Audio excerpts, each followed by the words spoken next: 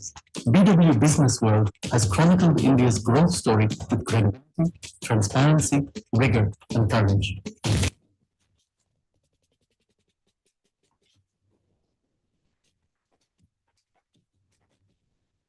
Insightful journalism, conversations, and dialogues that go beyond headlines, decoding policy, powering innovation, and shaping how India thinks business. Editorial commentary from industry captains and business leaders.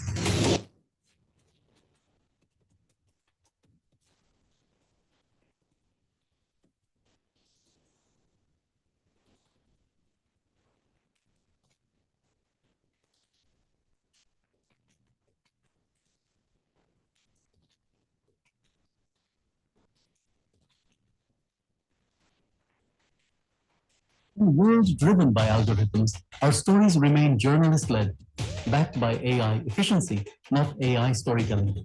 Every fact, every quote, every number, verified, trusted, transparent.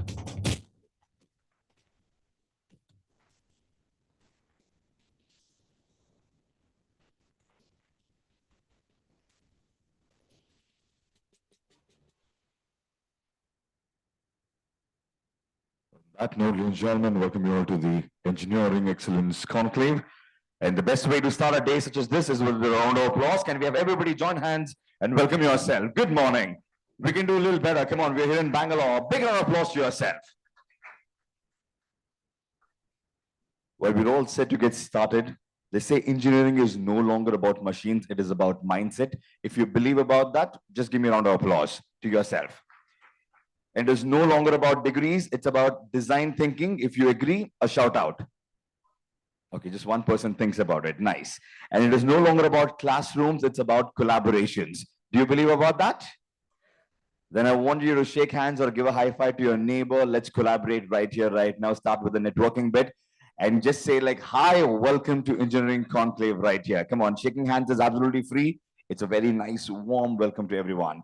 And with this, we are all set to begin. But I know it's a pleasant morning in Bangalore. I request everybody just for a second, if you can just like rise up, stand up. Quickly, yes. And now if I could ask you this question, how are we feeling today? Good? When they say like, when you start a conclave or a conference with a question, the reception becomes much more because you listen better, you think better, you answer better. So here's the deal. Just before we start the conference, I'm going to give you a countdown. I'm going to say 3, 2, 1.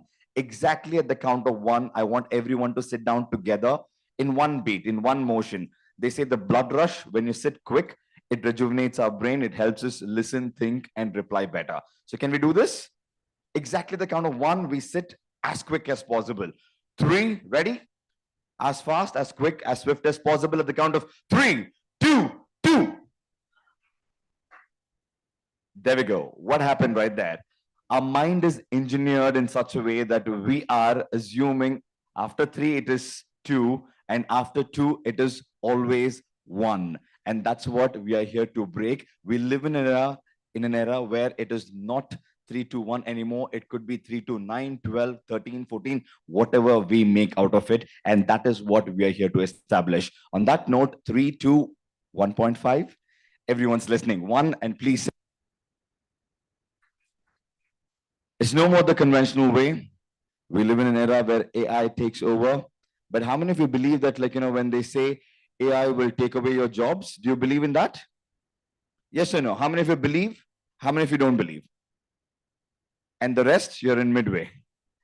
So AI will not take away your jobs, but the person who is using AI will take away our jobs. So it's better that we are paid. And there's going to be a lot of talk about AI and education. Ladies and gentlemen, on that note, welcome you all to BW Business World and BW Education. Pleased to welcome you all to the 6th edition of BW Education Engineering Conclave and 5th edition of BW Education 40 Under 40 Excellence Awards 2026, which will unfold later part of the evening. As engineering education stands at a crucial turning point, this platform brings together academic leaders, policymakers, and industry experts to explore how innovation, industry integration, and global competence are shaping the future of engineering in India. From AI and advanced manufacturing to sustainability and digital transformation, today's discussion focuses on actionable strategies that will help institutions build future-ready engineers for a rapidly evolving world. Welcome to a day of ideas, insights, and impactful conversations as we engineer the future together.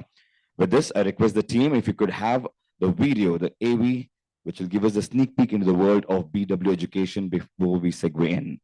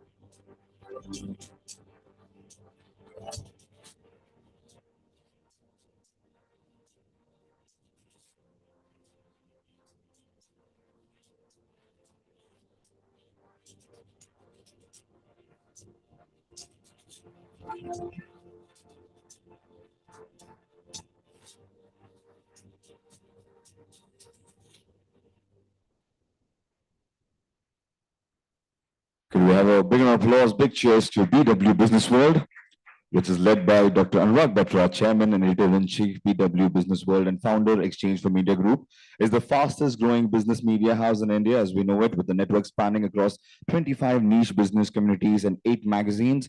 BW Business World is proud to be entrenched in various verticals in the domestic and well as global business ecosystem. With changing times, BW now has massive leadership in the digital space as well. BW in its portfolio, as mentioned, 25 niche B2B communities that organize conferences and forums to facilitate interaction between sectoral business leaders and create a conducive environment for collaboration. To keep yourself abreast of the development, please subscribe to Business World Group magazines. It would add up to your professional quest for knowledge and insight. The exciting offers for all your lovely gentlemen and ladies right here, and for the attendees of the events. Watch out for our latest BW Business World issue covering the rise of the social impact economy, featuring India's change leaders and also how sustainability moves from ambition to outcomes. And today's digital broadcast is being streamed live across all BW Business World platforms, including our social media channels and also on www.bweducation.com.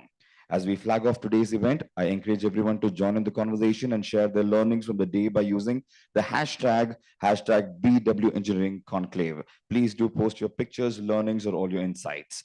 And now I request the team to show us the AV about today's event.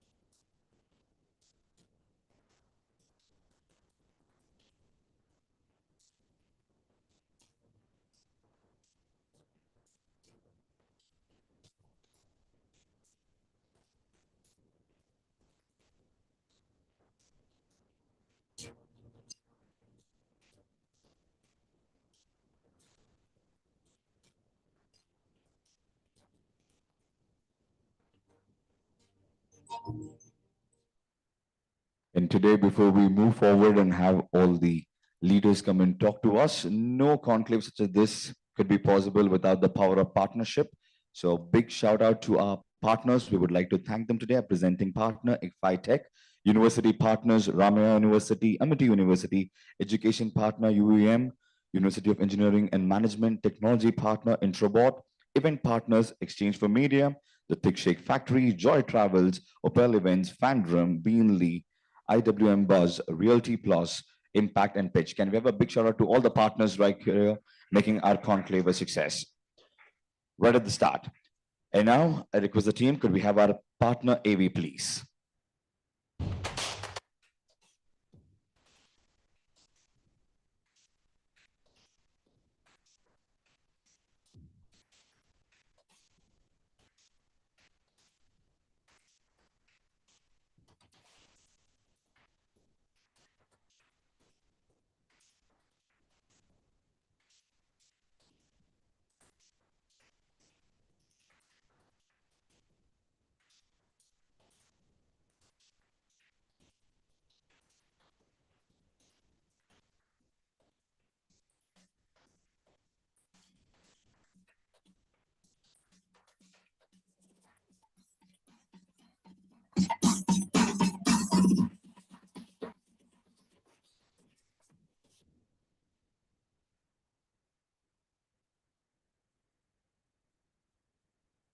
Right.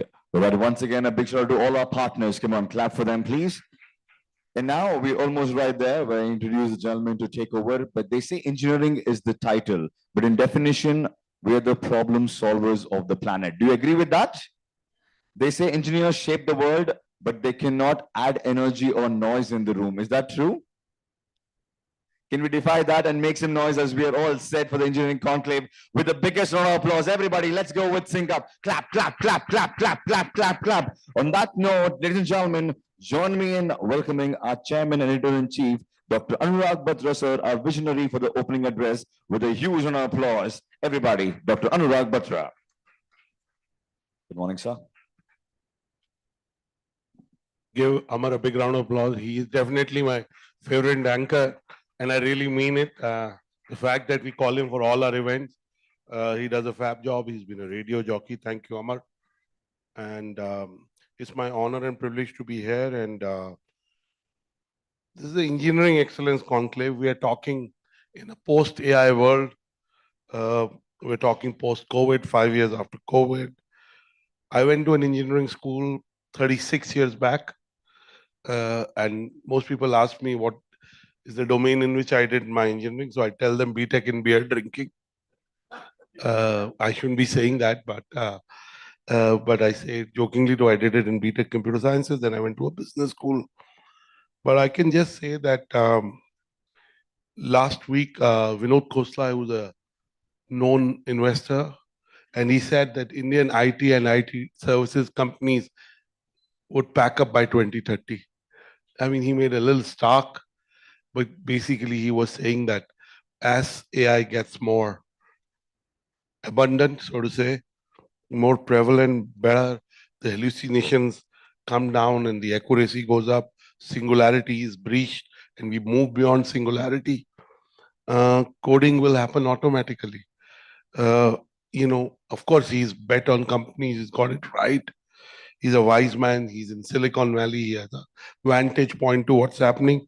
But let me say that Indian companies, Indian entrepreneurs are smart. And even in the AI implementation era, there'll be skills needed and there'll be manpower needed to be able to implement those services. Of course, we're talking of agents. When I was growing up, agent meant a James Bond movie. But these days, agent means AI agents. But on a serious note, what will happen to one of the reasons we did well in India in the IT services industry is because we opened engineering colleges 40, 50 years back. And that's what gave us it's a talent war. The reason Silicon Valley wins is not just because it has capital, it has the talent. And the talent gets the capital and they're able to build products that we all use. I'm sure, and I must say, there's been a lot of conversation about what came out of the AI summit in Delhi. And let me say that there were logistical issues. There were all those things. Those are a reality. There were traffic jams. I live in Delhi. I got stuck 5 times in a span of 6 days, long 1 hour, 2 hour traffic jams. But so much positive came out. I think sometimes you need to get it in consciousness that this is a new wave coming. If you don't adapt yourself, if you don't upskill yourself, as Amar said, there'll be people who either use AI tools, who'll do better. So it raised the consciousness on AI.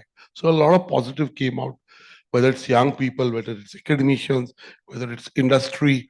And AI is about, AI by itself is like technology, and technology's application matters, AI's application matters. So I'm sure the engineering schools which produce the talent for the IT, yes, services companies will also retool themselves. Indians are the smartest people. They're definitely the hardest working. They're very hardworking. They're very industrious, if I had to use the word. I'm sure Indian engineering schools will be able to retool their curriculum to be able to give the skills that are needed to the future professionals.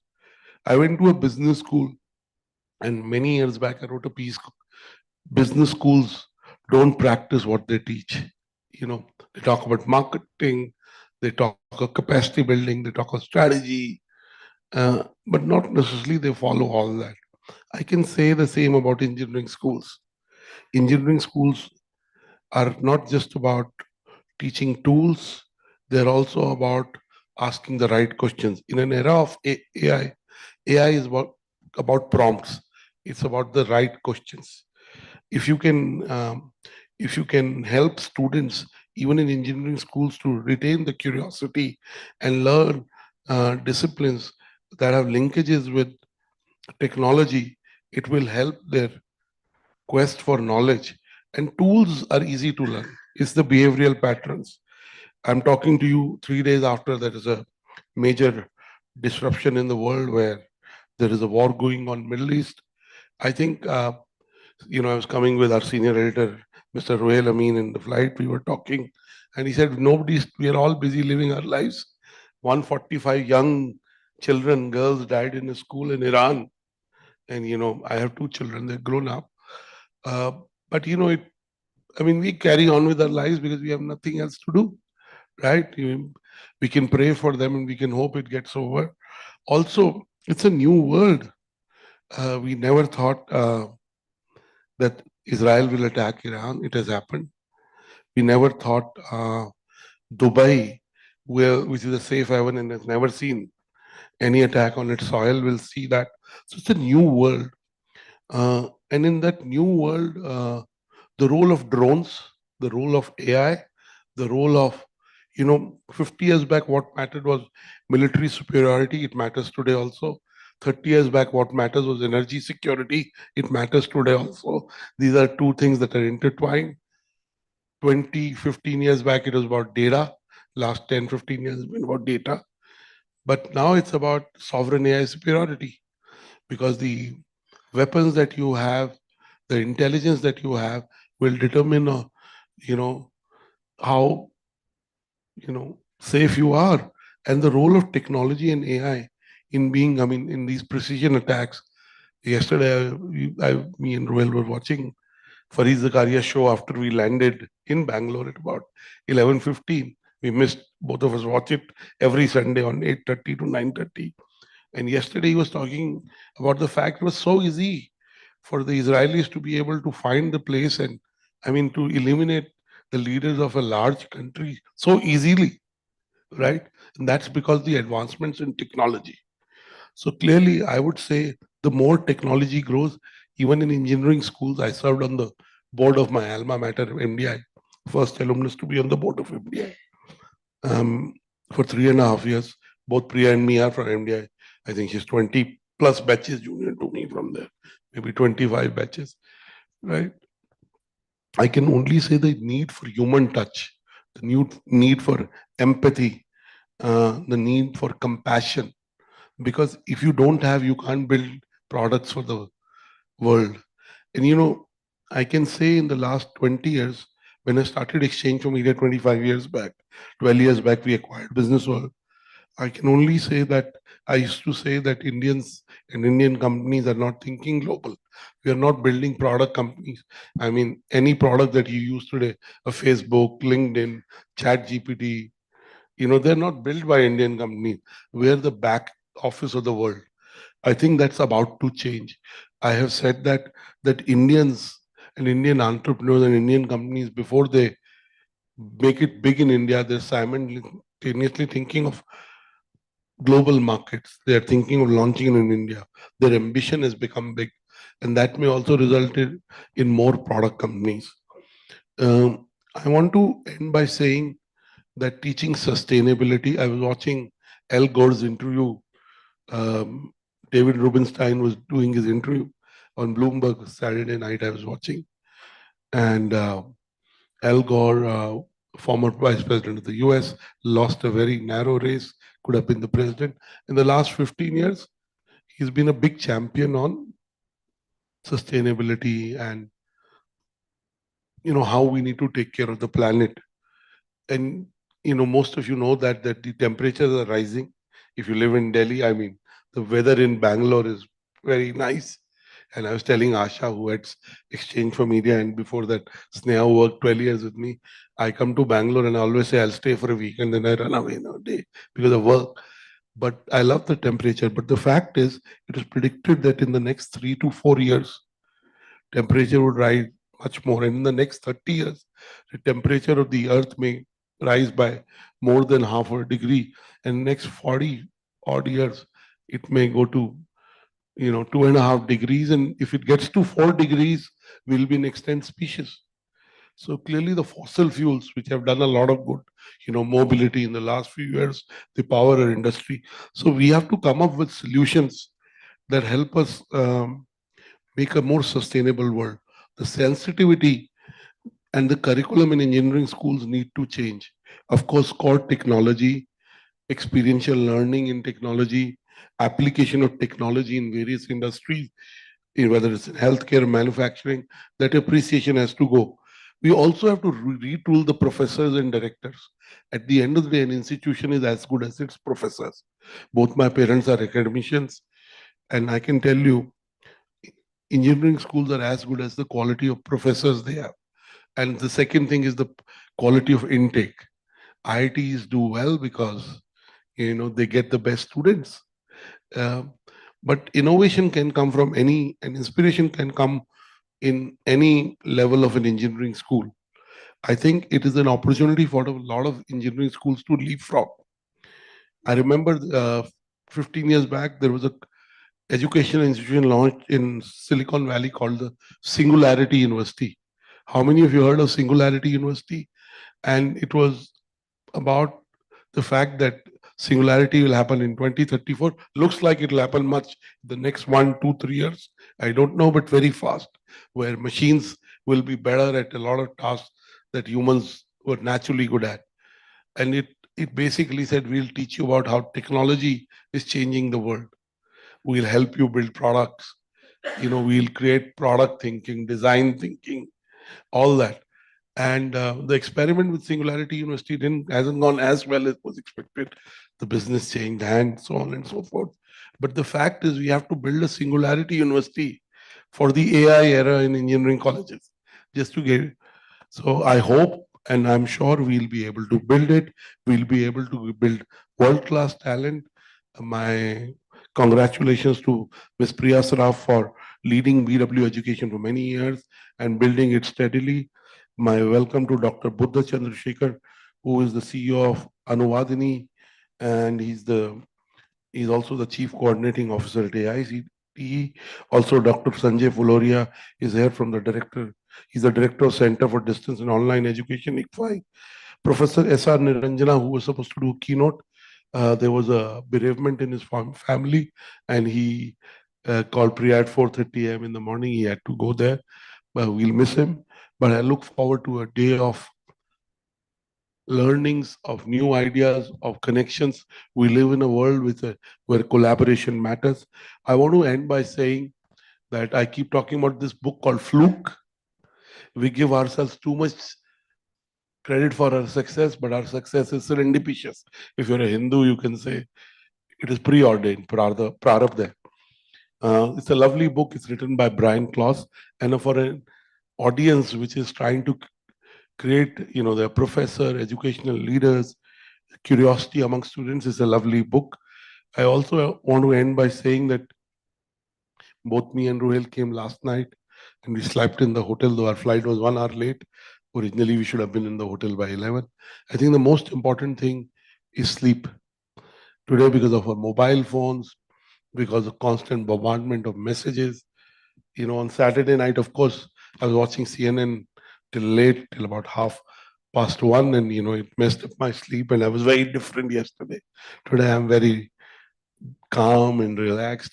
So whatever you do, don't compromise on your sleep. You need 8 hours, 9 hours of sleep. The reason I mention is because India is a sleep deprived nation. Most of Indians sleep less than 6 hours, right? And sleep has long-term benefits. And if you have lack of sleep, it has long-term ills, including bringing your immunity down, so on and so forth. So whatever you do, read, make your students read, and sleeping 8 hours is a good thing. I'm sure all of us know. I'm reiterating, because even if one of you sleeps more, the only thing I have no guilt about doing is oversleeping. I have guilt about not working on a Sunday, not giving it enough, though I work 12, 14 hours every day. But and I don't have a holiday. My book is coming out. It's called 8 Days a Week. And those who work with me know that I do work 8 days a week. By the way, it's a John Lennon song. So I wish you luck, and I'm sure today's discussions will create leaders and some thought process which will build the engineering schools of the future. And I'm sure India will do well in its quest to be a developed nation, which depends on the quality of education and the quality of leaders we produce. Back to Amar. God bless you. A visionary, a great storyteller, and always leaves us with amazing thoughts, and a flag bearer of sleep. And that's an amazing message, that 8 hours of sleep. But we request everybody to follow that, when we get back home and later in the night. Not today in the conclave, and I'm sure our series and lineup of our speakers will not let that happen, and they'll awaken our inner senses. Ladies and gentlemen, on that note, I'm going to introduce our first speaker. As Sir mentioned that Professor S.R. Niranjana could not join in with us because of a family emergency. I'm going to have our next special address speaker to join in. But before he gets on stage, they say that, right, it's all about AI, and we have somebody who is going to spearhead this one. He is the CEO of Anuvadini AI and Chief Coordinating Officer at AICTE. Could we have a big applause? Dr. Buddha Chandrasekhar in the house. Come on, let's keep it coming. It keeps us up and awake. Good morning, sir. Over to you. Namaste to all. On behalf of Ministry of Education, Government of India, I welcome all of you for this wonderful, thought-provoking BW Education Engineering Conclave. As myself is an engineer, so I want to start with a small joke, then we will go on the serious note. So my wife always says one thing: I did one biggest mistake in my life by marrying an engineer who physically present on the bed, but virtually somewhere else, roaming his thoughts somewhere else, God knows where.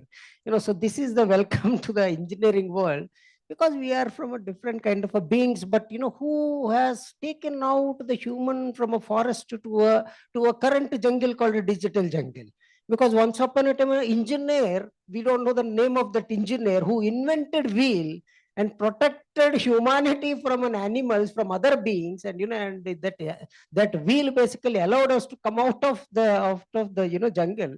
And then suddenly the another engineer who was an extraordinary brain invented something called light. And and when I say light, the cooking, burning, all the fuels, so that we have completely changed our entire humanity. So that is where I see the engineering comes into picture, the major role, but we never given any kind of a recognition which we supposed to give. Because if you see the kind of water what we drink today is because of this engineer's marvel who cleansed that non-drinking water into a drinking water, and we are all healthy. And once upon a time, if you see, the lifespan of a human was very less, and suddenly it increased because of these engineers who did wonderful wonders, and given a major breakthrough for the humanity from the electricity point of view. You name it, anything, right? Because I still strongly see that the Thomas Alva Edison, who invented bulb, he failed more than 100 times, but still he succeeded, because he has a belief on own senses, and at the same time, he believed that, he is the one who can take the entire humanity forward. So that's where I see, oh, I have only for 9 minutes. Suddenly 20 minutes become 9 minutes. No, maybe I thought there is an engineering mistake. So the matter of the fact here is, I would like to connect only 3 simple dots. The education with the innovation, research with the industry. That's it. I mean, I don't want to give any rocket science here. So as you know, the current 21st century where we are living now is a really crazy time we are living. The person who born in 1980s, 1970s, 1960s, teaching a 20th century kid who born with mobile, and who never listens to any teacher or nor with parents. And what is that we are teaching? We ourselves don't know, because the world is changing so fast that, if you are teaching the fundamentals of computer science today, or artificial intelligence, or agentic system, or a robotics, or a drones, it will disappear after 3 months. So we ourselves don't know what is that we are teaching to a kid. After 3 months or 6 months, the entire world is changing so fast. And in this digital world, the business changes once in 3 months. And education system changes once in 3 years, or maybe sometimes once in 6 years, right? So there's a fundamental difference. There is a huge gap between who is teaching, to whom we are teaching, and what is that we are teaching. Is it really going to be useful for the future or not? I mean, all are with very big questions, because the person who is teaching, he has a different mindset altogether. He is not that tech savvy. He born and brought up, and in an environment where he respected a teacher, and there is one teacher teaching to 60 plus odd students. And on the other side, he is now teaching to a student. That student has so many number of teachers, and some teachers he never saw.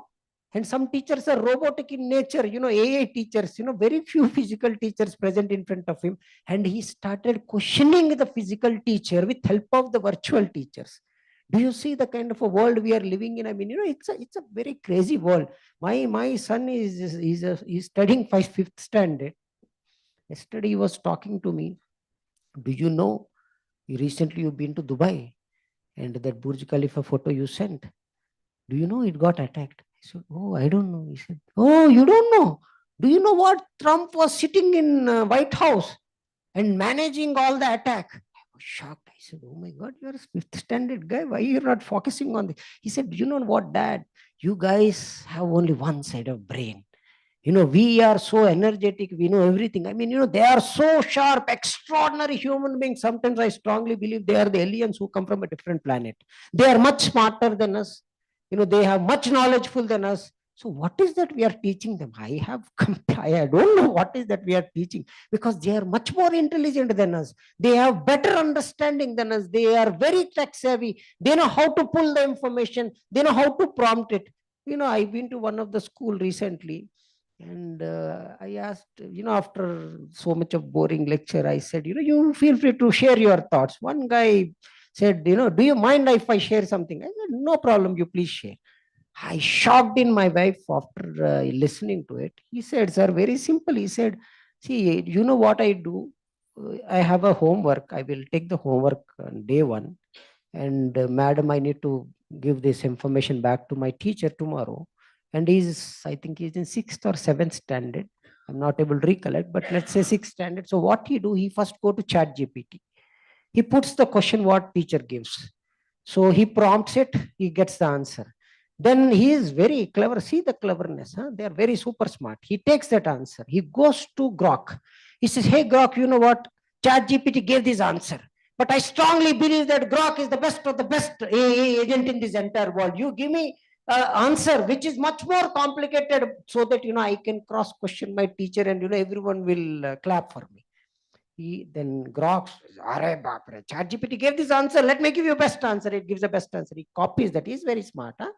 He goes to the next, Anthropic or other prompt based. He gives this, says, you know what, ChatGPT and Grok gave this answer.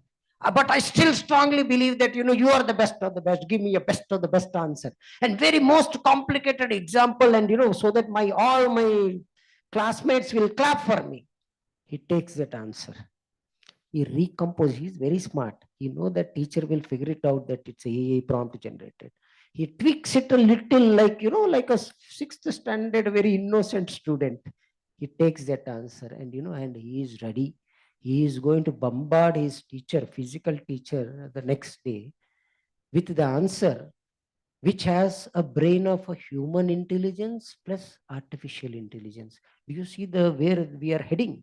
I mean, see the such kind of a dangerous precedence. Because if I want to become a doctor, very simple. I'm an engineer, and MBA, masters in MBA. So, but if I want to become a doctor, very simple. I simply go to these prompt engines, and I can kill anyone in a matter of a second. I mean, this is kind of a dangerous bite-sized learning is what we are doing.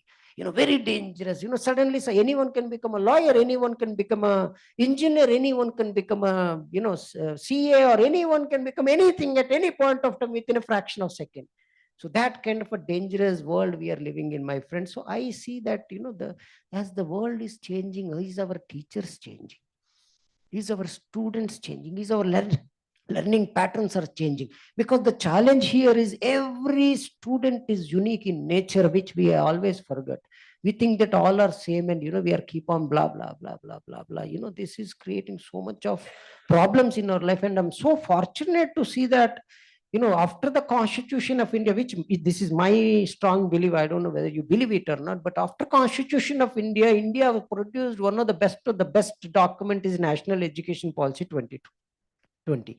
It connected the academia with the industry, with the real time, because I was an engineer, as I already mentioned. So first time when I been to US, I was so happy, I was almost on the heaven. I called all my family friends. I said, I'm in US, I'm in US. I was still studying a diploma at that time. So then they have given me a room of 2 bedrooms. So I was so happy, but for a small kid, they gave me such a big, room. But there is no fan. So I said, well, let me buy a fan. So through Amazon.com, those days it was a bubbly, very old fashioned UI UX. So I purchased a fan and they sent me the fan.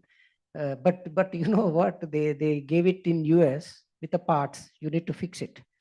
So as an engineer, and just for your information, I'm a topper in my college, and in Andhra, I'm a second ranker in the entire state. And I know how the electron flows from one place to another place. I know, how the sine wave works, cos wave works, 8084, 8085, blah, blah, blah, blah, blah, blah, blah, blah, blah. I still remember all the NAND and NAND gates in my mind, but I'm not able to fix that fan. So this is the way Indian education system was built. And I just want to give one more example.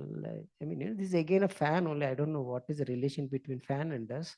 But one of the person, the Modi Sahab called all the best of the best secretaries in the government of India. He asked why our students are not employed.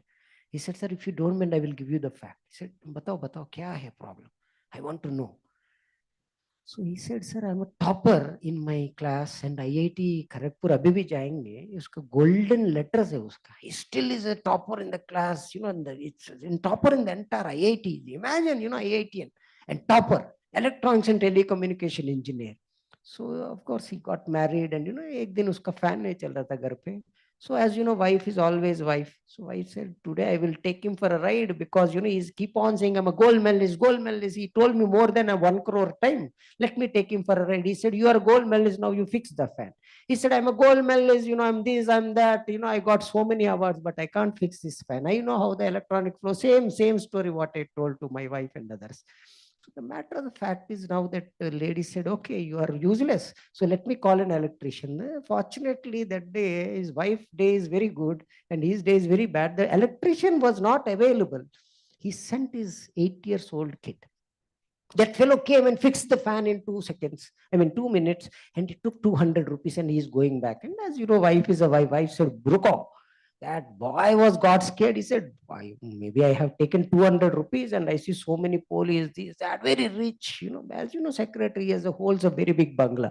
So that boy said, no, madam, just give me 100 rupees. Galti se maine 200. Nahi, beta, क्या पढ़ाई किया आपने? What is that your education qualification? His third standard failed, my dear friends. Do you see the difference between an education and skilling? This is the gap what national education policy is filling, period. I think, this is where we did a lot of changes. I'm so fortunate to be part of this internship and apprenticeship changes because, when I joined, people said, final year, I tried my best when I was a diploma student. I tried my best for internship opportunity. I never got an internship opportunity. That pain is still with me. So what we did, we changed. Why only for the final year student? From the first year itself, we changed the entire process. Now I'm so happy to say that 75 lakh students in last 3.5 years got internship opportunities. They are working somewhere either on online or offline mode. And if you see the national highway authorities, I'm just giving an example. If you see some kids are pouring jacket and roaming here and there, they all are interns from government of India. I mean, we are so happy to say that we have not only given an technical internship opportunities, we have given internship opportunities where they go touch, feel, and and execute things. So many for the society centric example. If you see most of the national highways and state highways, the biggest problem is the traffic jam, the biggest problem is accidents, and there are some pin curves, which you can't see what is coming in front of you. So we have identified, we have put so many students, we have reduced the number of accidents, and we have put the students on the water preservation. Because as sir is saying, but I would like to touch on another point. Do you know in our country we have only 4% of drinking water? Only 4%. After 2 years, you have no water to drink. RJ sab aap yaad rakho. So there is no water to drink. So is there any way we can utilize these technologies and the advanced, human brain to increase that 4% to 20% at least, so that at least for next generation, our next generation will have a water to drink? Do you see there's a huge problem, right? So now we are putting all these guys in that area. And recently what we did, we have identified 1600 water bodies in the entire across the world, and we started putting them in there, and they started preserving all those water bodies. I mean, there's a huge changes are happening in our country. The matter of the fact is sometimes what happens, these are invisible entities. So sometimes we don't see the result immediately. It takes some time to see it. We are slowly changing the mindset of a student only from a mug up to a problem solving capabilities. This is the power of national education policy, and it is very, very important to have them inside the industry. So we have opened up, we are sending them to an industry so that they can understand, because most of the people don't know what is logistics, they don't know what is supply chain management, they even don't know what is trading also.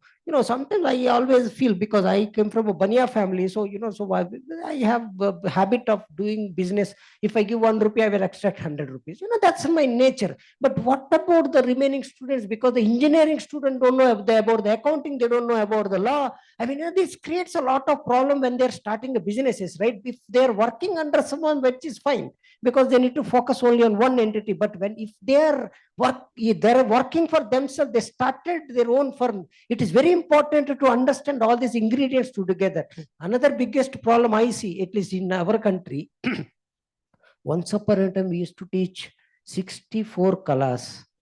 That is where we used to say acharyas, right? The professor, now we are calling them as professors because they are degraded version of acharyas. We are only teaching 2 to 3 or 4 kalas maximum.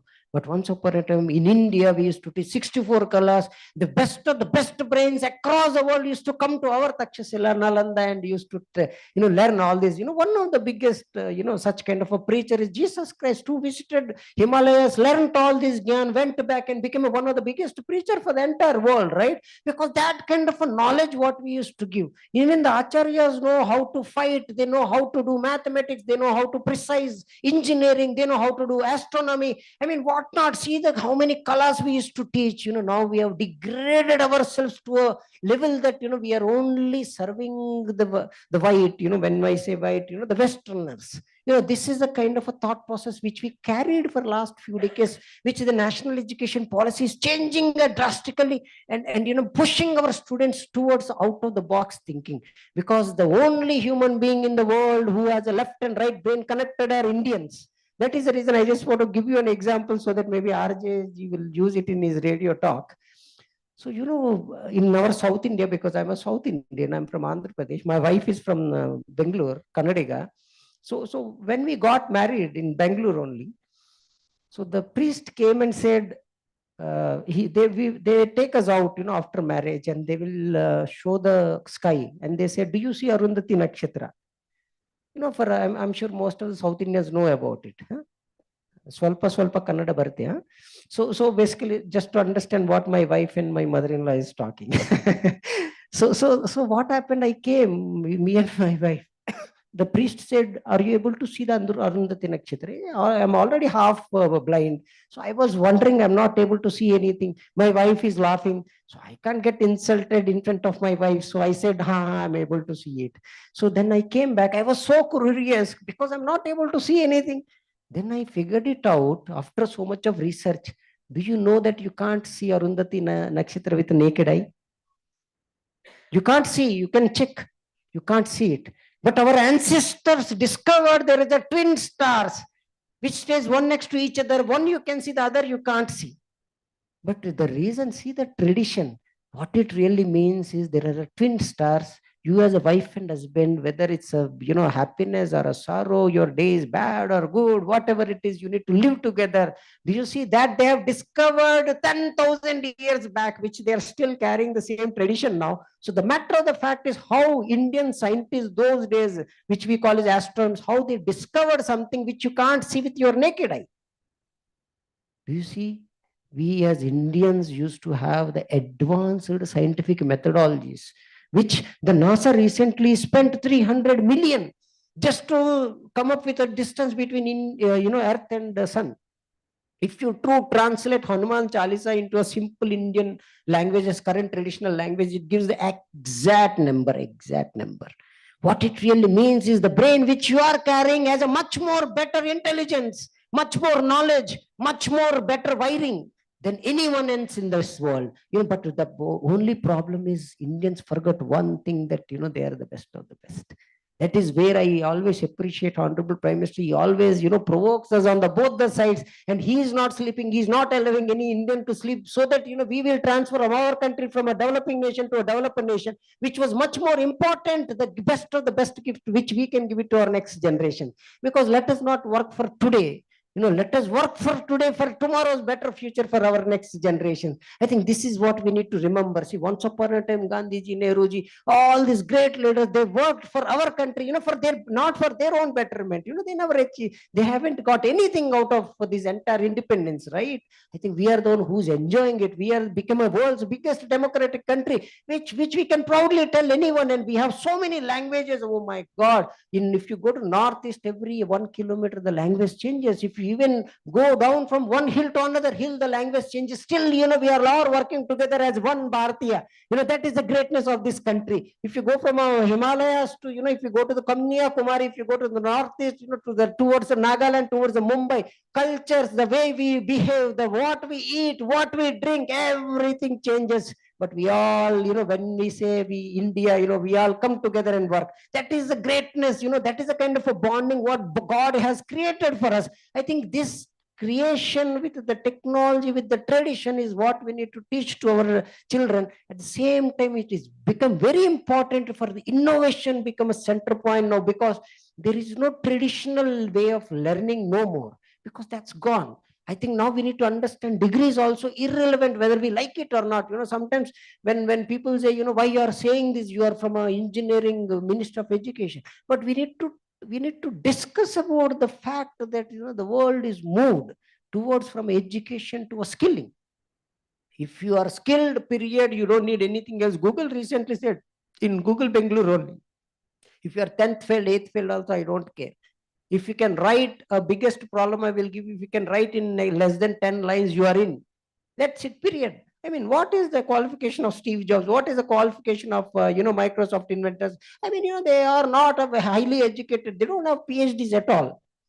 So I think we must understand it's about the skill with the communication. The biggest problem with Indians are they are best of the best in the engineering side. They're very good in maths and science, but they don't know how to communicate, So that's where the Ministry of Education is focusing and giving them a soft skills. so that they can present themselves. Very, very important, because the most of the, if you see the Westerners, right, they don't know how to write even one line of code, but they're owning the companies, they're managing the companies, they're running the companies. How come they're running the companies? Just because they know how to do a presentation. I think the presentation skills become very important, as RJG mentioned, the design skills, right? So nowadays, if you see, most of them things have become aerodynamic in nature, right? So I think, the design skills also one more skill we need to teach, so which we have put up so many programs on that side. We have started teaching them multiple languages, so that, because let's say in Japan, there's a huge requirement, but they don't have a technical or resources, young resources. We can train our students in Japanese also, so that, they can get recruitment. The same for the Arab countries. If you know how to speak little Arabic, they feel so happy, they will recruit you. I think, this is the way we are completely changing the paradigm shift.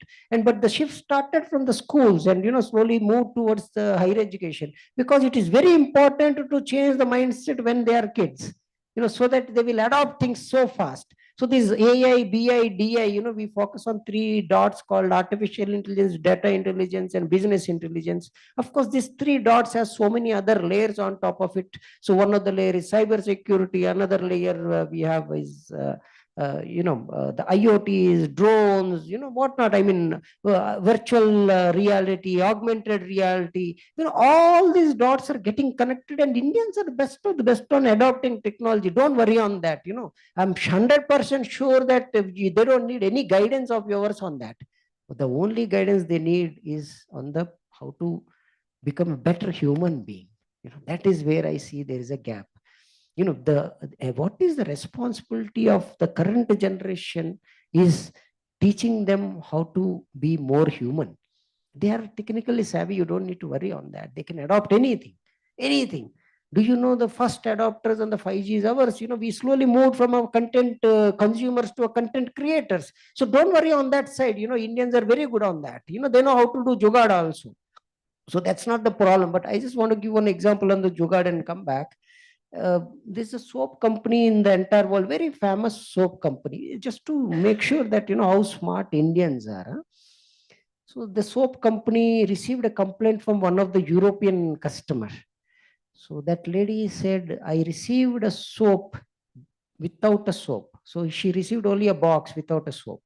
That's a very big complaint from the European standard point of view. The company CEO is an extraordinary tech savvy. They have spent 350 millions and created one of the best ICRing engine in the world, which basically peeps inside the soap box without putting a hole and to see whether soap is there or not on the conveyor belt. And if it is not, soap is not there, it will put a hole so that someone picks it and throws it, so that the consumer don't receive soap without a soap.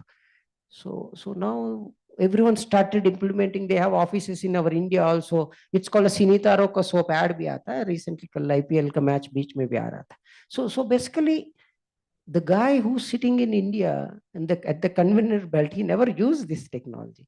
So the CEO who invented, he got pissed off. One day he visited India and without meeting the management, he straight went to the boy who's not implementing. And that fellow is a 8th standard failed farmer sitting there and got scared because the company CEO is coming to him. So he said, you, without telling anything else, you tell me why you are not using my methodology, which was the best of the best. And we received so many awards also, technical awards in the entire world. He said, sir, I don't want to use it because I don't need to use it. He said, what do you mean by you don't need to use it? You tell me what is the reason. He said, sir, very simple. Conveyor belt is there. All I do is, do you know what he do? He put a table fan just next to it. If the box is empty, he said, sir, I don't need to pick also. Do you see? This is the jugaad no one can do in this entire world. Indians are best of the best in the jugaad. We see so many animals on the road. We see so many problems in the entire country. Still we survive, still we execute extraordinarily well. Else imagine 1.4 billion people living together peacefully is not a joke. Very difficult. Sometimes I don't know how this country is running, to be very frank. I mean, God knows who's running it. Maybe Bhagwan, I don't know. So this is kind of a strength what we have. We are best of the best in doing Zugad. Any problem we can solve, any problem. I think I just want to give one more last sample, the example, and just move forward. I know I'm taking much of your time, but the matter of the fact is, at the time of Corona, how many of you seen masks before Corona? Because Corona suddenly came like a unwanted visitor to your house. So who invented mask in country? Because there was no mask. Only in Munnabai MBBS we saw one. When the hero goes towards operation theater, they put mask and everyone laughed. They go a mask penke. When you go to Japan, China, or a few countries, we all say, but we laughed why they're putting mask and all. Who invented mask for 1.4 billion people? 1.4 billion. Do you know who? You will get surprised. Mother. She tore her sari and gave it to children, saying that beta pain lo. See, that is the invention in our country starts at home. We always forget, because our mothers are best of the best innovators. I don't know how many of you know about sambar, which we make in South India. I see some North faces also here. I mean, nowadays MTR just mix it, but very difficult to prepare sambar. Huh? One day I had a fight with my wife. I said, "What is that you are doing? Nothing." She said, "Okay, you do and go and just prepare a sambar for today." From that day till date, I never visited my kitchen. I understood that, I think it is better I will keep quiet and sit at home by doing nothing, watching TV or doing sleeping. Other than that, I mean, do you know how difficult? Do you know exact ingredients you need to put to get to that taste? We feel that it's nothing. I mean, I'm just taking an example. There are lots of thousands of examples we can give, but this is one of the example. How many of you use sugar here on a daily basis? I'm sure every one of you, right? The sugar was invented in our country. How many of you use Google Maps? There's a king called Rajaraja Chola. He's one of the greatest king from Tamil Nadu. He's the one who invented Navik. The name of that, once upon a time, Google also used the same name, Navik. We used to have the biggest, largest of the largest ships in the world. So when Vasco da Gama came to our country, one person who helped him called Chandan, his ship was 20x bigger than Vasco da Gama ship. And Europeans used to feel that, Vasco da Gama ship is the biggest ship in the world. And friends, let me tell you, we used to go precisely, exactly to the same location using that Navik system which we invented. That's a greatness. But I will tell you what is happening now in the current world, which is much more dangerous.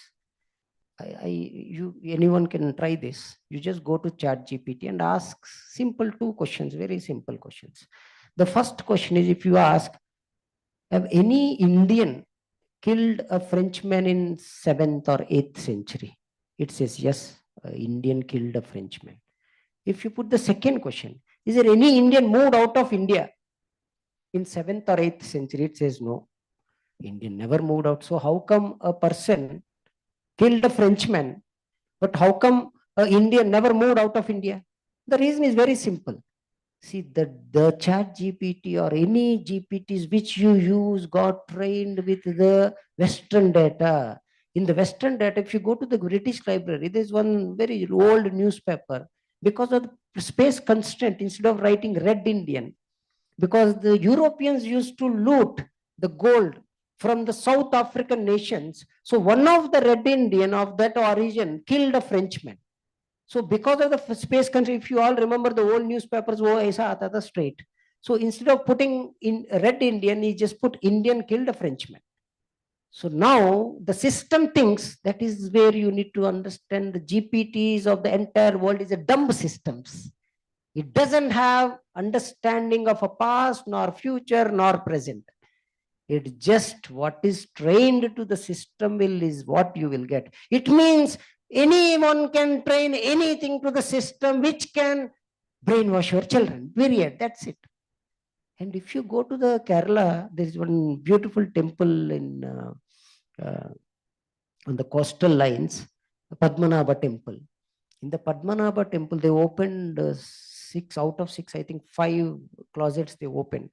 In one of the closet they have found in 4th, 5th centuries, Indians used to do trade with the entire world. And those documents are still available. Do you see? The fact is different than what GPT is telling. It means that, your children and our children and the current we are getting brainwashed by the data which is not correct. This is the problem. That is the reason I strongly believe that India needs our own large learning model with our own data, with our own traditions. Because, one of my friend who lives in US, so when I was in US and working for Microsoft USA, so he was crying. He came home saying that, I was so upset today. And I said, what happened to this for Monday? So are you crying because you have 4 more working days? He said, no. My son complained to a police against me and my wife. We were there in jail for last 3 days. In US, right? So imagine now if our children ask the same question to ChatGPT, it will say section blah blah blah blah blah blah. It is not that your parents has no right to hit you. And this is the nearest police station. You please take right, then go to left, and go straight. There is a person called SI, SM means sub inspector. His name is so and so. This is his number. If he's not available, he is the second in charge. FIR copy I will give you. Please tell me your parents' name, mother and father, who else are responsible for this. How many of you not got hit by your parents? Anyone can, one person raise his hand that, they're not hit by their parents, including me, everyone. Do you see the danger now? Because you are teaching something which is not into your tradition, not into your, I'm not saying all parents are hitting, parents always, takes care of, they do something good for their children only, because we were kids when we got hit, we used to feel like that. So current children also feels the same, right? So now the matter of the fact is, see what the ChatGPT will respond back. Do you see the danger, right? I'm just throwing an example. The another biggest problem is, before you are patenting a patent, if you're putting anything on a Google Translator, nor any kind of a Google Docs or any area or Chat GPT or any kind of GPT, it is capturing all that information and giving it to Pentagon. If they feel that's a patentable item, they are patenting first than you. This is another biggest problem. So I think, we as an Indians, I think we need to completely shift our brain from a service-based to a product-based, so that we will produce a product. As Sir mentioned, that biggest problem our country is none of the product is yours. But I just want to close with this thing. The matter of the fact is, how many of you use WhatsApp here? Everyone, right? I'm sure everyone. So what it means is, when I'm using WhatsApp, when I'm interacting with my mother, I interact in a different way. When I'm interacting with my friends in a different way. When I'm interacting with my colleague in a different way. When I'm interacting with my wife different way. When I'm interacting with my childhood friends, I behave in a different way. I interact in different way. It means only the WhatsApp knows your Dasavataras. That's it. And Trump is sitting there and reading all your WhatsApp data. And all your mobiles which has a keyboard on it, virtual keyboard, every bit and piece of information is read by US government or any other agency in the world.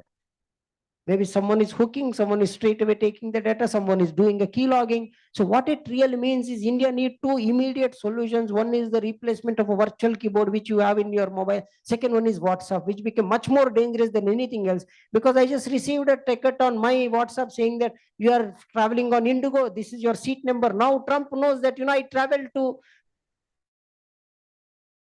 and I'm going back on so-and-so time, so-and-so date, so-and-so gate. Do you see the danger? When you are receiving your salary or money, immediately that is getting logged. Every transactional details. If you are purchasing something on Amazon for one of your relative, who is having a cancer or a diabetes, they know that, your family is a diabetic and you have one of the cancer patient in your family. Do you see such a danger? The data is everything. Your data is not owned by you, someone else. So the matter of the fact is, Indian government, we are working on 2 very important ingredients. One called replacing the WhatsApp, which is called Hyped. We're extensively testing with 50 lakh plus users. In next 1 week, we are releasing it. You will love it. Extraordinary. And it can handle up to 4 billion people, better than WhatsApp. And similarly, we have created a virtual keyboard called the Desi AI keyboard. It not only covers 22 Indian language, it has 37 foreign languages also. It works so super fast than a Google default keyboard what you have in your mobile. And thank God, we are not going to save any of your information so that freely you can type anything you want, because the key logging became one of the biggest hurdle, biggest problem, biggest crime in this world, because without taking your consent, they are stealing your data. So we are working on all that. Let's all work together as a team, Bharat. Let us take our country forward, but let us give a peaceful, beautiful, wonderful, technologically and empowered, at the same time traditionally followed world to our next generation. Thank you very much. Bharat Mata ki jai. Namaste.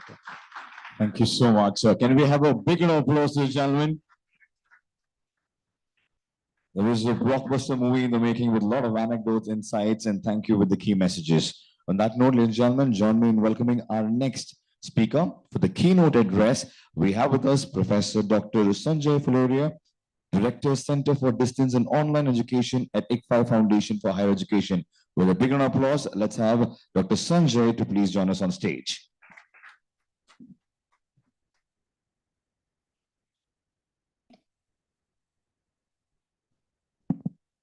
Good morning. Dear organizers, thank you for having me. Distinguished guests, a very warm welcome to all of you. Let me open with two facts, both true, both about India, and together they capture the central paradox that defines engineering education today. Fact one, India produces approximately 1.5 million engineering graduates every year, the single largest cohort of engineering graduates in the entire world. As of 2025, our technology industry revenue has crossed $283 billion in financial year 25, with exports touching $224 billion. India is ranked first globally in ICT services exports. We host over 1,800 GCCs, Global Capability Centers, making us the undisputed GCC capital of the world. NASSCOM report says this.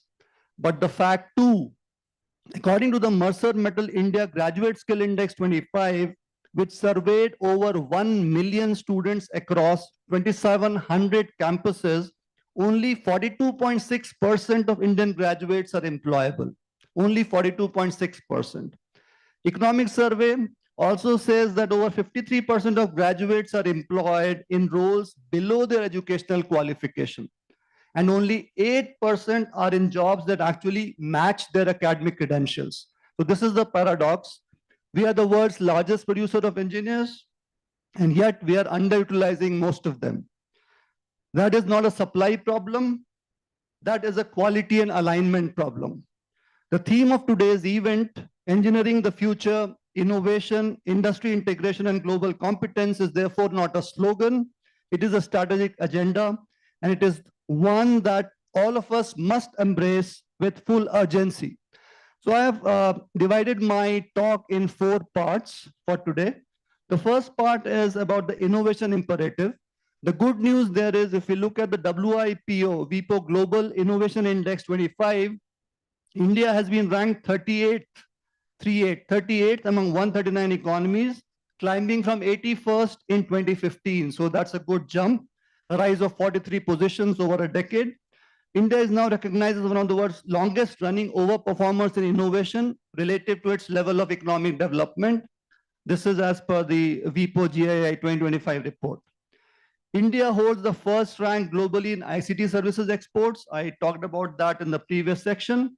Third in domestic market scale, and 4th in late stage venture capital ideas. 4 Indian cities, Bangalore, Delhi, Mumbai, and now Chennai, figure in the world's top 100 innovation clusters. So that's the good news. India's AI market is projected to reach $28.8 billion by next year, growing at an extraordinary CAGR of 45%. The Union Budget 25-26 allocated rupees 2,000 crore to the India AI mission, which is a 1,000+% increase from the revised allocation of 173 crore rupees just the year before. Additionally, rupees 500 crore has been allocated for a Center of Excellence in AI for Education. This is as per the India AI mission. In 26-27, a government has allocated rupees 1,000 crore because what happened in the previous year, only 800 crores out of those 2,000 crores were utilized. So it was underutilization of resources, and that's why the budget has been reduced. Then the India Engineering Research and Development Services market is estimated at $133.7 billion, projected to reach $217 billion by 2030 at a CAGR of 10.3%. Similarly, engineering R&D exports alone are projected to cross $100 billion by 2030. If we look at the DPIIT website, the Department for Promotion of Industry and Internal Trade, around 150,000 recognized startups are there, which employ about 12 lakh people, which is about 8 people per startup. So if we have to employ all the engineers that pass out or all the graduates who come out of our institutions, we would need a lot of such startups because on an average, they only employ 8, and I don't think that's sustainable. So the questions that I place before you, is this culture of innovation percolating into our classrooms? I think the answer is no. Are our students learning not just how to code, but how to create? Not just how to solve a textbook problem, which all of us as professors are guilty of doing, but how to identify a real world problem worth solving. So identifying a real problem which is impactful is a very important skill that we must inculcate. So innovation is not a product, innovation is a habit, and we must build that habit from the first year of every engineering program. So that would be the most important takeaway from this. The second part is the industry integration crisis.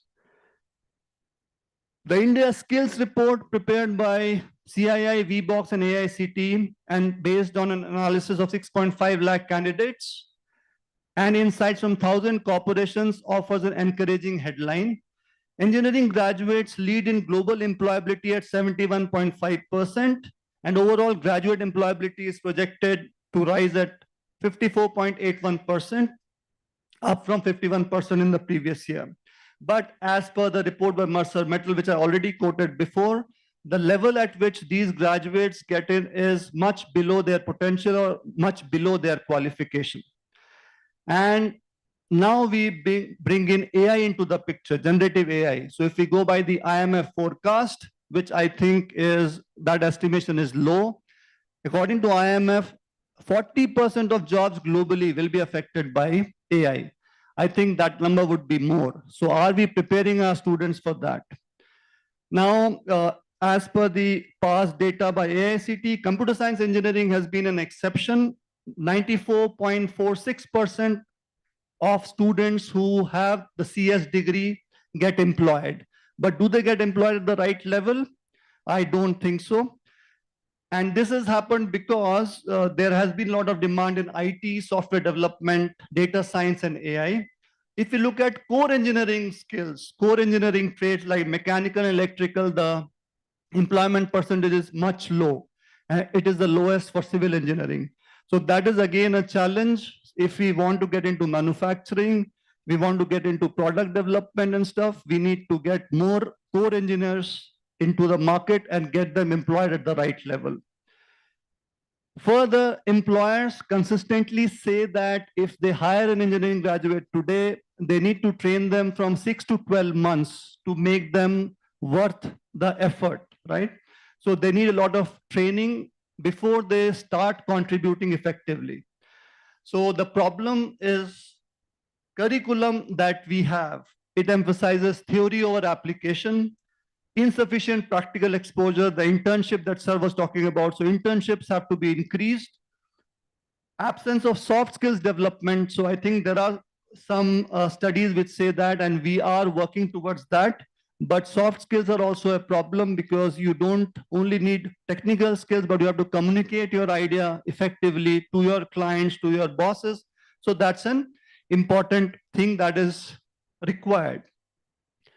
And there is a disconnect between what universities teach and what the industries require. So there is a requirement that we identify that gap. In fact, the gaps are already identified. We need to fill that gap by a close coordination amongst industry and academia so that the skills gap can be reduced and the right skills are imparted to the engineering students. Part 3 is about the global competence. India as the world's engineering hub. This is something where we have a big opportunity, and our students also aspire for that, to being globally competent. Now, GCCs are an important starting point. As I said, there are 1,800 active global capability centers, and they are employing nearly 2 million professionals, 20 lakh professionals. The output of GCCs is around $76 billion already. And there is a national policy on GCC, which has set an extraordinary target of expanding the GCC footprint from 1,800 to 5,000 centers and to generate 20 to 25 million jobs by 2030, including 5 million, that is 50 lakh direct roles. And this will have a GDP contribution of $470 to $600 billion by 2030. This is a fact from a Deloitte report and the national GCC policy. Now, what do GCCs want? So they want people, or they want engineers who can work in generative AI, or who can use generative AI, build using Gen AI.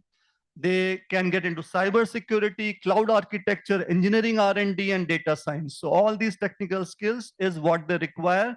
So this is not just data entry, or this is not just plain back office job that we used to have and which brought India into the global map, but it is more technical and it would be better paid. If they get some experience in this, the salary levels are higher. So GCs are expected to generate 22 to 25% of all new white collar tech jobs in the coming years. So this is a big opportunity that we must focus on. Global competence, therefore, is not about knowing English or understanding ISO standards. That's what we used to do earlier. It is about being fluent in the language of emerging technology, understanding global supply chains, thinking across cultures, and having the intellectual agility to solve problems that you have never encountered before. And you have tools to do that. And the interesting thing is GCCs are across all the industries. It's not that only one industry where we have GCCs.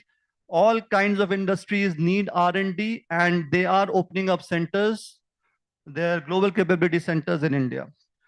So the last part is what must change. So I'm talking about 5 commitments for the road ahead, 5 things that we could do. First, I think it doesn't need repetition. Our curriculum must evolve continuously with industry. If we look at the FICCI Ernst & Young Knowledge Report 25 on AI in higher education, it is very unambiguous. Only 17%, 17% of faculty rate themselves as advanced or expert in AI. Only 17%, and this is self-rated, right? And 43% cite time constraint as a barrier to upskilling. 43% cite time constraints, so they don't have time to upgrade themselves. And if the faculty members or teachers can't upgrade themselves, what will they teach the students? So this needs to change.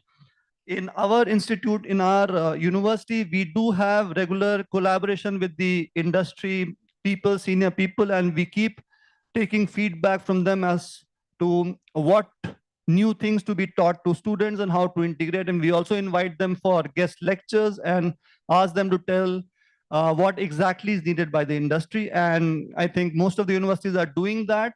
But the problem that I see is when we talk about including AI in the syllabus, we add that as a separate module in a particular course. It has to be integrated. So for every topic that we are teaching, we should integrate that. We should integrate Gen AI with that. Unless we do that, it will only be a standalone thing and it won't percolate down to the students. The second point is every engineering student must have a meaningful internship experience. Sir said, I think from the first semester itself, they should have some kind of internship. It could be online, it could be in person.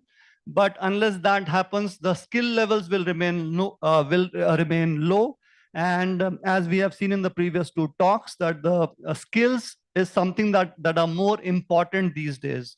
So skills is what companies are looking for. The Google example, the Facebook example. So I heard from a very senior person who went to the Facebook office in the US, and he spoke to around 16 people who were freshly hired. Out of those 16 people, 15 didn't have an undergrad degree. They didn't even have an undergrad degree. They only had certifications, and they were able to prove that they are able to, or they have the ability to solve problems that the company Facebook or Meta has, and they were hired. So skills are very, very important. Third is AI literacy. So there's no point in repeating that, but AI literacy is now a foundational competency. And it is not just about using AI, just using ChatGPT or Claude or any other LLM, but how to build using that Gen AI tool.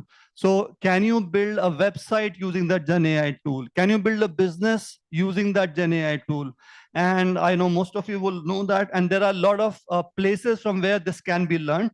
So university should also do that. I mean, they should teach how to use AI to build something, to build a company, to build a website, to build some business. So AI literacy is very, very important. Fourth is innovation must be embedded in pedagogy. Again, innovation becomes a course, but that is not sufficient. And it should not be reserved for final year projects or hackathons. Project-based learning, design thinking, this will keep coming again and again. And an entrepreneurial mindset must become the foundation of how we teach, assess, and recognize achievements. And all the universities these days have innovation cell. Again, I feel that innovation cell again becomes a standalone entity, and only a few students who are really interested, they go there and they discuss, and they come out with some idea and try to start a company there. But all the students, as per me, should be given exposure to that innovation cell, and that will really help. And fifth, and this is the most emphatic that I can be, so this is for the students, you must learn to learn. It's not that I completed my degree in 1990 and I have stopped learning. So every day you have to learn. So if you understand how to learn, you need to find out where you can get the most important inputs, and you have to be a lifelong learner. All of us have to be lifelong learners. Otherwise, we'll be left behind and we won't be of any use to anyone. So this is the most valuable competency that we need.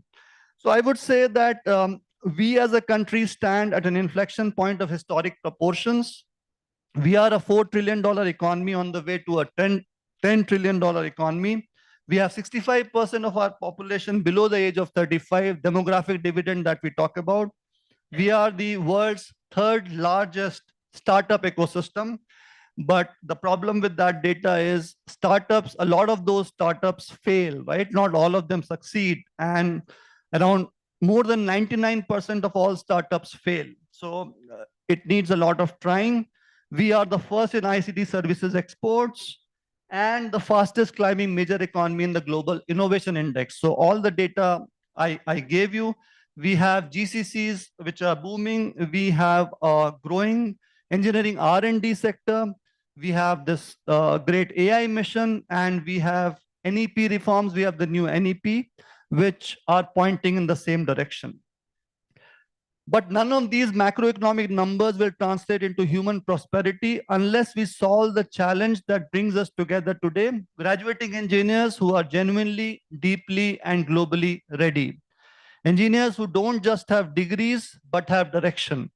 Engineers who don't just know algorithms, but understand impact. Engineers who don't just find jobs, but create them. So they have to be creators. In 2026, as India accelerates towards Viksit Bharat 2047, the responsibility on each one of us, on all the organizations that we represent, is immense, and the opportunity is even greater. I have every confidence that the students entering our programs today will not merely participate in the engineering future of India, they will lead it. Thank you. Jai Hind.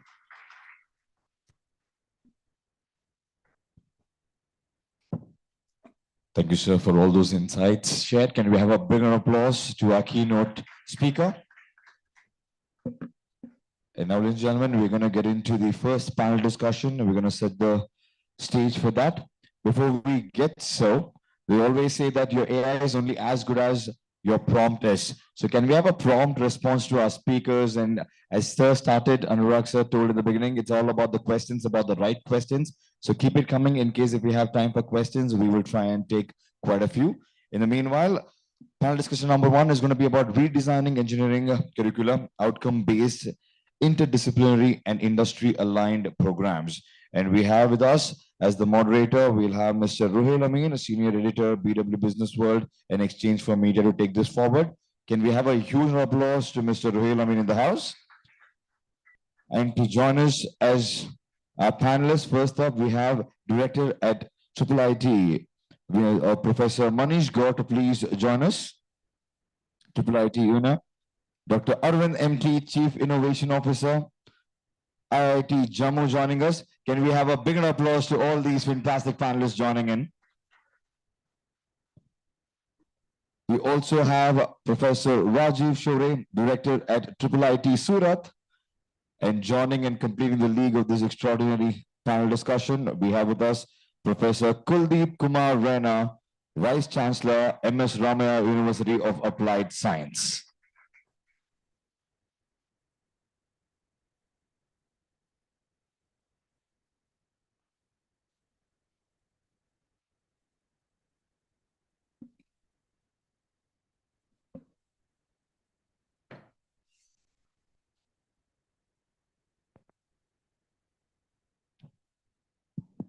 Yes. All right. I think some format change now after a string of keynotes. Let's now get into our first panel discussion. And maybe we can just move a little bit forward, sir, at the corner, a little bit, yes, so that we can be in the frame. I think the two keynotes have highlighted some pain points, some solutions as well, what is going on in the higher education. And here we are to kind of take one of those threads forward, especially what is happening. I mean, how do we relate education, make it more market friendly, so that, they are in tune. There's a certain alignment between what is taught and what the market needs. So I have my experts with me right now. So we have 30 minutes and some 10 questions to fit in. So it's a 20-20 kind of a situation. So let me start with you, Professor Gaur, right away. Do you think the engineering curricula are truly outcome based today, or are we still teaching for exams? I mean, what is your real take on that? Thank you very much. Yes, it's working. Okay. So thank you very much for such a lovely question. And just to recall that, when I started my academia journey, roughly about 32 years back. I'll say request you to get the mic closer. Okay. So about 32 years back, when I started my academia journey, the first seminar I attended at very, very tender age was Industry Academia Interaction and Bridging the Gap. And 32 years down the line, still we are talking the same. So that's a kind of pain point continues. So that's a kind of progress we have made, and we keep on having interaction seminars on this topic. Let us take a holistic view of the entire technical education. See, technical education is compartmentalized, particularly in India, into engineering graduate education, postgraduate education, and combining with research innovation. And it's job of skilling, and there is a midway where skilling and knowledge creation both are amalgamated. So there are ITI professionals. That is basically a job of skilling, doing bits and pieces of job that we are we just heard expert from AICT who was talking of fixing fans and so on and so forth. Then we have diploma holders who are expected to be a little higher on this side. And then we have engineers who are basically expected to do more design related tasks, and then its implementation will be carried out by the second rung of people in the arena. Somehow, over the time, this proportion was blown up, and market actually didn't respond to this number which we are producing in the country. And because of this mismatch, basically the question of unemployability, creeped into the country. Further, we progressed, we merged everything together. And today, it's very difficult to differentiate between the skill set of an engineer that we demand and the skill set of a diploma holder or ITI person. And friends, here is a difference actually. So people who are required for algorithmic things, solution-based, skills, they are little higher side. And the demand of the market, particularly in India, is on the lower side. And because of that, there is a question of unemployability, underemployability, and so on and so forth. So I think we need to have a very, comprehensive approach, towards our academia, particularly education, and the job availability within the market. Very, hardly few percent of people. I have, studied in IIT Delhi, have graduated, have done my research in UK, and very well understand, what the West people actually are looking forward. So we celebrated, sending our graduates as a raw material to the US industries and US academia both. But we never had pleasure and celebration of creating and using them within our market. So having said that, industry and academia has to come for. Somebody was talking that there is a huge unemployability.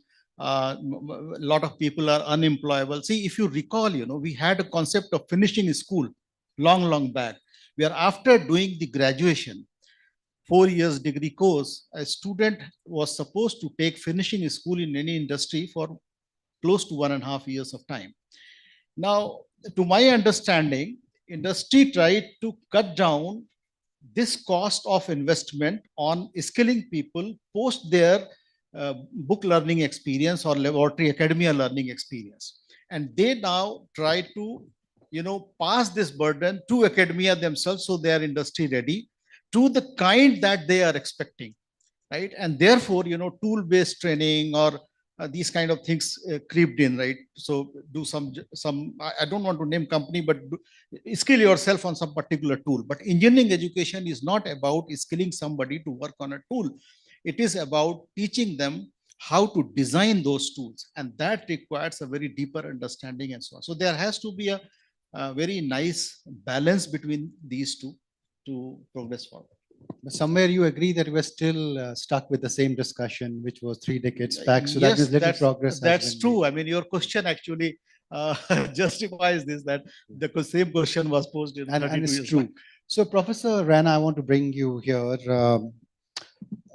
In your view, how can institutions align with industry needs without becoming short-term skill training centers? See, which industry, where and how.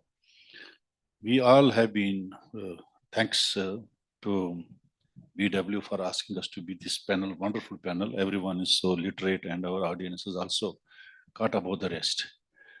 We have, I think, somewhere not succeeded in understanding the requirements. Today, engineering education is not only BTech or BE. It is embedding science, social science, health science into this domain. Otherwise, we will not be in a position to have a better scope for our futuristic graduates coming and finding the better jobs. For quite some time, at least 3 decades, what Professor God was saying, is we were industry, academia. Neither industry is interested nor academia is interested. But we spend a lot of money in seminars. I speak, he speaks, everyone speaks. But who listens to us? I think today, when we look at an autonomy to the academic institutions, the academic councils or the senates are the best place to deliberate on it. Now, if you look at the statistics, how many people from how many industries are really seriously coming to the university system or the senate to discuss the structure or the curriculum of a particular institution. There is no need to have same curriculum everywhere. We have local industries, we have national industries, we have the global industries. In that context, I think curating, designing the curriculum for the future is a big challenge. I put question to myself in presence of all this wonderful audiences. If I have to admit a student in 2006 for any program, when he or she completes his graduation, 4 years, 5 years, in 2030, what is going to be the technology scenario? Do we assess that? But he has degree in computer science, he has degree in AI. What kind of AI will be used at that time? Probably we all don't know, because the pace at which the version, the technology is changing. So therefore, I think we should not freeze all the curriculum in the day one. That is what the best of the university systems I have gone through studied it is, because it is who wants to do this, who wants to take this. A simple example, I was in Waterloo a couple of years back. My good friend took me to the workshop. Every engineering college, every engineering university has a workshop in our country. What we do, come on, draw this, lathe is here and do it. It was not the lathe system there. The first 2 weeks were orientation to the understanding the workshop, the machine. Engineer means engine is there. They wanted to dismantle all those lathe machines and all that, asked these students, now plug in and see how it works. How many such institutions in our country are? That means we are not giving them the prerequisites of what engineering education is in particular. So for that, I can suggest, I can prescribe, but yes, it depends on person to person institution.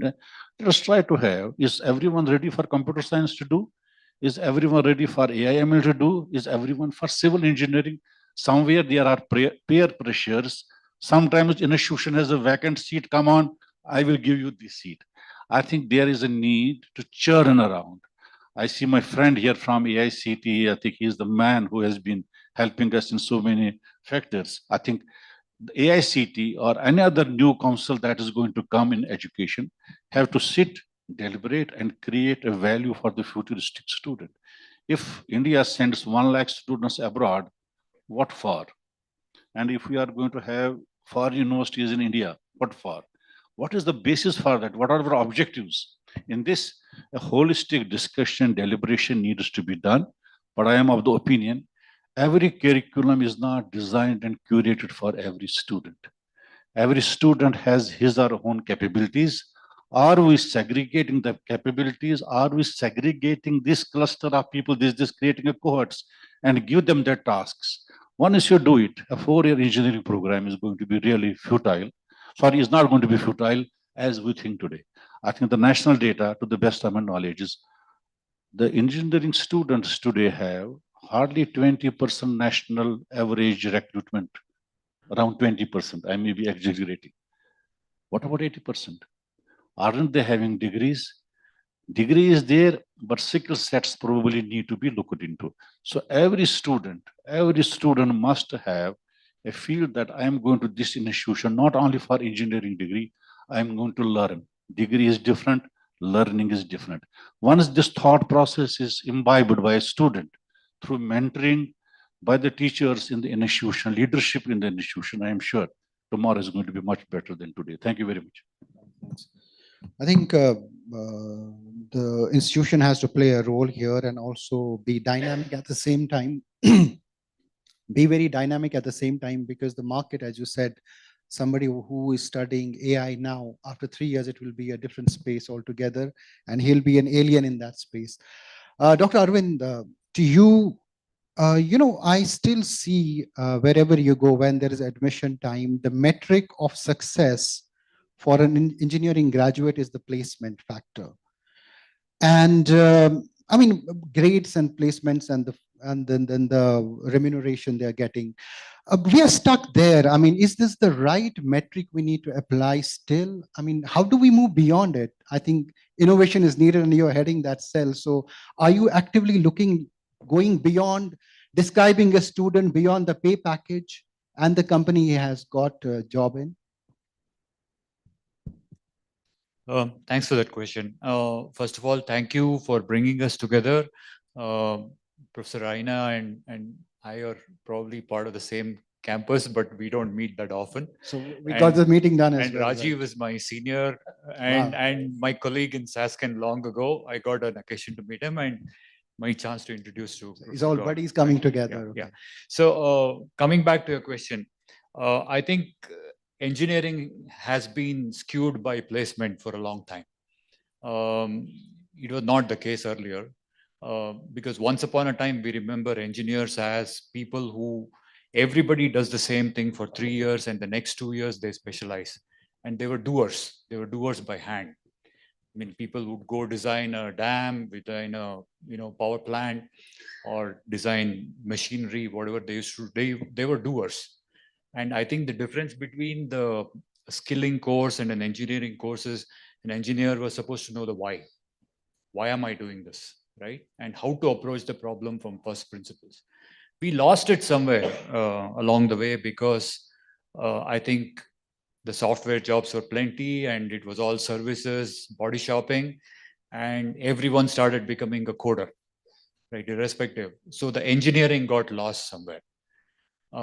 I think that cushion is going away. Professor Reina said, the placement is the evidence, right? The cushion is going away. And when the cushion is going away, you don't have a choice but to rethink. So I think probably it's going to go back to the same principles that you have to get engineers who know the why, who know how to build things. They should be able to design, think from first principles, build by hand.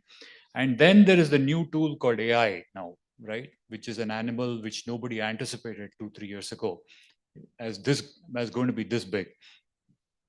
Rather than fretting about, my students are using AI to solve my assignments, I think the teacher is now forced to invent how they can together create something using AI, right? I think that's the change that's come in. So fortunately, this is the good thing, I would say. Thank you. Professor Shori, when we met in the morning, you briefly spoke about the innovation that you're trying to bring in, right? AI, and you spoke about those things. Here is my question, despite I think we produce so many graduates a year, I think we have built tech for the world and all of that is true. We still don't have our own products, there's a mismatch. Is that the right way of assessing that there's a huge lacunae, some huge gap in our education system that we can work for others and we can't even build our own product? Where is that gap according to you? Thanks. I am an optimist. I think I'm a born optimist. And I probably have a different point of view that I'll share over here. I think we are living in a very exciting time. I mean, the changes around us are exponential. I was making my notes when we had a discussion. In fact, when Dr. Batra was addressing and our eminent colleague from ICT, I was making my notes. Let me start by sharing. I was in the AI Impact Summit in Delhi for 2.5 days. In fact, Manish ji and I were talking about that. I made sure I spent 2.5 days there. I would have spent 5 days, but there was no time. Did you get to enter easily? No, we were invited, so no problem. So not when the PM was there, but otherwise, yeah, we didn't have a problem. So I can tell you my observation there, and that partly answers your question. It was unbelievable and unparalleled. The amount of youngsters I met, and these are people, not just a first-year BTech students, not just IITs, triple ITs, and IITs. Forget about it, CFTIs. From every other university, I can't name, they were charged up. They were charged up. They were aspirational. They had passion and they had knowledge. They were all around. I think there must be about 1 lakh youngsters that I thought were there. I must have met about 15, 20, and we made friends. We became friends. In fact, they're in touch with me over WhatsApp. What we are seeing today in India is unbelievable. I think the boundaries are being blurred. I think that's for the right reason, as my colleagues pointed out. Yes, we are very focused on placement. There are challenges. We are focused on placement, focused on, we are living in our silos, but that's changing very quickly. I'll tell you one example. At IIIT Surat, and I'm sure Dr. Manish will mention what all of us are doing in our ecosystem. I judge myself as to not how many people get jobs, how many are going for further studies. There is a huge dearth of R&D lot of experts in R&D in the country. How many students are going to do MS and PhD? I'm judging myself with that statistics. So yes, 80% will go for placements, but if 20% can go for further studies wherever in the world, MS, PhD, and beyond, I think that's a dire need in the country, because without deep R&D, you're going to be lost. You're going to be just one of those undergrads. So I just to kind of converge, I think we are seeing a lot of positivity around us. Yes, all of us as leaders in our institutions, whether it's startups, organizations, or academic institutions, we have to think, we have to keep learning around the clock. We have to keep doing new things. I mean, saying कि ये हमने कर दिया, that's done. आगे क्या करना है? I mean, you're living with youngsters who are extremely dynamic and extremely, focused, which I saw. I mean, evidence is all around us. So I think we have to reinvent the wheel. We have to move very quickly. One thing I have to alert all, and that's what I even alert my faculty, the time to walk is over. We have to run now. And it doesn't mean kill yourself, run and take the best practices, revisit your processes, revisit everything and see, well, am I moving in the right path? And I think that's the only way going forward. Otherwise, we'll just not be able to survive in this very, very competitive ecosystem. Great. I think there's a lot of optimism in what you said, and rightly so. Yeah, sure. Add what my friend said, Rajiv. You see, at Ramaya, for instance, I tell you, I don't go by how many people go for the placements. Today, I can say with pride that around 34% of our students go for higher education to the premier institutions, and none of them below us, each above, overseas and here. I think that is where my friend said there has to be a focus, because where is R&D happening? Where is youth energy going to be conserved for the futuristic development and the knowledge creation? Job has been there in this country for a long time. I think we have to rise above that job now, create a value for the nation building. I think that is where there's a great scope. Thank you. Sure. So we are probably one of the very few countries, I'll say, I mean, who have benchmarked education quality by having the data on placements. If you go abroad, look at the top universities of the world, Harvard, Cambridge, Oxford, name it anybody, you will not find placement cell in the university campus. I have done my doctorate there. I have done postdoctoral studies there. There's no placement cell. And why? Because universities are not meant to place students. They are there to educate students. They are for knowledge transfer. They are for skilling. They are for making a good human being who can contribute to the society. And it is for the society, which of course includes industry, to accept them. Now, somehow in India, placement has become the benchmarking parameter, and which is not a practice at least in the Western world, Western Europe and North America. So this is what. Yeah, I think the mindset shift, I don't think that happening, because I mean, we'll never go to a university if it does not guarantee us placement. I think people will agree to it. I would like to bring an audience. We have 8 minutes. Is there one question? Okay, 2 questions. Okay, the gentleman there who raised his hand first. Can we give him mic, please? Yeah. It will be unfair not to have their questions. Yes. Good morning. Professor Kuldeep ji. I met you just before the pre-AI summit, and we had a good discussions. Dr. Arvind ji, with my company, we also had a discussion. You possibly forgot before you leaving there, Ramaya. Thank you so much. It's very nice listening to all of you.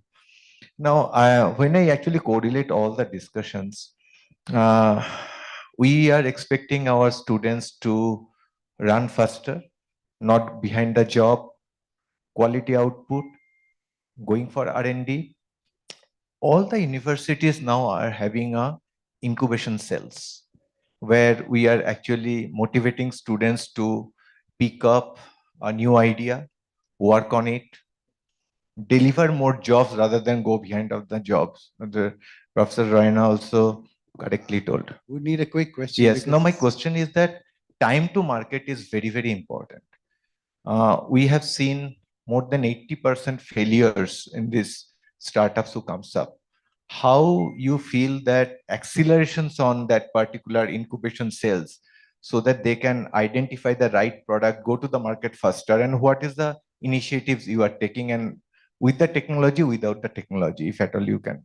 Okay, Little anyone? bit. Thank you. All right. So I think this is a favorite question of mine. So thank you. So I think most startups fail because they build something that nobody wants, right? So I think that's a fundamental question to address. And the trick here is not that what you have is not what the market wants, but you fail to understand who your customer is likely to be. So the running behind just the TRL is not the game, right? You also have to understand the market as you're building the prototype and product. And rightly so, I think because of AI or whatever, I think we are getting into a time where I think that focus on job givers rather than job seekers is coming back, which again find very exciting, as Rajiv said, right? So I think the IICs will serve a great purpose if they can start inculcating this entrepreneurial mindset both among the faculty and the students, because a faculty with an entrepreneurial mindset can give it to hundreds of students, right? That is very important. So it has to be inculcated in the faculty and in the students right from the beginning, so that they can start looking at the business and the market first on what the need is, and then try to think of research problems that will solve it. I think that would help. Thanks. Can I take a second? Thank you very much. You reminded me. His AI and my AI were common, but we were not there the last day. So, I think it is where the leadership, not only the vice chancellor or the head of the institution, I think cohesively, we have to see where we can provide the opportunities. Textbooks are there, they were during our times also. I think it is accessible to everyone now. Now, how to extract the Amrit from that becomes very important. For that, we took certain initiatives. At Ramaya, we are offering a subject elective of 3 credits to every student at undergraduate level on entrepreneurship and innovation. When I started this idea in 2022, I had at the back of mind, it is not that everyone becomes an entrepreneur and everyone should not become also an entrepreneur. If 5% of the students whom we admit every year, if we filter them, there is going to be a probability. And probability, even if the success rate out of 5 is 1%, I would say that I am my winner there. I think it is showing us the dividends. Today, we have set up the Ramaya Sickle Academy and the Ramaya Academy Foundation for sickling the people. Another initiative that we took, we are collaborating with Dassault Systems in developing the software and the CAD systems for the future. I think institutions can also play a very important role, because the expectation of every student who comes to an institute is not only the degree, I tell you. I think there is something much more than that. Are we providing him a collage of X, Y, Z, P, Q, R, A, B, C? Because then he gets fascinated by that thought process. I think institutions have to also own the responsibility. Then only we can become the change agents. And how to handhold them is also very important. Another thing, my experience, I have been teaching for the last 40 years. I started my career way back. And I think the best 10 by 10 CGPA is not only going to be an entrepreneur. Don't have focus on them. I think if a student is 6, it is unlikely. And all the students whom I taught, sir, I got in Microsoft, I got XYZ, I left it after 3 months, because they see monotony in it.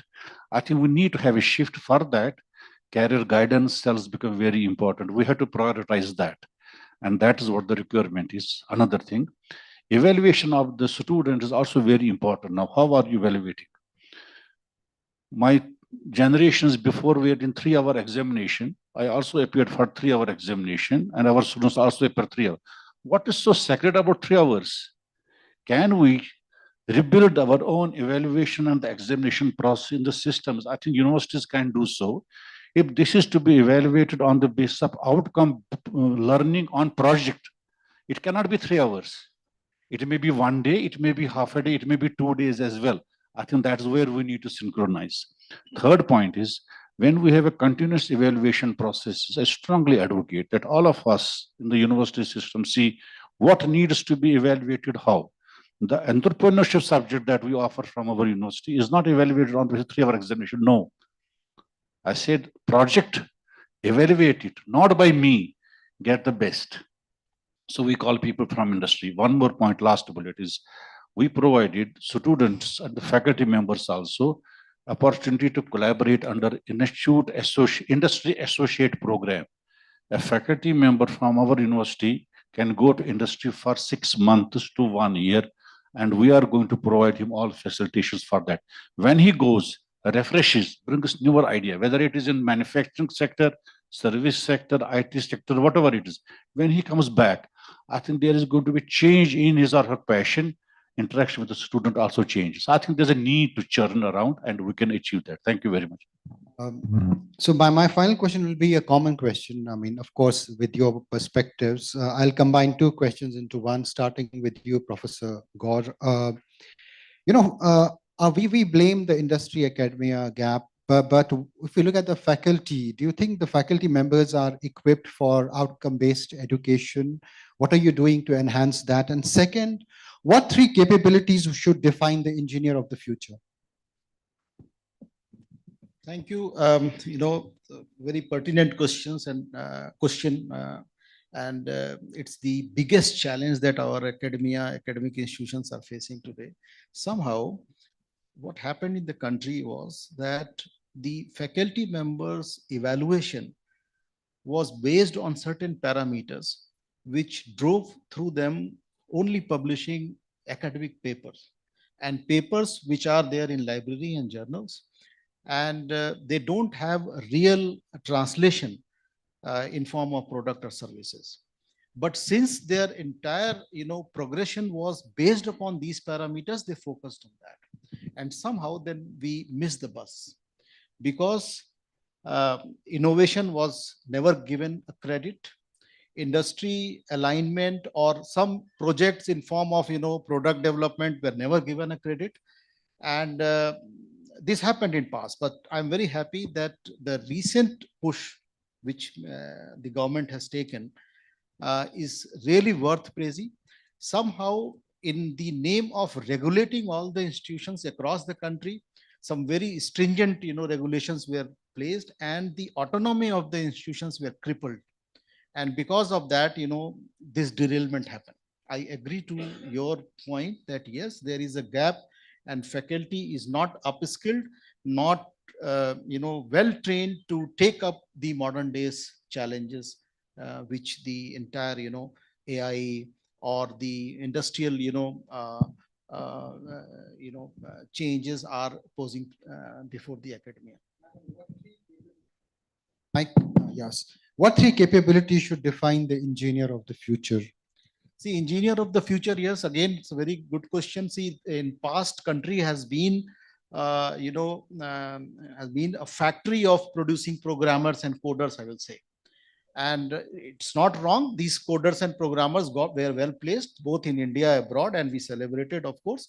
But with the advent of AI, entire coding job will be done by the AI tools. Very advanced tools are there, and it is going to impact everywhere. It's not about coder only. Now, then whom do we need? There will be a paradigm shift. We will need more designers, problem solvers, people in algorithm, people who can analyze, and most important, AI is not a deterministic model. It's prone to errors.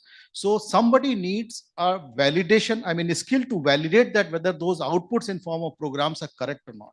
So we will need people in verifications, validations, and bug testing, etc., etc. So our entire curricula focus has to be more focused on that. I'm not saying the previous curricula was not having courses on that, but our focus was more towards generating coders and programmers and not these higher skill people.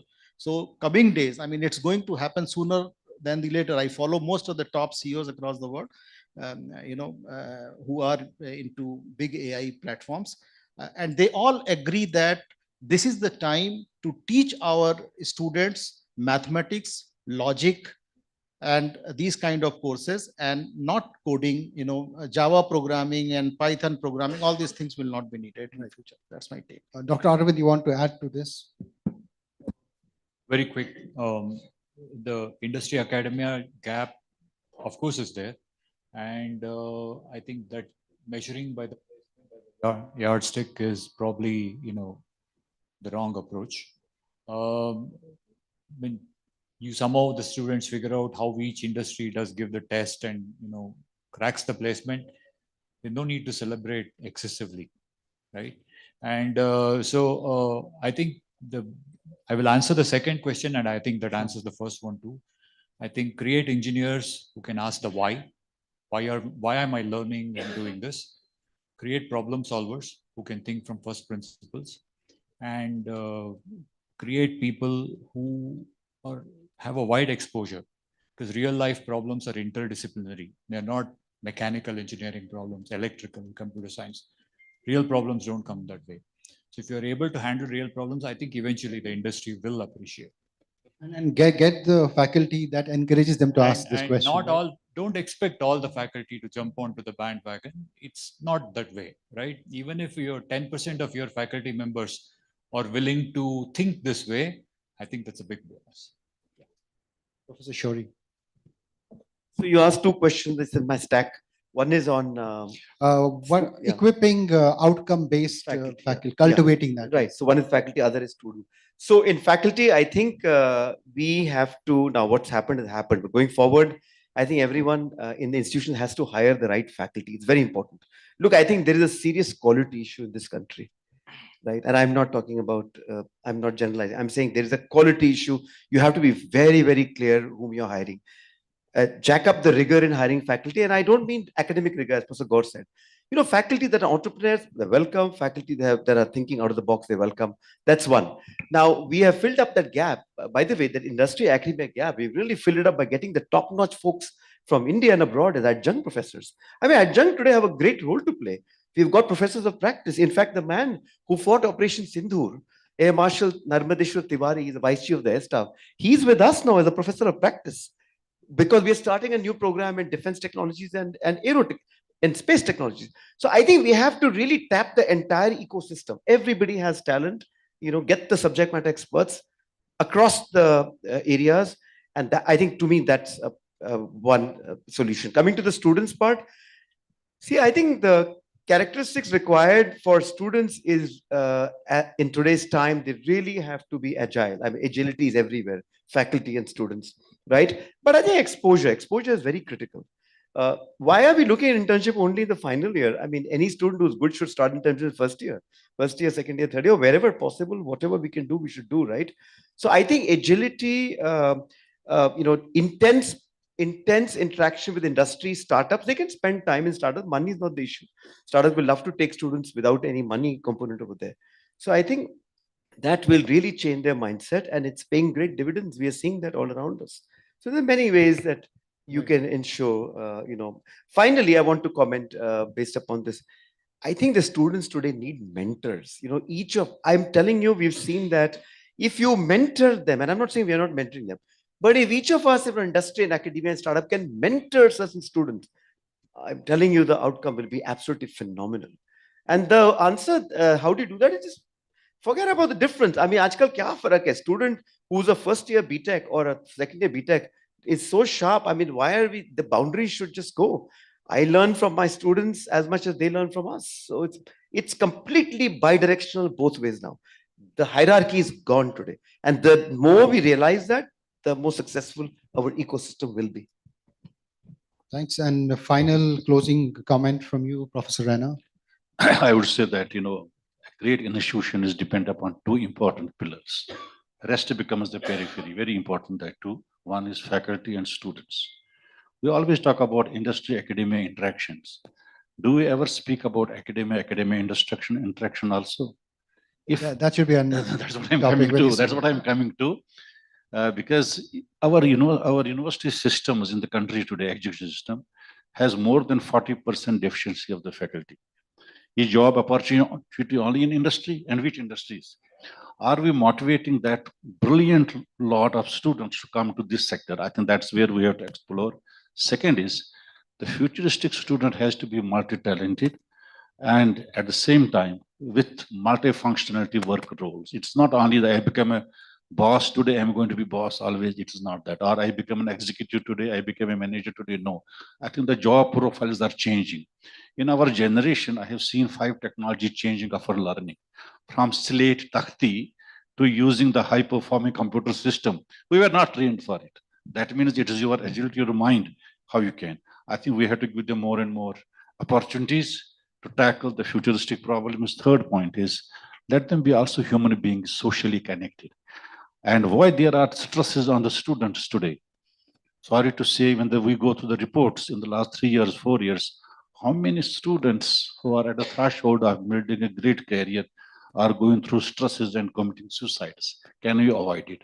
The social science component is very, very important. It should become an integrated part of our learning systems. And we need the best mentors. Teachers have to rise above that what their position is, whether it's a lecturer, assistant professor, professor, associate professor. Each one of us have to play a same role. Yes, all these ideas are supported by the best of the infrastructure. And for that, let us try to have a collegium in which we can share the infrastructure at the same time.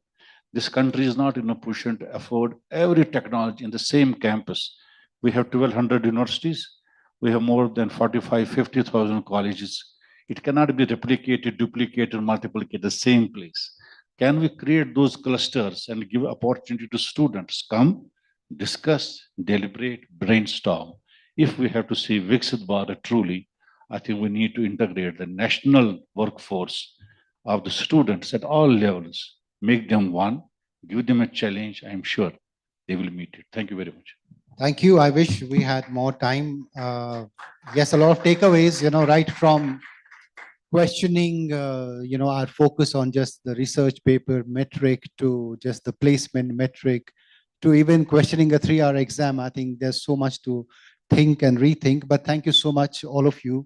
In this quick chat, you shared so many insights. We can have a round of applause if you liked it. Okay. Thank you. Thank you. I think we can do much better. Big round of applause to the panelists and to our moderator, Mr. Ruhail. Could we have the gentleman join us for a picture? So if you can have you right back on stage.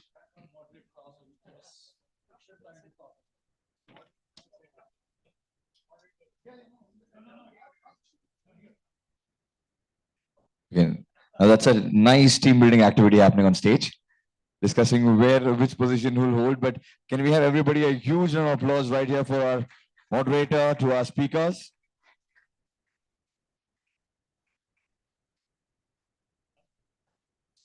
Thank you so much.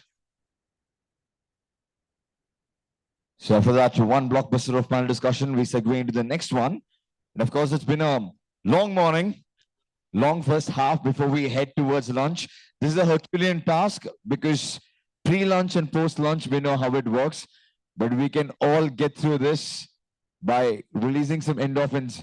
We've been talking about technical and we've been talking about a lot of AI. So here's a scientific part about applause. How many of you know what happens to your body when you clap out loud? Anybody? Why do we clap? Wow, truly engineers in the house, huh? Why do we clap? Anybody? Because a man like me with the microphone asks you to clap, we clap. We clap not for the speakers, not for the presenters, or not for the MC. We actually clap for ourselves. When we clap, yawning goes away. One. Second, there's something called as endorphin that gets released into your system. Does anybody know what an endorphin does to your body? What's endorphin? Absolutely. It's a feel-good hormone, and it is the most amazing natural mood booster and painkiller. You have a mild headache, you're feeling a little sleepy, drowsy. Start clapping non-stop for 20 seconds with a nice rhythm. You will see what it does to your body. So let's do this together. I know we need this. Pre-lunch session, let's get through this. Clap out loud 20 seconds non-stop for yourself. Not for the speakers, not for me, but yourself. Loud and clear, and every clap gets louder and a little more clarity. Clap, clap, clap, clap, clap, clap, clap, clap. Another 10 seconds non-stop. Go, go, go, go for yourself. And you'll see subtly what it does to your body, ladies and gentlemen. Thank you so much. And with this, we segue into the next panel discussion. In the hot seat, back again, Mr. Ruhail Amin. I'm going to give him a minute. You can take that breather. But let's call the panelists with a big cheer. First up, we have our Vice Chancellor at RV University, Professor Ram Kumar Kokani in the house. A big round of applause to Mr. Ram Kumar. Thank you for joining with us this afternoon, sir. And also joining the league, we have Director CRC at Amity University, Dr. Tushar Somnathe. And also make some noise. Let's welcome Dr. Jitendra Kumar Mishra, Vice Chancellor, Jain University. Could we have a big round of applause to Dr. Jitendra Kumar Mishra? And also joining in, we have a Pro Vice Chancellor at Geetam University, Professor Basavraj G. Katagiri. Clap, clap, clap, applause. Let's welcome them. They're going to be talking to us about a very important topic. And joining us next up, Dr. Rohit. We have the CEO, KG Reddy College of Engineering, Dr. Rohit Kankada. A big round of applause. And also joining us this noon, we have the registrar at JPR University, Dr. Binu Sivasingh, SK. A round of applause. And to complete the league of the panelists right here, Professor and Dean Academic JSS Science and Technology University, Dr. Pushpa Tupad in the house, please. Could we have an applause to Pushpa ma'am? And once again, joining us back on stage as the session chair, our moderator, Mr. Ruhail Amin, Senior Editor, BW Business World and Exchange for Media. A big cheers. A big cheer one more time for the panel discussion right here, right now. Thank you. Please take your seats. And I like the size of this panel. I mean, really great. This is good. I'm good with this. Yes. Again, I think a topic which somewhere overlaps with what we discussed earlier. Those points are there. And the best part is to, I think, make you get the most out of it for the audience and even take audience questions during this. Let me start with Professor Kakani to begin with. So we have spoken about the need for industry academia. We heard about the pain points earlier as well, and we saw some positive progress being made. Some of the panelists spoke about it. This has been going on for 3 decades, as they also mentioned. What is still missing, according to you, that is preventing it from becoming truly a systemic process? Okay. So I think, thank you for this opportunity. Let me share the 2 to 3 things which I think come out there. First is the goals and timelines differ. The goals of industry and timelines are, relatively speaking, instant or immediate, whereas the typical decision making which the academic institutions have is longer, fairly longer horizon. You look forward to influencing the next generation, which is about 50 to 70 years. Second is the curriculum and that is the skills lag that is there. Not every university is in Bangalore or the place where the action is and where the industry is, and in that sense, you can very kind of quickly seep into what is happening in the industry. There are certain issues such as those. Next, if you observe, there has been a systemic shift in the way the academia used to function over the last 50 to 60 years. The first 40, 50 years, the federal government wanted the government to take the lead and do the business of higher education. If you observe last 10 to 20 years, we see that clearly baton is being handed over to the, you can say, folks in the private sector to take it up. And in that sense, it's a typical game wherein the winner takes it all, or it's not as if everything will be equally distributed, and aspects such as those have also to be taken into account. And these things essentially lead to those differences that are there. Of course, there are certain solutions, and as the previous panel mentioned, and as we can observe, there are certain, you can say, good things also happening. For example, earlier, because the government was having most of the institutions, you would never have a Tata or a Birla or anyone, let's say, having a donation coming in and then automatically couple of seats being given to that particular organization from that particular institution which is there, whether it is IIM or IIM, IIT or IIM or whatever. I'm myself a board member of AIMS and HNLU and other institutions currently. Whereas if you observe, that particular feasibility now can start, and hence it can result in a fantastic amount of industry academia collaboration the way it happens in the Western world. So those are my starting points. I'm sure we can visit on other aspects as we move further. Thank you. Thanks for sharing your thoughts. Dr. Tushar, let me talk about the internship part of this collaboration that we're talking about. Do you think internships today genuinely are skill building experiences, or they have become check boxes, requirements of the institution? How do we really implement them in a way that they really transfer knowledge and not have a compulsion of the institution? Good afternoon to one and all, and thank you. So, well said. Before hitting to the exact question what you have asked, let me just put my finger on the pulse of this topic and this entire discussion. Industry academia collaboration is it's no longer an optional model. It's something that is a mandate for industry and academia and entire stakeholders. So it's a core architecture of an employability. We believe industry, the university provides foundation and industry provide the context. And together, both moving definitely creates an ecosystem wherein an aura of opportunity can be landed. See, once we talk about an internship, so internship will be a pipeline. The project-based things would be a product, and the labs will become innovation and the ecosystem.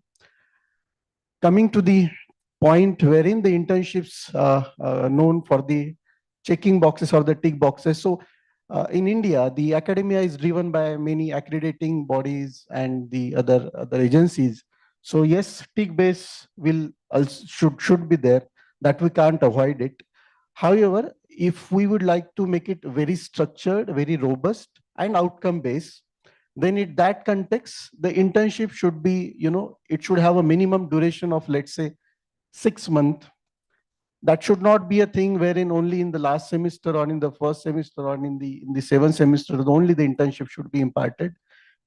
During the last 2 years or 4 years of graduation or any degree, it can be imparted at any point of time. The internship we are talking about should be a credit base, and it should be truly anchored by a faculty mentor and the industry mentor. So in that context, I believe the internship provided to the budding students in the academic institution will definitely result at their best, and it can definitely yield, to generate the employability. Coming to the next steps of the internship, we believe internship should not be just for doing the internship. It should also have an impact in terms of getting a pre-placement offer, in terms of getting some recognition from the organization, in terms of cracking any technical or the coding contest or any competitions organized by the industry. So if this is really happening and we all stakeholders are behind it, definitely we can create many success stories. Thank you. Thank you. At this stage, I want to bring in Dr. Pushpa here. When we talk about live projects, how can universities ensure that they solve real industry problems and move beyond just being an academic simulation? Good afternoon, everyone. Seeing this panel, I really am feeling like a rookie here with all the experienced people around. I just wanted to add a couple of points there. Internships are very much important to connect the students with what they learn inside the classroom to the real problems that are out there in the world. Coming to the point to your question, yeah, live projects, again, very important. When the students work on the live projects, they kind of, they are exposed to the contemporary issues, and they get exposed to the current challenges, the life challenges that they see. For this, I also feel that when the students are exposed to the life projects, there is equal importance should be given to the faculty members as well. Faculty members should be a part of this project, so that usually what the problem that we see in academic setting is students are there for a particular period of time, and then once their academic requirements are fulfilled, they kind of get away and move on with their, with their life. And so if a faculty member is also involved in this, then they can at least take this to the next set of students and the next cohort, and then that can continue, and really the problem can be solved. Because that, as sir was saying, there is a gap between the timing, the timing challenges. Because in the curriculum, especially in India, it's not, although we are following a flexible curriculum, it is still kind of hardwired. There is a timing issue. 4 years is 4 years in our country, unlike in other Western universities. 4 years can be 6 years, depending on the interest of the students and those kind of things. Here, the timing also is a challenge, basically. So yeah, to keep the continuity of the projects, I really believe that there should be a faculty mentor who is involved, so that he can guide the cohort of students, so that the project gets completed successfully in the and becomes more effective, right? Yes. Professor Thank Basaru, you. I can see you want to add to it. Yes.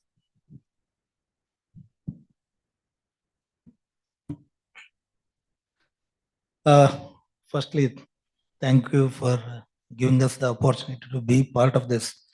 Academic leaders, people from industry, and of course, policymakers. I'll go back to industry academia, then come to live projects and put my words. In the previous, the panel discussion also, we had the IIT, triple IT director saying since 3 decades. I come from 4 decades. So we still talk the same thing, industry academia connect. What is happening is, yes, it is going on, but to the kind of precision and the scale up, that is not there. Okay. Those were the days when we used to study, and the jobs were really there, and we didn't know that it was a kind of placement. We were chosen on the campus, but it was not known as placement.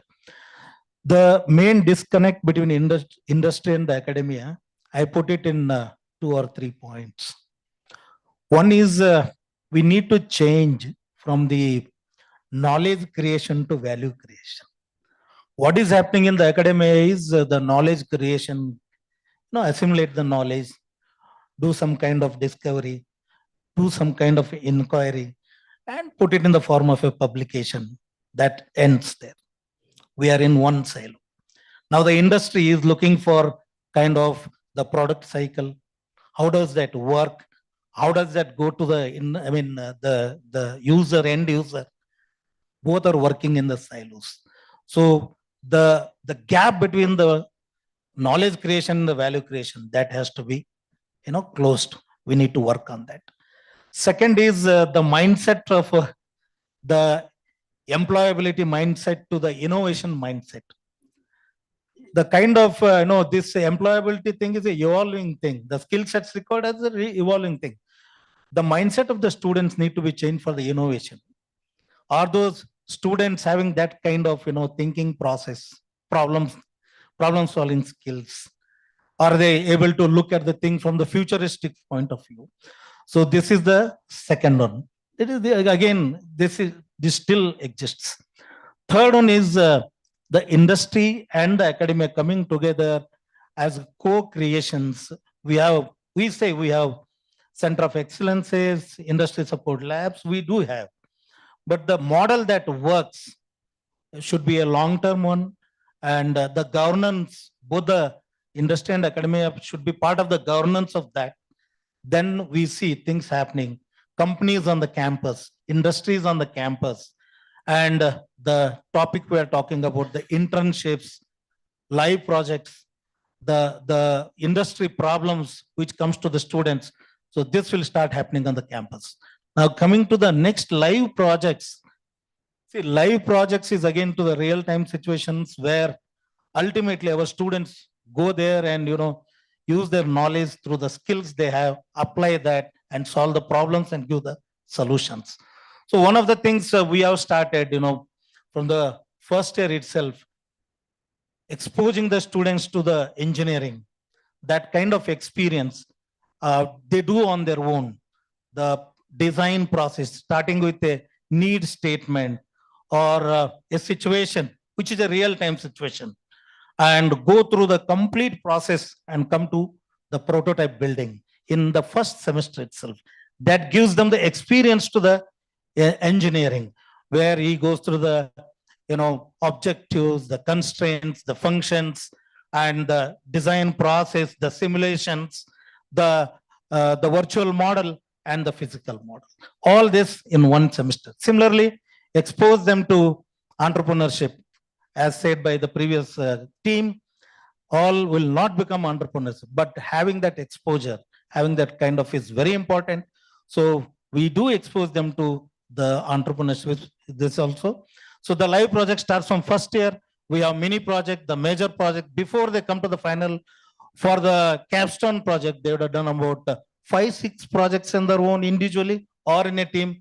That gives them a lot of experience. I think these need to be built up, and now we have done it for all the students across the campus. So these are the things we have been trying to do and connect the dots. Thank you. Thank you. Let me bring in Mr. Singh here. If you talk about joint research, it often struggles with commercialization. How can universities and industry move from research papers to real products and startups, according to you? Good afternoon, all. Before entering into the joint projects, our theme is internship, live project, joint project, and co-created labs. In that, I personally want to share the success story that I have into last 4 years back. So when I have started, our university is 25 years old university, but we have started a new state private university 4 years back. And we have around 1,000 students inside our campus in the first year.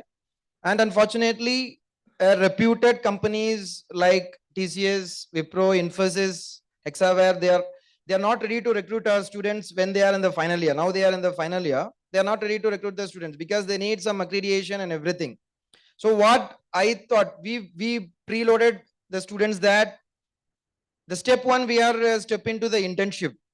In internship, we have selected reputed companies, and we got the problem statement from the first year. And based on that, we have created students. In the sense, in the first year, we have incorporated soft skill training. And in the second year, we have incorporated in the sense integrated basic fundamentals. And third year, we have incorporated core fundamentals. And final year, the students might be useful for their placement and employment. In that, when they are into the internship, they are quite ready to crack what the industry exactly need.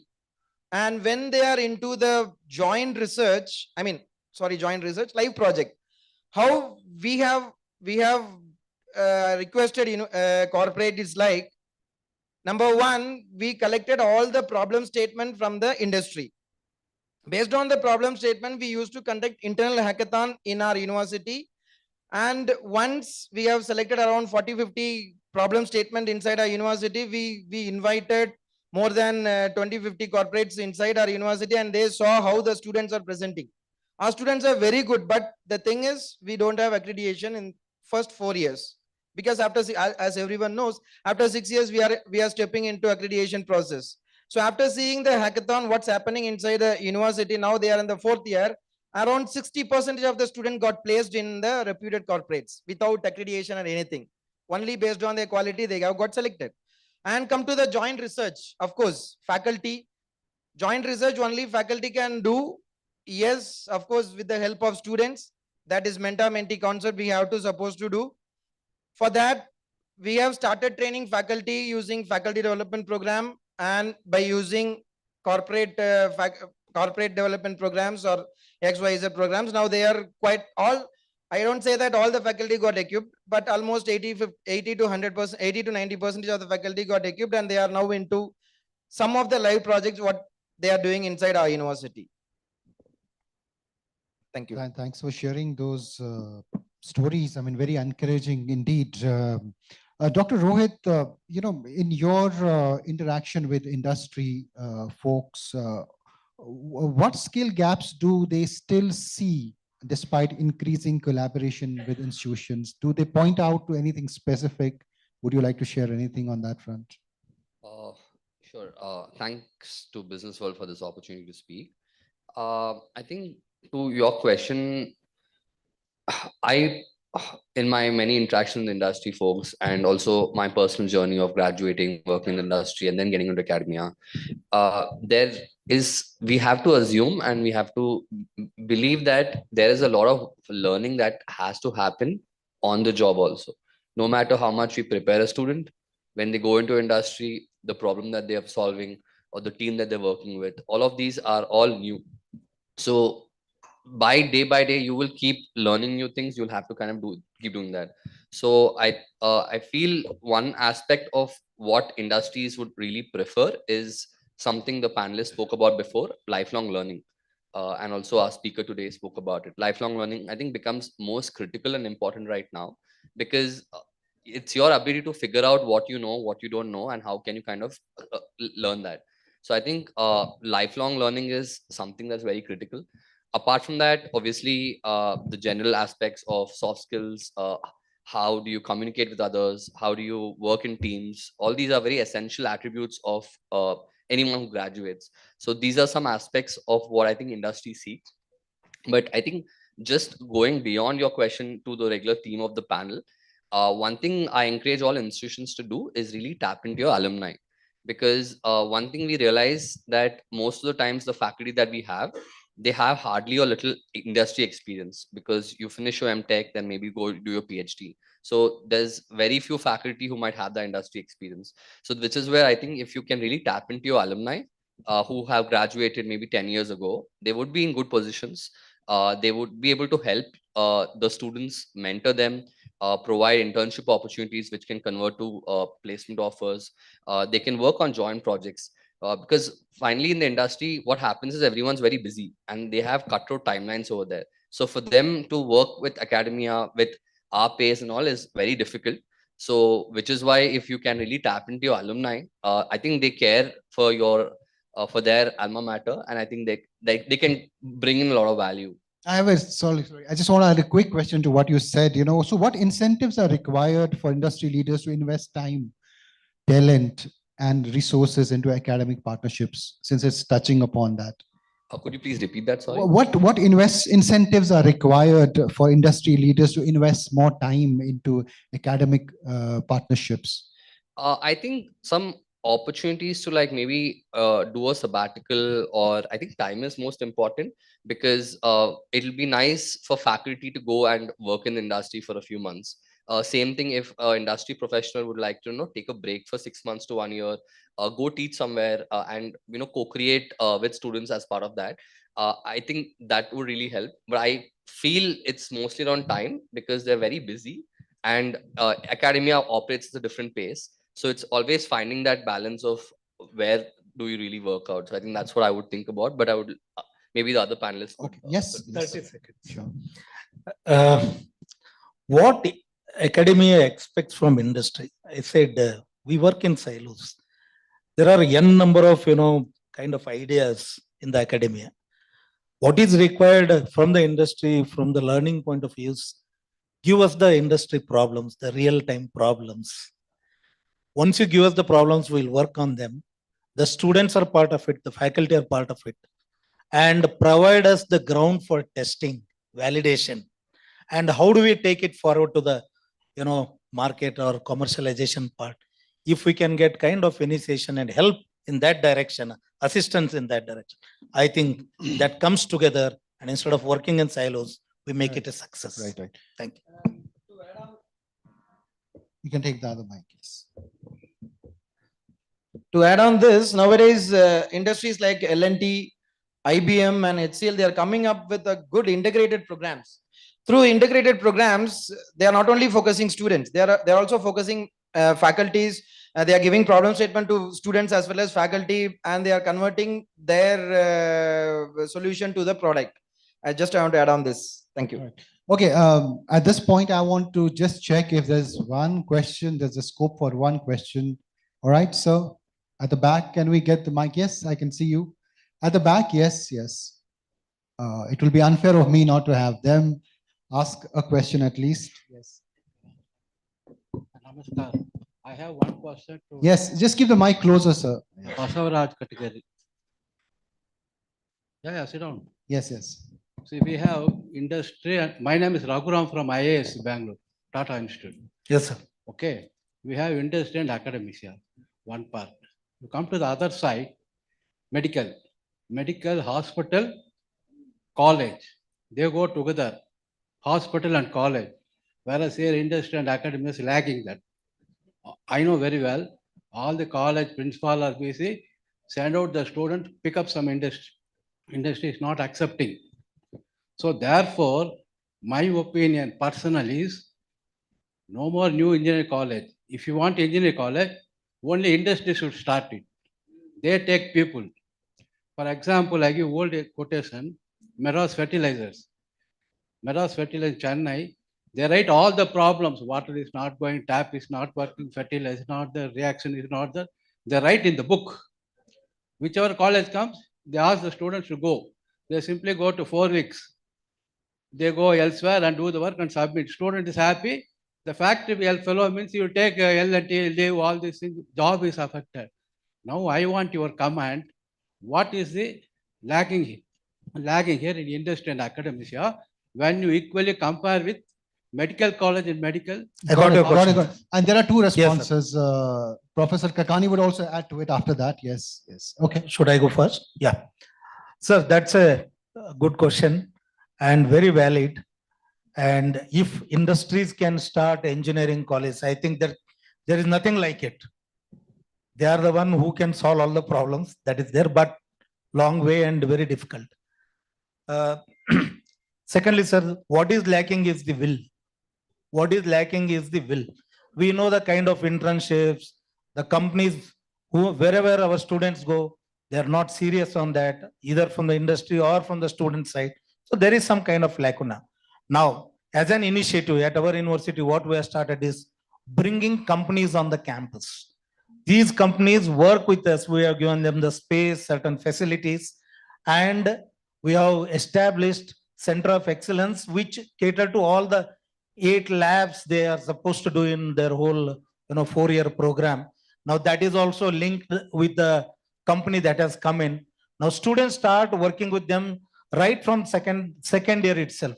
And the internships, the experience, the industry exposure, everything happens on the campus. And the company has even given us the conversion of internships to jobs. That conversions is also there. So right now we work with one company called as Serena Technologies, connected to robotics and AI. So that's how there's one more company we have brought, which is called as Microland. So these are some of the kind of initiatives where we can provide these internships on the campus and train the students. And we'll have to do this, sir. We'll have to initiate, and scaling up is a challenge again.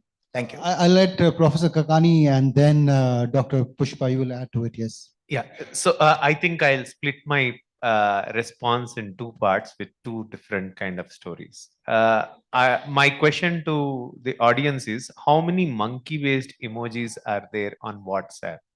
If they can think of. how many monkey-based emojis are 3 there to on the 4, wall? maybe. Yeah. Normally speaking, it's Japanese essentially found it, while we say Gandhiji ke teen bandar, Ruhel. So essentially it is 4 monkeys, and this was 17th century in Japan. And the idea is see no evil, do no evil, speak no evil. And the 4th one essentially is a monkey which covers the abdomen and the crotch, which essentially says do no evil. In this case, I would say that is exactly what we have to do, both from the academia and the industry. First and foremost thing is look at those 4 monkeys and try to look kind of seep in that. There is a 5th emoji also on WhatsApp or anyone in case they see, which is essentially a monkey with very large earlobes, which essentially is have active listening skills. In other words, if as academia we have active listening skills and take into account NEP and aspects such as those, which provides opportunities to take up internship skill-based programs and curricula, does that. In other words, I'm essentially trying to go back to the standard analogy, which I think I'm sure many of our engineering graduates and faculty colleagues would be aware of. There's 17 essentially camels a farmer has, and he has in 3 daughters.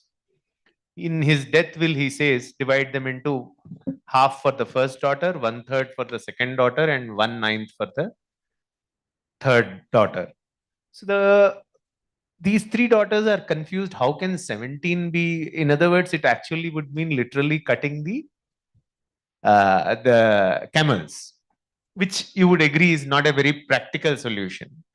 So they go to people with certain wisdom, which actually speaking in 2020 NEP does provide, is that particular, you can say sage-like person says you add 1 more. So 17 becomes 18.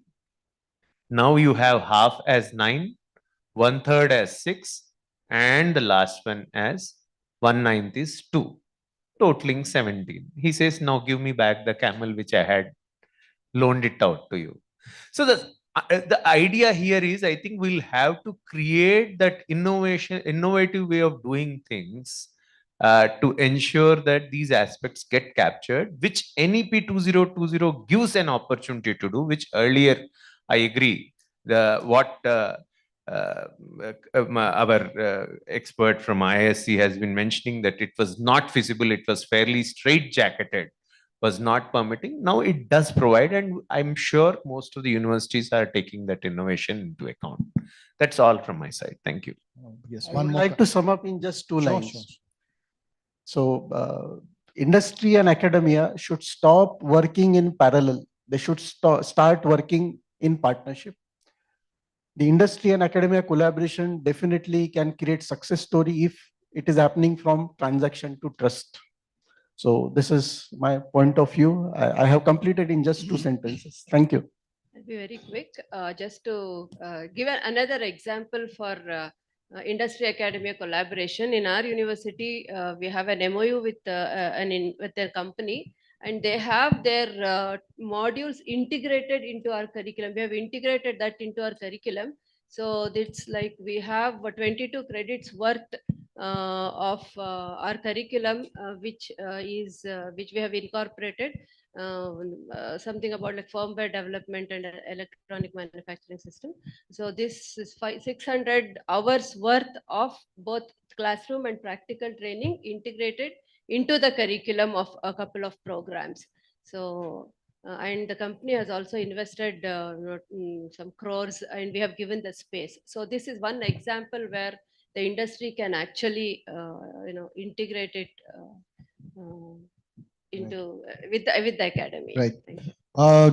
Okay. Sir, sorry, I have one question regarding that integrated program to Professor, my friend, Mr. Pradeep from UEM, because they are incorporated many corporates into their university. So coming to the point, for integrated programs, nowadays, corporates are stepping into universities. My question is, why many universities are not taking integrated programs? Because once in a 3 years or 5 years, they are revamping the syllabus and curriculum. So Instead, university is going to corporate. Corporate is stepping down to university nowadays for integrated programs. Why many universities are not taking those integrated programs? That is my question to you, Professor Pradeep.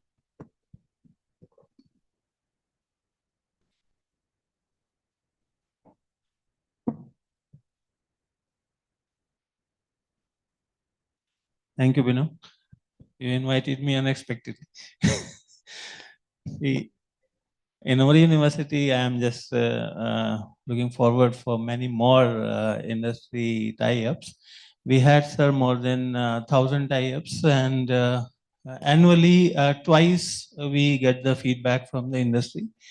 We have train and hire model in our university.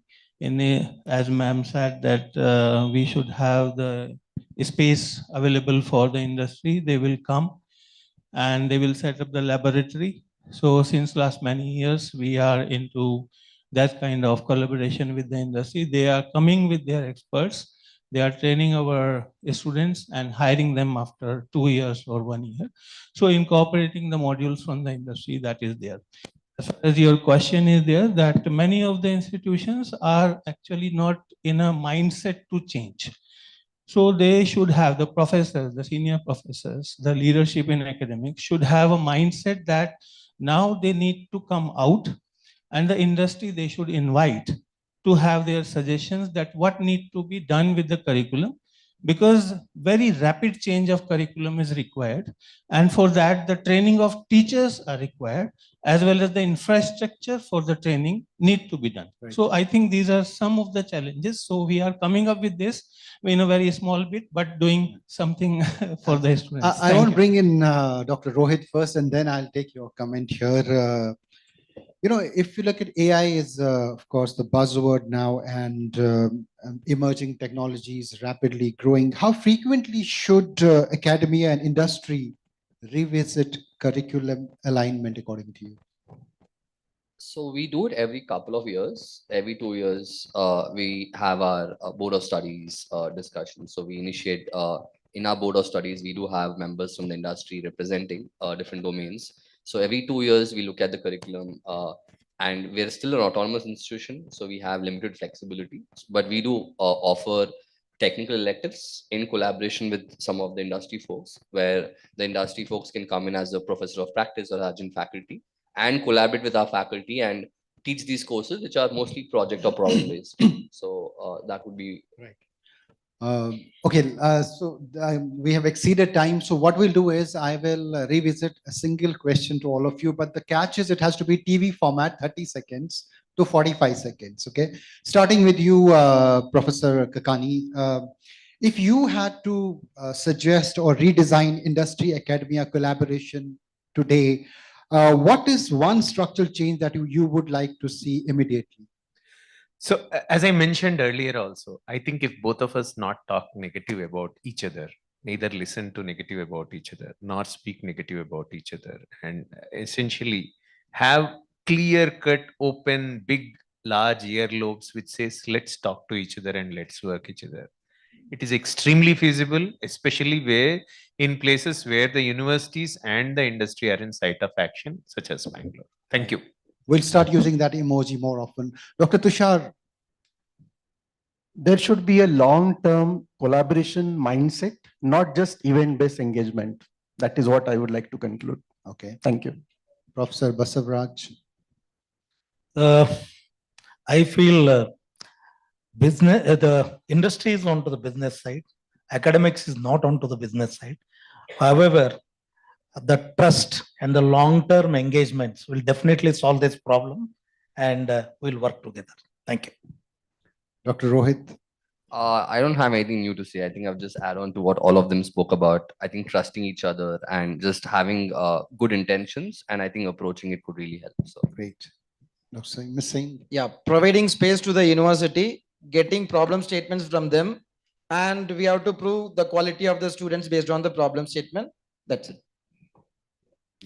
Establish, instead of just a placement cell, establish or strengthen industry integration cell, or we do have industry triple IC, Institute Industry Interaction Cell, strengthen that and have more industries on board, and kind of have a dashboard where they post problems and then students take up those problems. So some mechanism like that would help, I Wonderful. guess. Thank you. Thank you. I think a lot of solutions emerging from this wonderful panel, and thanks for making it so engaging and sharing your viewpoints. We have come to the end of that, exceeded our time as well. I wish we had more time, but thank you, each one of you, for joining us and sharing your thoughts. And for the rest of the colleagues, they are available offline. You can have chit chat with them. And here we have a break lined up here. Over to you. Yes.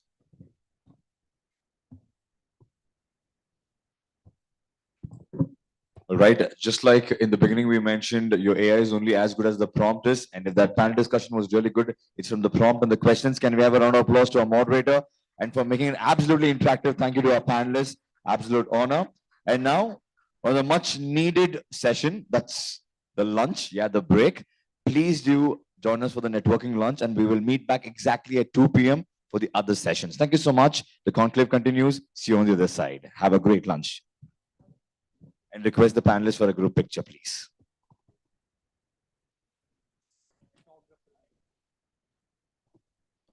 Paging for the photographer.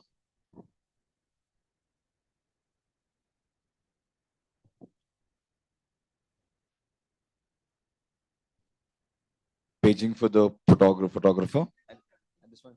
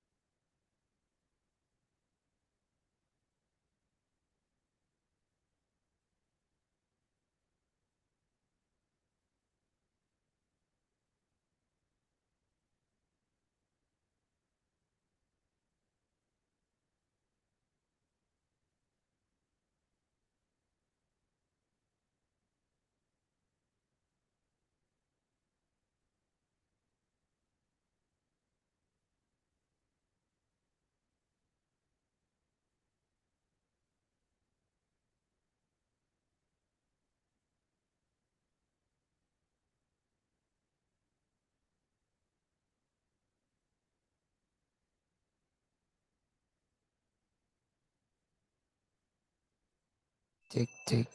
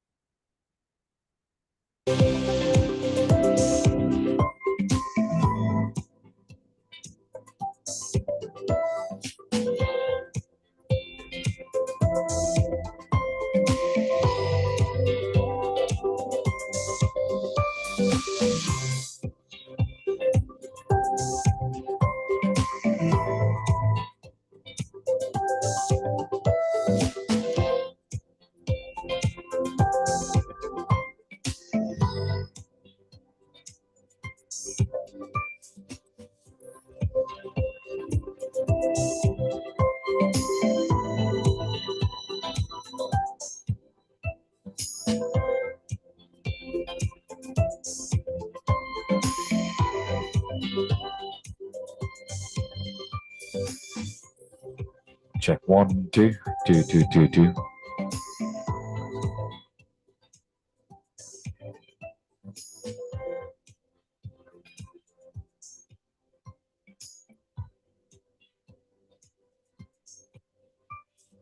Check 1, 2, 2, 2, 2, 5, 6. Sound check.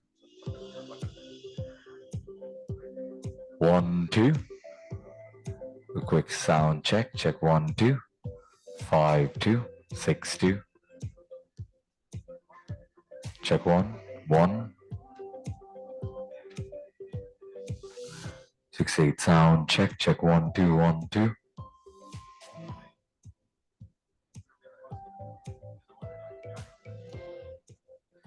Check 1. Hey, 6, 8. Sound check. Check 1, 2. All right, ladies and gentlemen, this is a paging call for everybody, all the attendees, participants right here. Could we have all of our partners, leaders, attendees to join us right back? We're about to begin the post-launch session right here at the Engineering Excellence Conclave. We'll be starting in less than 2 minutes. Request all to settle inside.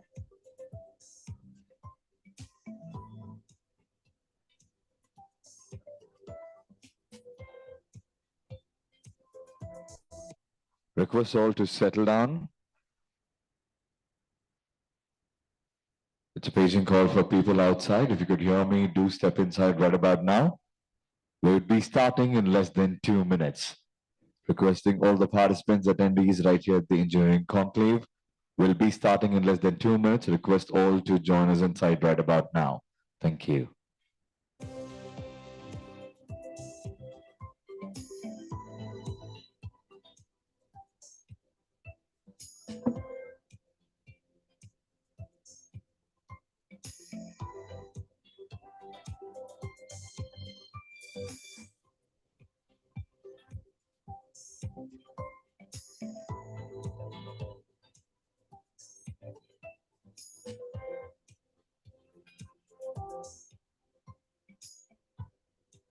All right, less than a minute to go. Requesting all to join inside.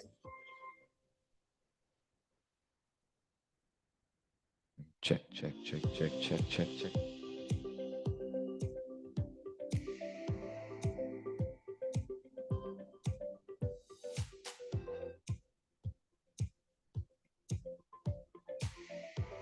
Check, check, check, check, check. Test. Check, test 1.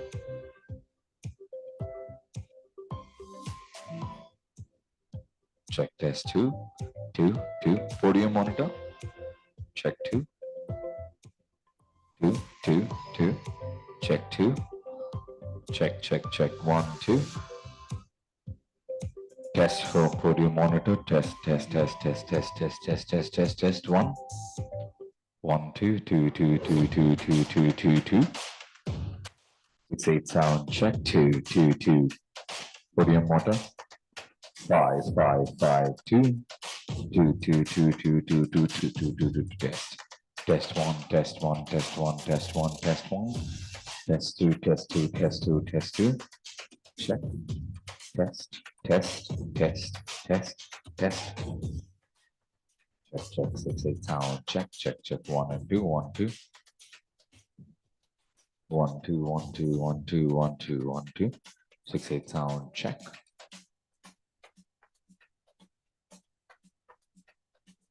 Test, test, test, test, test, test, test, test. Monitor check. Check 1, 1, 1, 1, 2. 1, 2, 1, 2, 1, 2, 5, 6, 8 sound check. Monitor check 1, 2.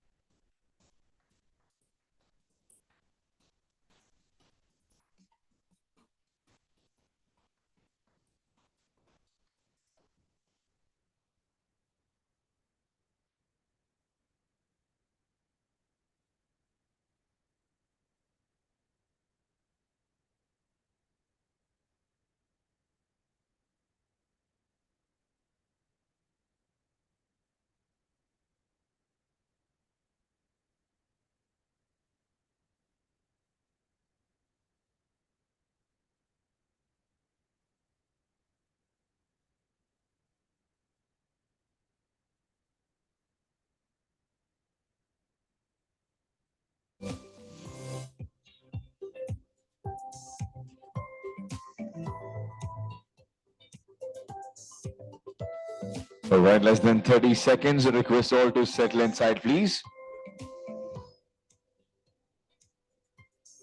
Quickly requesting people outside, if you're done with your lunch, do join us inside right about now. Ladies and gentlemen, this is the 6th edition of Engineering Excellence Conclave 2026 right here.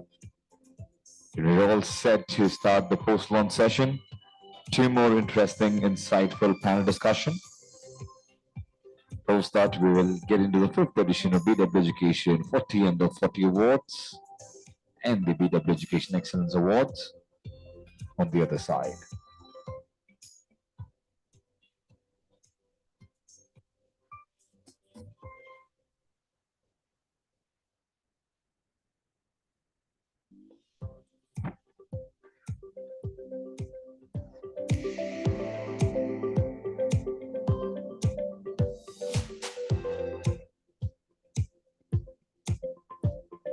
All right, a quick vision call to everybody outside. We're starting in less than 10.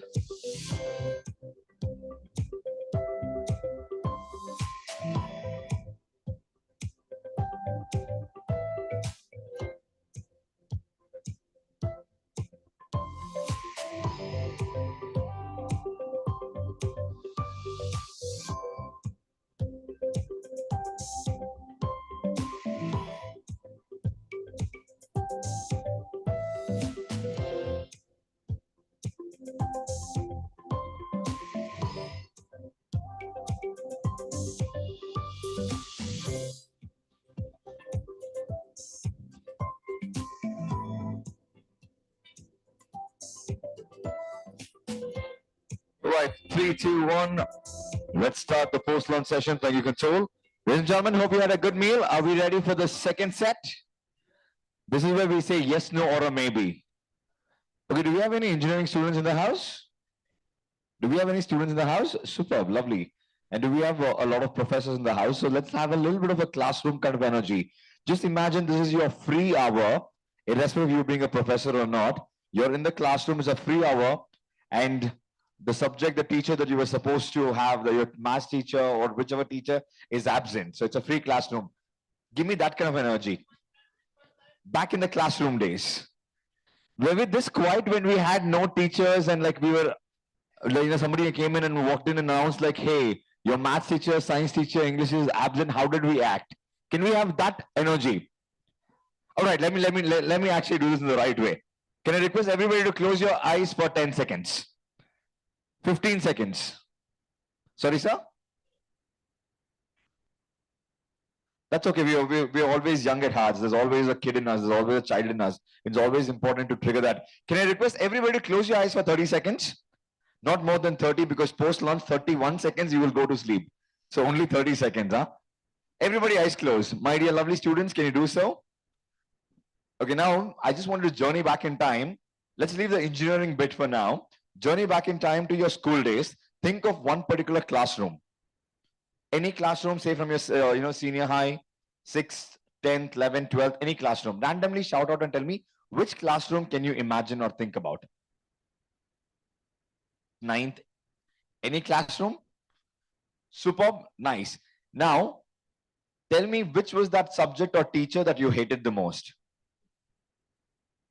I'm sure everybody had one randomly. Instruction is very simple, ma'am. It's very easy to close your eyes. All you have to do is just close your eyes. There's only one instruction to close the eyes. Yes. Now tell me, just randomly, which was that one teacher or subject we hated the most? History. Okay. Thank you, ma'am. Anybody else?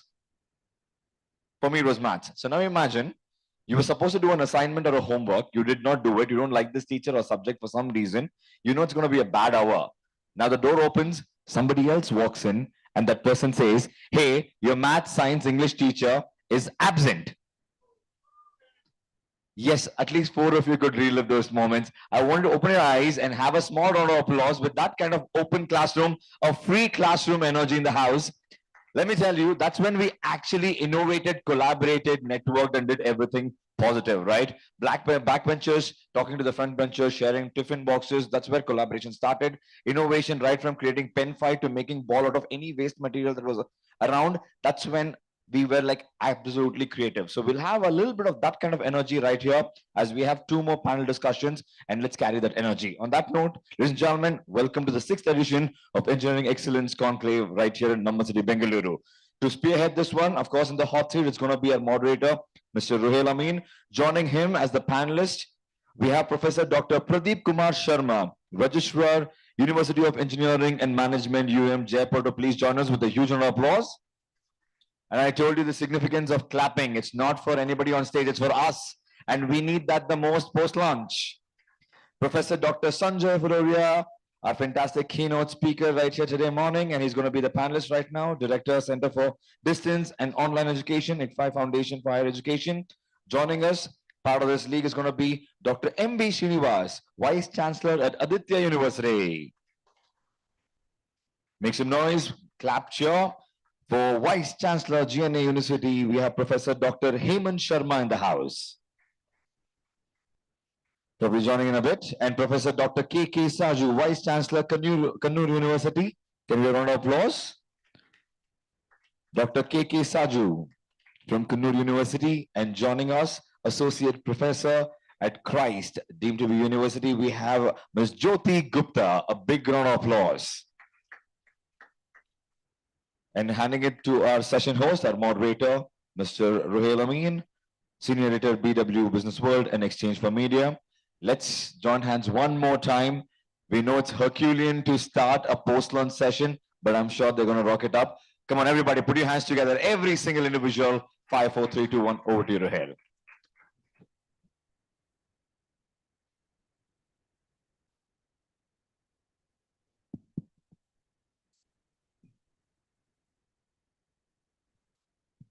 So we'll wait for our panelist and yeah. Right, that's good. Yeah, you can remove this. If someone comes, we'll put it that time. You can remove it. Yes. Okay. Yes. So, all right. That's good. We're all good. Maybe we can come a little bit towards this side. Sorry for this.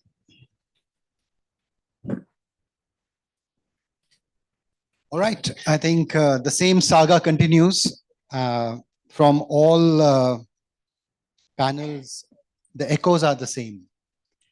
Where are we? What are the gaps? Where does reinvention need to be brought in? What is happening on campuses? What is happening in the industry? Tech is rapidly evolving. Are we keeping pace? I think all panels are somewhere touching upon these aspects, and you have heard the speakers before you. Some of you even spoke here. I remember Professor Floria, during your keynote, you touched upon some of those points. So the panel becomes shorter the time, we have more time to discuss. Let me start with you, Professor Sharma. Tech is emerging faster. Somebody said what is being taught now may be irrelevant down the line after a couple of years. How can universities keep pace with this rapidly changing curricula without constant disruption?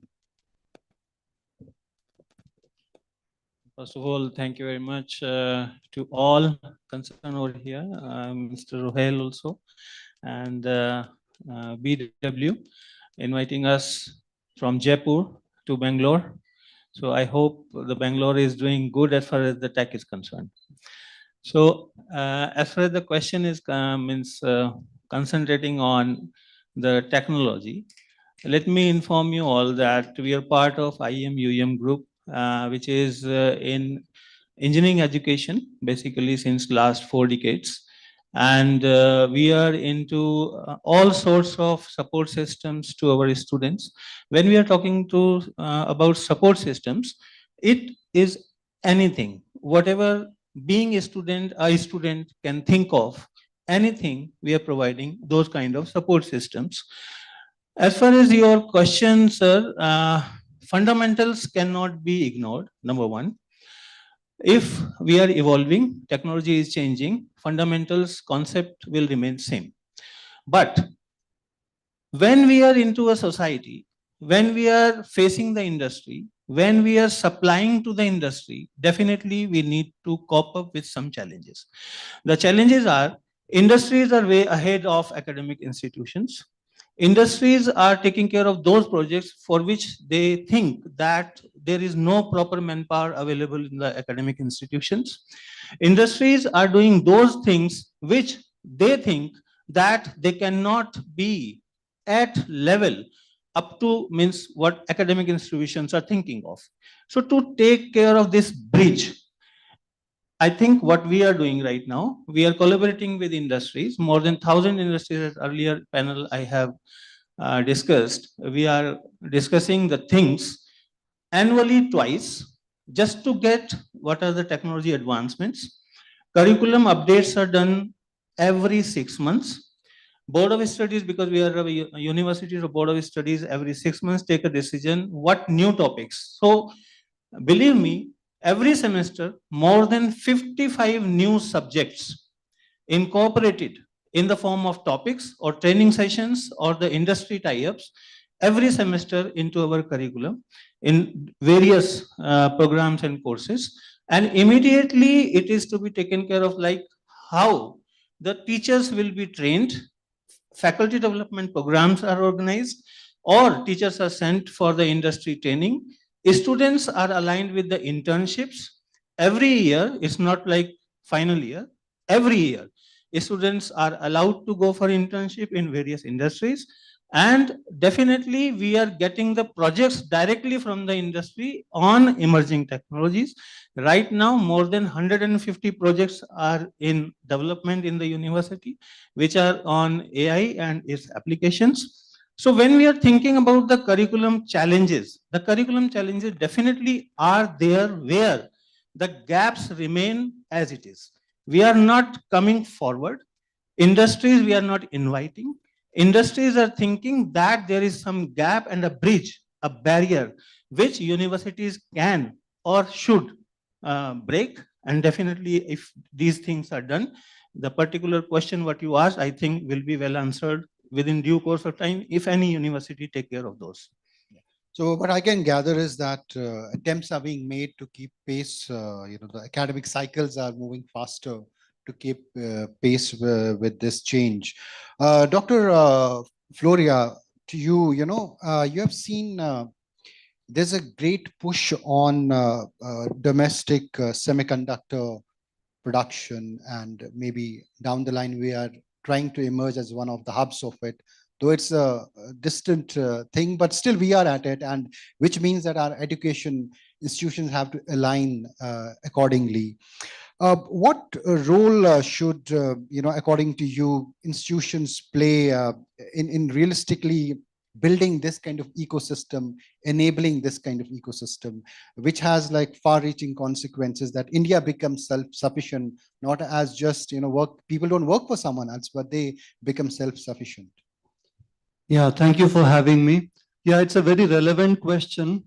The only thing that can solve this problem is a very close collaboration between the industry and academia. I think we can keep saying that, but unless that happens, and whatever changes are happening, still universities are pretty slow.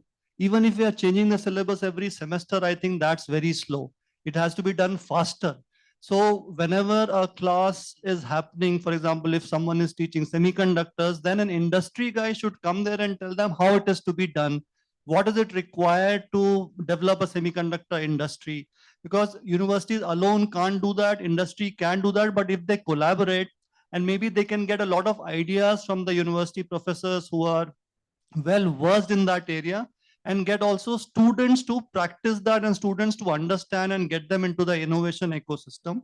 So it is required that effort is done from both the sides. What we see in India is industry thinks that academics are not up to that standard in general. I mean, forget about some IITs and ISC, definitely they are right there. But that trust has to be developed. And for that, as universities, we need to showcase that we have the ability to learn. And if we can send our students and maybe some of the professors in the industry to learn and get them into the classrooms on a very regular basis, only then we can go some distance in solving this problem. Right. Dr. Srinivas, faculty, having a faculty that really makes sure that innovation happens, make sure that the right knowledge is transferred is critical to the campus, what you could be becoming a brand. If you can give me example of what Aditya University is doing on that front, are you really actively looking at it? How are you putting those processes in place? A little bit on that. Yes, yes. And making sure that they go beyond that stereotype of being a faculty. Yes. Thank you much. Very good afternoon to all, and also thanks for giving me the opportunity to BW. Before answering your question, I just wanted to build on what you said. That Sharmaji mentioned about the importance of fundamentals. I personally believe that universities are there to teach the fundamentals. Absolutely. Anything else you do is beyond that. Any skill development you want to do, you can always do, but not at the cost of not focusing on the fundamentals.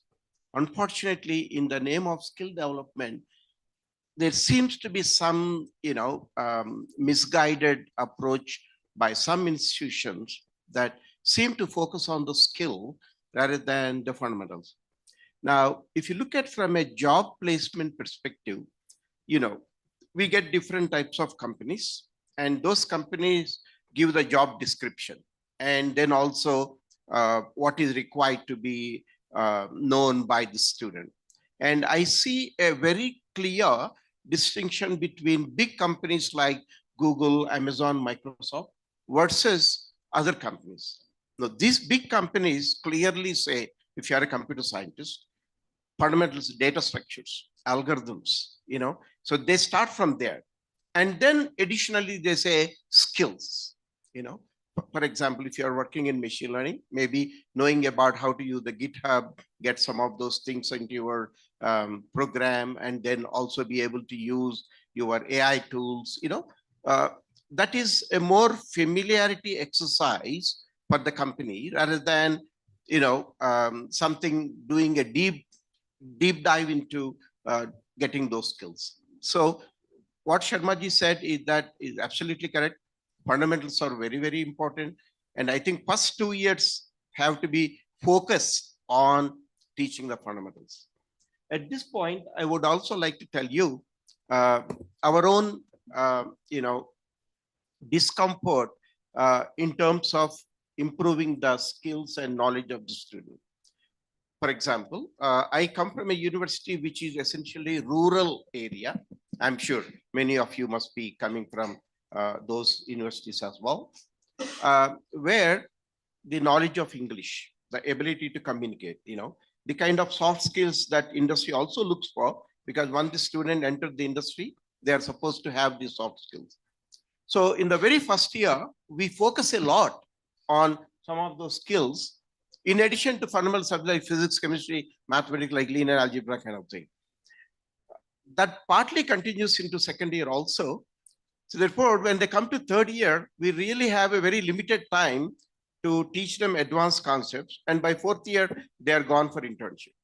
So one of the problems that we have, at least in the rural part of this country, where universities are being run, is that our bandwidth is kind of very, very limited in terms of importing that many things that we would like to do.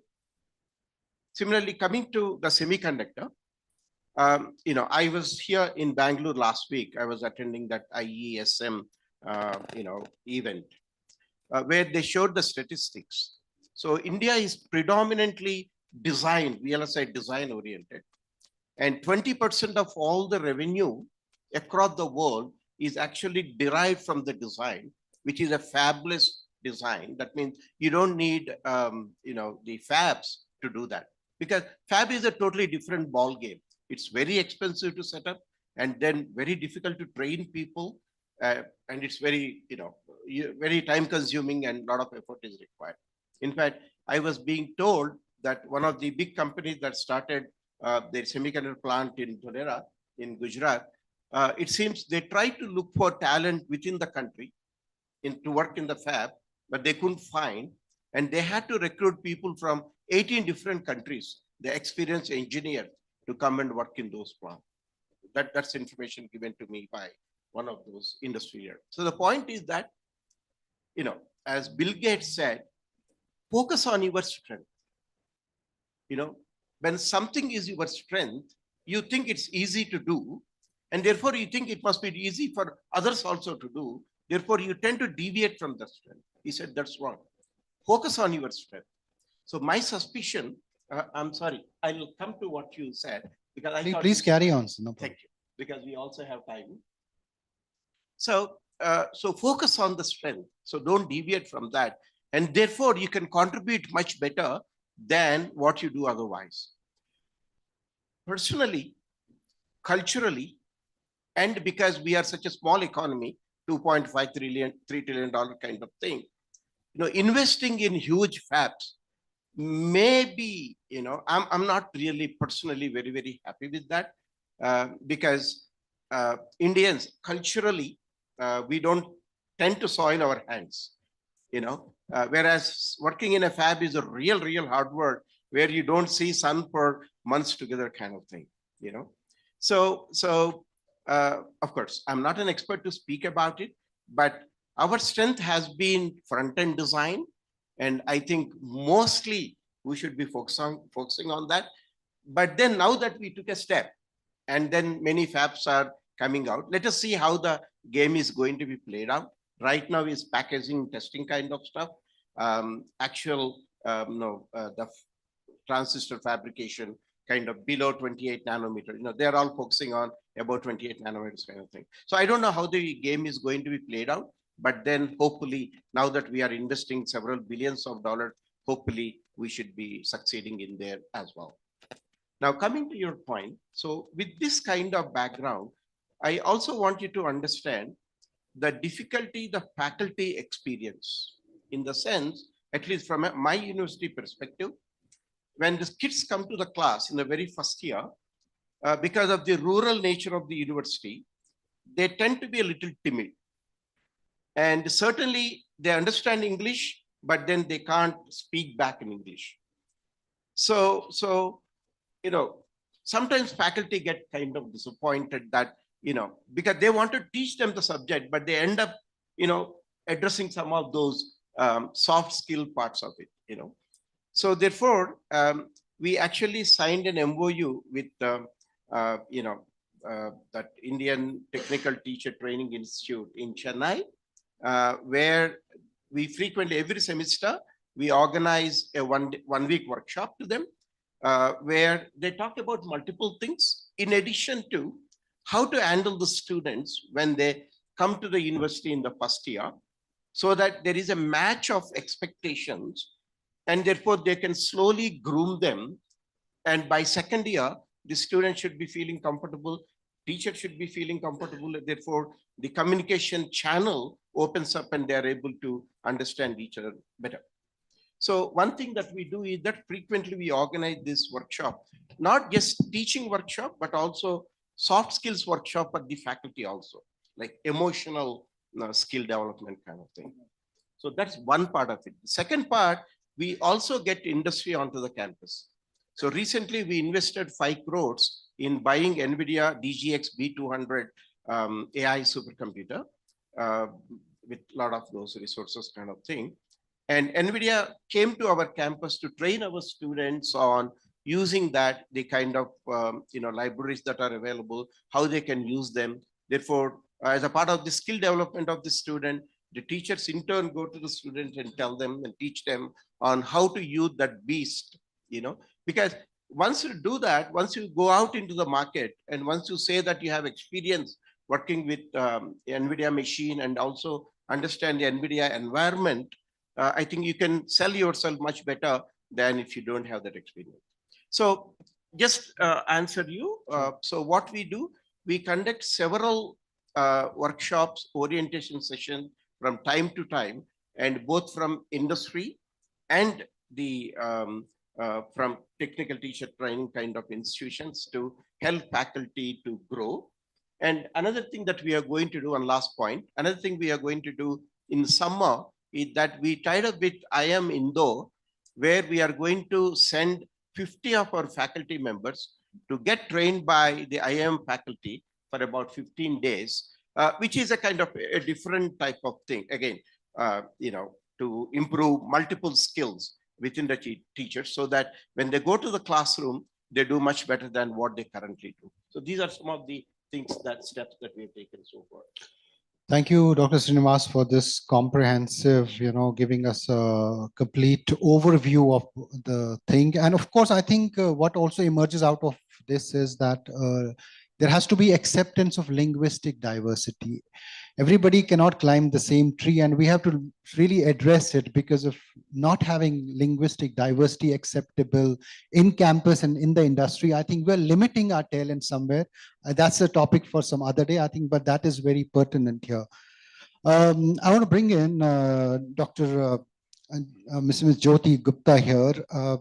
We are talking about emerging tech and AI. I think let's all accept we all use it. There is no shame to say that this is written by AI or this is not written by AI. I think we have to come to terms with this now.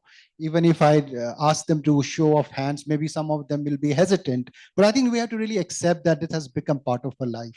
But then it cannot be unbridled. It has to be controlled, and somebody has to teach them how to do it right. Have we started doing that in campuses and treated that as a foundation skill? Are we still hesitant to look, don't do ChatGPT, don't do this? Has that culture changed, Ms. Gupta? Yes. Thank you. Thank you so much. And thanks for the opportunity to be at part of Business World, which is the largest for education. Firstly, I would say AI is a major changeover in our whole education world. Now, it's important for all of us to take care of the AI that's being used. Now, earlier we have Alexa, we had Siri. Now we have started with Gemini, we have started with Perplexity, we have started with ChatGPT. Now, the main thing of all these various startups for AI tools is hallucinations. You all need to be very careful about hallucination. Now, what do you all come up with hallucination? Hallucination is like, is the AI information true? Are we verifying it? Is there a co-author behind the study that has been considered for the AI? Now, the AI education, AI literacy, it's very important. Indeed, not only the students, even the faculties have considered a lot of FDPs for AI for faculties, AI for management, and then goes after we all get into AI, then we transform it to the students. Now, this AI is so important that we need to be very critical about the data we get and data we share, because end of the day, whatever data we share, it goes into the cloud. As you have seen the morning, the speakers were mentioning about the AI is actually losing our data, and it is spreading, and different patterns of data has been created, right? And that can be predicted using machine learning models, and that can be identified. It can be positive, and it also can be scary. It can be negative. Now, when I talk about AI, we should be very careful about the cyber threats. Now, we all should also be very critical about what is the cyber threats that AI education has been taking care. So definitely as a foundational course, we do introduce it to our students. Please go through an AI, start with an AI, see the output, but don't give us the AI answer. Read it, make your own notes, create an output of it, then we will evaluate. Definitely it'll go through Turn-in. There is an software which identifies what is the AI content. And then in that content, we can say, okay, the student have gone through, and it's just similar kind of a search engine, right? Earlier we had Yahoo, then we went ahead with Google, and now this all different kinds of AI apps. Now, the main thing about this AI, or the main part of education in AI, is hallucination. I request whoever is there in the audience, because I see a lot of young students around me, though I have missed my college today, but I don't feel that I'm missing new students who actually are there in the crowd. Go to Google and see what is hallucination in AI. Is AI very important? Is AI true? Are they giving the right information? And that is where you'll get an output. So if I see yesterday we won the match, right? India won the match, but what was the previous procrastination that was there? Will it win or will it lose? What is the prediction? What is the modeling that was going ahead? This is just about the match. Now, whether I talk about the weather forecasting, in the weather forecasting, how am I looking into whether how good are we with the climate? In the morning session, people were talking about the water consumption. The professor here from AICT, he was mentioning that we all are struggling with water, and being Bangalore, being like it's a blessing today. Actually, it's a festival, so that we know how prudent we are with the water consumption. And considering city, like a beautiful city like Bangalore, where are we facing these challenges? How are we controlling it? And what is the next norms of procrastination in our city for water? Now, like I know, I'm sorry if I'm taking time, but also I would like to add about sustainability in AI. Okay, we should not forget, we need to add on sustainability and how AI education can be used in a sustainable way, where the output can be seen in a different aspects of what you actually need. And it's, as I said, it's a search engine. And what is the outcome? We need to procrastinate and come up with a good output. Yeah, thank you.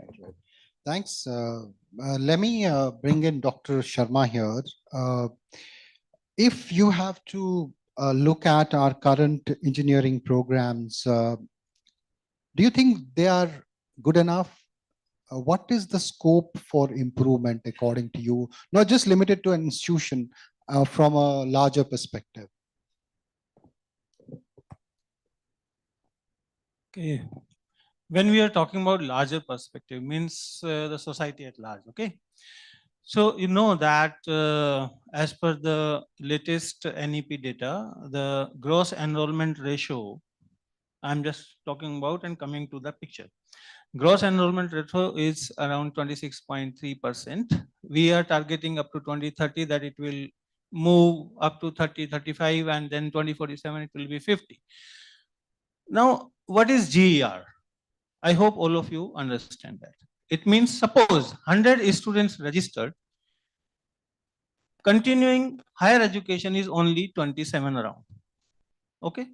We are fighting, and those 27, out of those 27, only 1 or 2 students are opting for engineering. 2%, 1 or 2%. Other in different streams, different programs. So when we are talking about the relevance, we should talk about how our higher academic system should be relevant to balance 64% students, 67% students, right? 64, sorry. And how it will be more relevant to that society which is basically not getting the benefit of artificial intelligence right now, not using that, but we have to make it. You know that I think 10 years back we were not using the smartphones, but industry made such efforts that every person, even in rickshawala and sabjiwala, is using smartphone now. Can we make that kind of revolution in our industry that each and every person should know about the artificial intelligence and the impact, effect, application of all these artificial intelligence things what we are talking about right now? As soon as you, means as far as you are saying that for engineering things, basic engineering will remain same. Fundamentals, as already I have said, will remain same. But we need to redefine our fundamentals now. Will we be using the same fundamentals that after 10 plus 2 we will be learning C? After 10 plus 2 we will be learning how to use a hammer in workshop? No. We have to learn these skills earlier in our life. We have to get back these skills into the curriculum of 5th, 6th, 7th, 8th, 9th, 10th classroom. And we need to redefine the fundamentals for the undergraduate courses as well as for the postgraduate courses. But this will take time because it's a long process, and education definitely will not change. When I am talking about education, is the fundamental education. So when you are asking regarding the engineering thing, sir, it will remain same, but we need to cope up, we need to come up, we need to deal with the challenges as well with the solutions. Solution lies with industries, because industry governs whatever things we are talking about. Industry governs where we are sitting. Industry governs why we are sitting here today. And industry governs what we will do tomorrow. So whatever the things, if we are not aligning ourselves with the industry requirement, again I am saying, institutions, academic institutions should come out and invite industry persons to their campuses so that this gap should be reduced. The understanding between the two should increase, and we should be aligned with their idea of after 5 years. We should not talk about our idea, okay, after 5 years our students will learn that. No, we should align with the understanding that after 5 years what industry will look into a candidate and what need to be trained, what kind of equipment we should have. Let me inform that recently we have not purchased a supercomputer, we have developed a supercomputer in our lab, and the best of the supercomputer has the speed of means I am talking about my 953 teraflops. We have developed a supercomputer in our lab, 953 teraflops, and if we would have crossed something, it would be petaflops, which resembles with the good quality of supercomputer. We in our institution try to give what industry expects. The young students are there. If we are not redefining the fundamentals, definitely students will not choose the right kind of way, right kind of, you can say, education. We are not talking about that students should go only for engineering. No, only 2 to 3% of the total 26% of the GE are taking in engineering. Others are arts, commerce, but every student should know, every person, that particular chai wala should know what is the use of the AI in his life, how he will use it.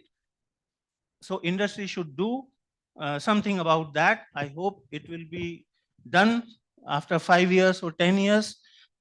So that's definitely the perspective. Thank you. Thanks. I think, yes, I think somewhere you also refer to that it will collapse the academic cycle. What you learned in, say, second year, you have to maybe learn in the first 6 months itself, right? These are the real threats and opportunities as well. Dr. Floria, hybrid learning models, of course, have become very mainstream now. But if we talk about emerging tech and tech which is being taught like AI and robotics, do you think they can be taught effectively in a digital environment? So I think totally digital, I don't think it's possible. Maybe generative AI can be taught in the online mode, but if you're talking about robotics, it needs a hybrid model.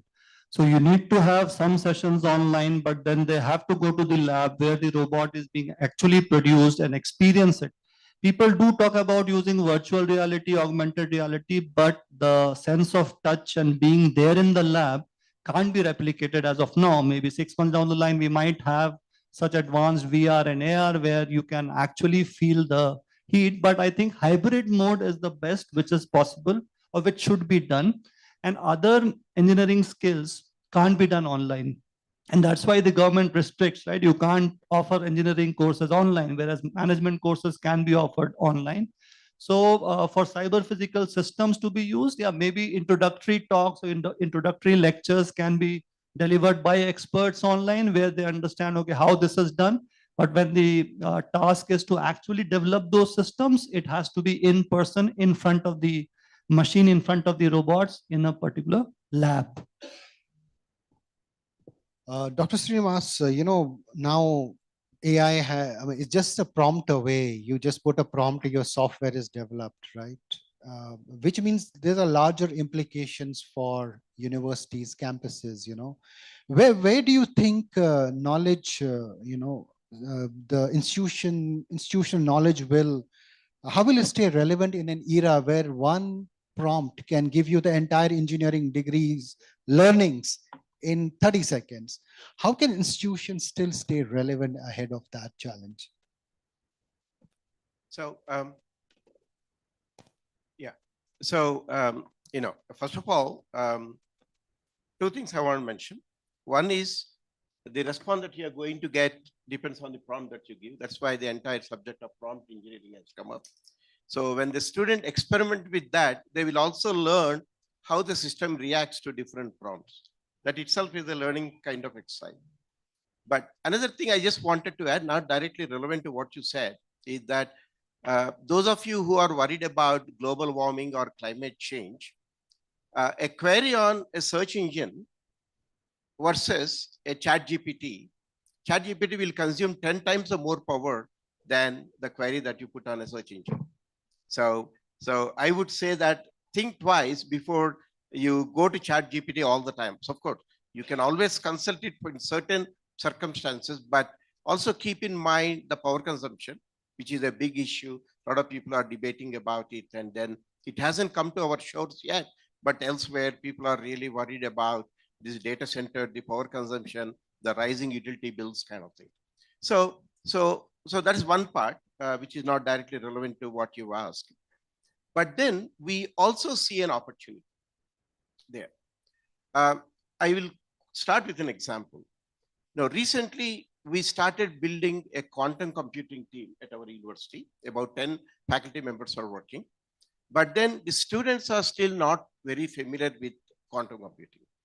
So what we did was we wanted to submit a paper to a journal on one of those use cases using quantum computing. Then we took about 3-4 students who are very good in the class and told them that, look, we want to address this problem using quantum computing, but our own knowledge is very limited to teach you, first of all. And the second thing is that it is not there in your curriculum yet, and therefore we still need to figure out how you can learn. So what the kids did was they immediately went to ChatGPT and started posing queries to that about what is quantum computing, what is a quantum circuit, what is a Qiskit, how to use the Qiskit. So suddenly we found that the students are able to learn new things that we did not teach them. And whatever the result they come out with, they may not really understand, but we used to interpret for them, okay, this means this means this. Now, can you go back and then ask this query to it further to what you said, and let me know what the answer is. So the point is that finally we could submit a paper. We are waiting for the result. But the point is that there are also instances where this kind of chat GPT kind of chatbots are also very useful to you. But there is always a possibility that somebody could possibly misunderstand or, possibly could misuse that kind of thing, because you see a lot of people are actually so there was one instance, one teacher complained to me that he gave an assignment in a class and 60 students in the class submitted the same assignment because they took it from same source, all of them. Okay, so this kind of issues are there. But the point is, the way I see is that if you are able to kind of filter out what circumstances you can use. So basically, we are coming out with an AI policy for the student. And the policy clearly tells the student do's and don'ts of using these AI tools. And once we agree upon the do's and don'ts, then it's much more easy for us because the AI tools are kind of reinforcing what we are already teaching in the class.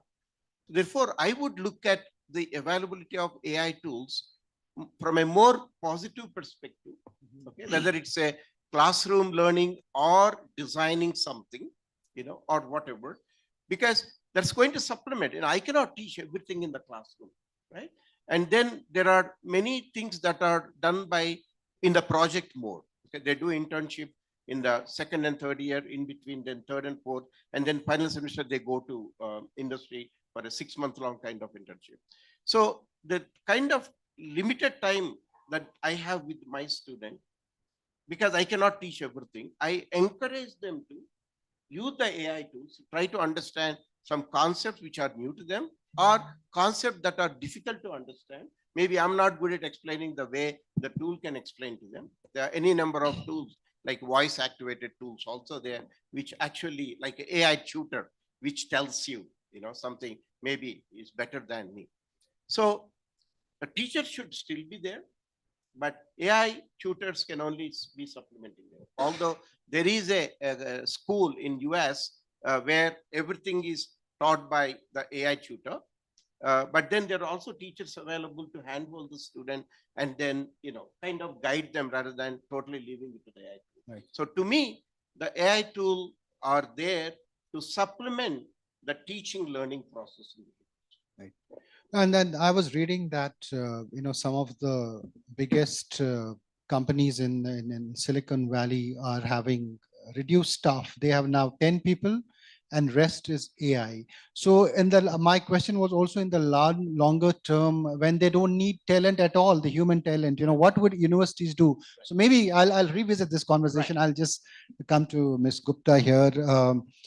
When you give me a first-hand sense of when you're teaching today, someone who's coming in the classroom all prepared by AI, what are the real teaching challenges today in the classroom, with people coming to terms with emerging tech, what are the real practical problems of teaching in the classroom today, according to you? Using AI is not a crime, but using it in a right way, it's more important. Now, when we have a set of 60 students and we give a problem statement, as you all know, the problem statement just goes into the search engine and you get the output. And with that, as we have lots of tools available, they just rephrase it. We get it in the different format, but the content is same. Now, with this education system, we come up with case studies. We ask them to evaluate the problem that we gave him. So the question that we ask them, it's not direct, but the answer that we expect, it's coming up in indirect ways, so that AI can get confused, but not humans, right? If you keep asking the same questions to AI, let me tell you one more point. AI cannot replace humans. In many ways, at least in innovation, creativity, and in also the way we think, AI is very clear. You give me the question, I give you the answer. But what is the outcome that we are expecting? We are expecting for case studies. As I'm an architect coming with an engineering background, we come up with creative designs. We come up with technology wherein we use AI to help the design, not to replace the design. So there are various kinds of input and the tools that we expect. Like there are a lot of books like Dr. Jennifer Khan Academy have written a lot of AI for education, how we can actually get into it. And positively saying that if all the students are going through the AI, the answer cannot be same. It should be in a different phrases. But as a faculty, we need to identify and evaluate, okay, so you have done it, now you tell me what are the different case studies that we can evaluate further to create a proper methodology. So that is what I would say. Okay, is there any question? One question is allowed. Yes, sir, please. Can we give him a mic, please? Yes. Yes, sir. I think we can hear it. We can. Just a quick question, yes. I think she spoke about the hallucination of AI. With whatever little knowledge I have, I will tell why it did. Because being a co-founder of one of the startup where we built the foundation model for the legal system. Because legal system is one system which is not trained on my outside country data. So only we have to do it. The basic problem again goes back to what Srinivas said. We have not taught them the fundamentals. If somebody would have taught him matrix algebra and how a decoder works and an encoder works, he would have removed the hallucination in no time.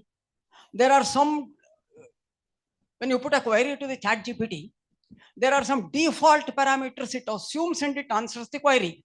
There is something called a temperature, there is something called a context window size, there is something called at what size you create the vector database. So if you create it at the sentence level, you will get one answer. So I wanted you to ask one question. No. Yes. I will tell you what I am telling is it is an insufficient education we have given to the candidate. So that is why that hallucination came. Otherwise, there are various ways of removing it.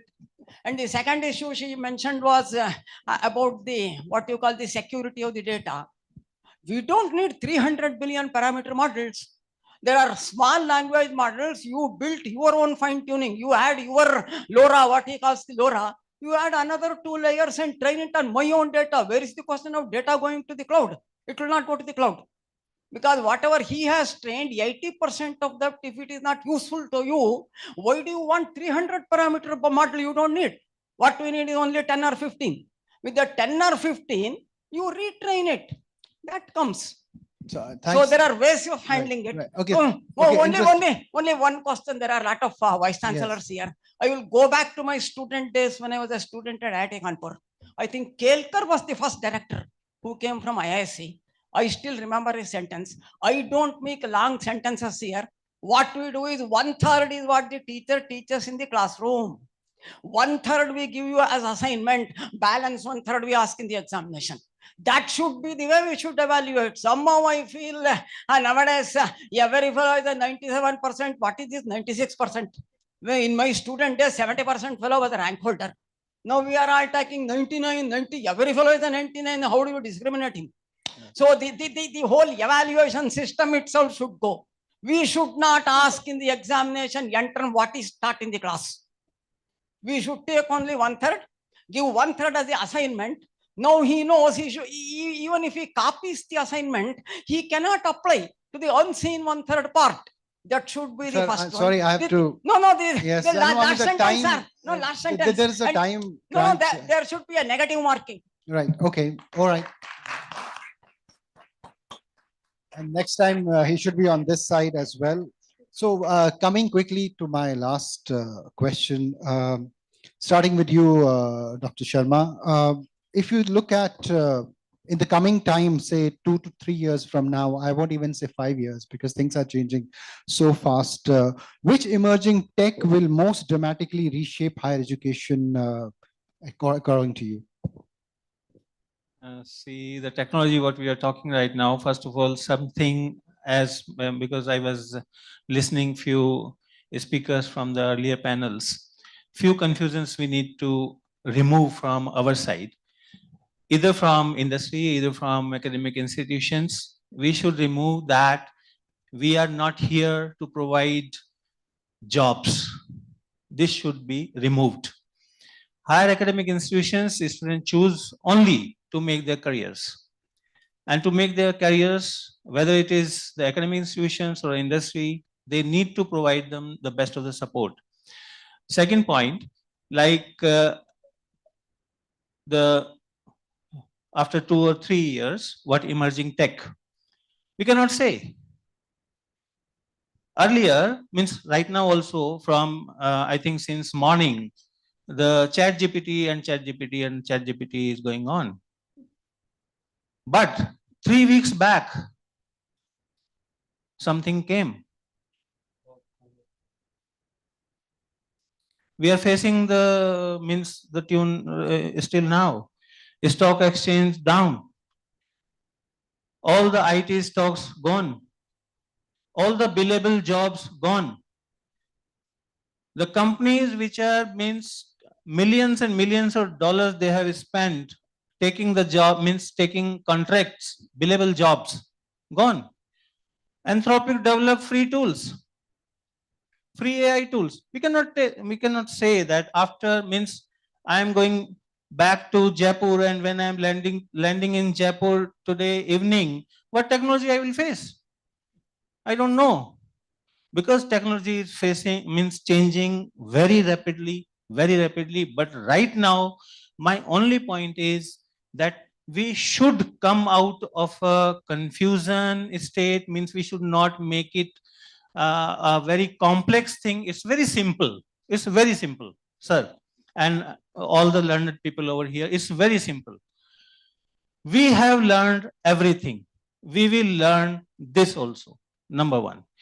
We have taken everything as a challenge. We won. We also will win this game also. And definitely after some time, everybody will use AI as a tool. Why we are making so much fuss about it? everybody will learn. Semiconductors, everything, we will develop. We are humans, we are evolving, we have evolved, and definitely we will do it. But in the next 2-3 years, definitely we cannot say anything. Right now, the Gulf War is going on. So we need to take care. Thank you. So, Dr. Flory, you agree that there's a lot of uncertainty that what will come, we don't even know, right? You want to add to it? Anything? Yeah, absolutely. There's a lot of uncertainty, but one thing is certain that three-dimensional AI is going to change a lot, right? So right now, generative AI has created so much of confusion and uncertainty, which is two-dimensional. When cyber physical systems come, which are three-dimensional, and they spawn the globe, that will be a world-changing technology. But the uncertainty is there. We need to know how to handle and how to live with uncertainty. Dr. Srinivas, any closing comment on how should we prepare for whatever disruptive is going to come our way? Sure. 2 months back, I was in Dubai delivering a keynote talk, and the person who was a chief guest, he said something very interesting. He said 3,000 years ago, a farmer employed 2,200 workers, and after that, suddenly the axe became available, and therefore he had to ask 100 to go. Now, what these 100 do? They found new ways of using axe, and then took their axe, found 200 different ways of using the axe in a different thing. So I'm sure I'm not really worried about at all. But before saying that, I should also support what Dr. Sharmaji said. Universities are not there to give jobs, first of all. But then, I want to say that also because, that killer instinct in the student is gone. The moment university says, okay, the exit price to you will be a job. And the student will not really try to explore, get that killer instinct to find something all by himself or herself. Okay. So therefore, in this kind of scenario, whether we give jobs or we are not able to give jobs, the student should still be very alert and try to figure out, in the absence of some entry-level jobs, what should I do so that I can secure a job and do something meaningful. One last statement. I was again at the AI Summit in Delhi, whenever it happened, 2 weeks ago or so. So I was talking to some people. I spoke also to Amazon. Now, Amazon, as you know, laid off some 30,000 people recently. So what he said was that Amazon had both white-collar workers and blue-collar workers. Now, blue-collar workers were largely removed. And among white-collar workers, he said, those who could not upskill themselves by making use of the new tools, such people were removed. So that means one has to constantly upskill herself or himself so that you make sense of your presence in the market. So I think my appeal to the student is that focus on fundamentals. Like Sir said, focus on fundamentals. Once you start from the fundamentals, anything else can be derived by you if you are strong in fundamentals. You don't have to learn multiple things, because the moment that skill is not there, you tend to forget. But if you are strong in fundamentals, you will certainly be able to do whatever new comes to you. And the second thing is that keep upskilling yourself. As somebody said, the moment you stop learning your life, you are dead. Okay, so keep learning new things all the time. Keep upskilling yourself so that you remain meaningful in the market. All the best to you, students. You want to add something? Closing, last comment. Yes, thank you. Basically, there is a lot of research and development that's being focused on these days. And Karnataka government also has initiated 7,000 acres of land only for research and development. That is our HWET. So in that perspective, coming from an educational institution, I would definitely recommend that, as Sir was rightly mentioning, today we have AI, then earlier we had another tool, so we don't know what will happen next. So research, learning is really required. So nothing is confirmed, because end of the day, what we look for is publications, we look for Q1 journals, we look for the new invention that has been launched, because that's what the target even for the faculty members are. So when you see see that, we look for patents, we look for copyright, we look for some products, and that is where we look for startup companies who could help us in various other setup that institution can be provided. So research is the main domain for the future, or it's still going on. But I would say that not only Bangalore or India, but also in the Western countries where I had studied in London, there also research was a predominant phase in the undergraduate and graduate level. Right now, we look only for the researchers, like the PhD level in our country, but there it's already for the undergraduate level. So we need to see that what research needs to be taken care for each and every career, whether it's engineering or management or architecture or construction. We have a lot of inventions. So that is where I would like to close on But with I think myself. it all points to one thing, which I think is teaching and institutional learning and teaching is no longer a cozy job. The tech is making it difficult on this side as well, not only on the industry level. So you have to be on your toes all the time. So it's no longer something you can take for granted and teach for next 3-4 years. I think the curricula itself is threatened by the tech itself. But thanks for sharing your perspectives, and thanks for spending this time with us here. That's it about it. Thank you so much. Yeah.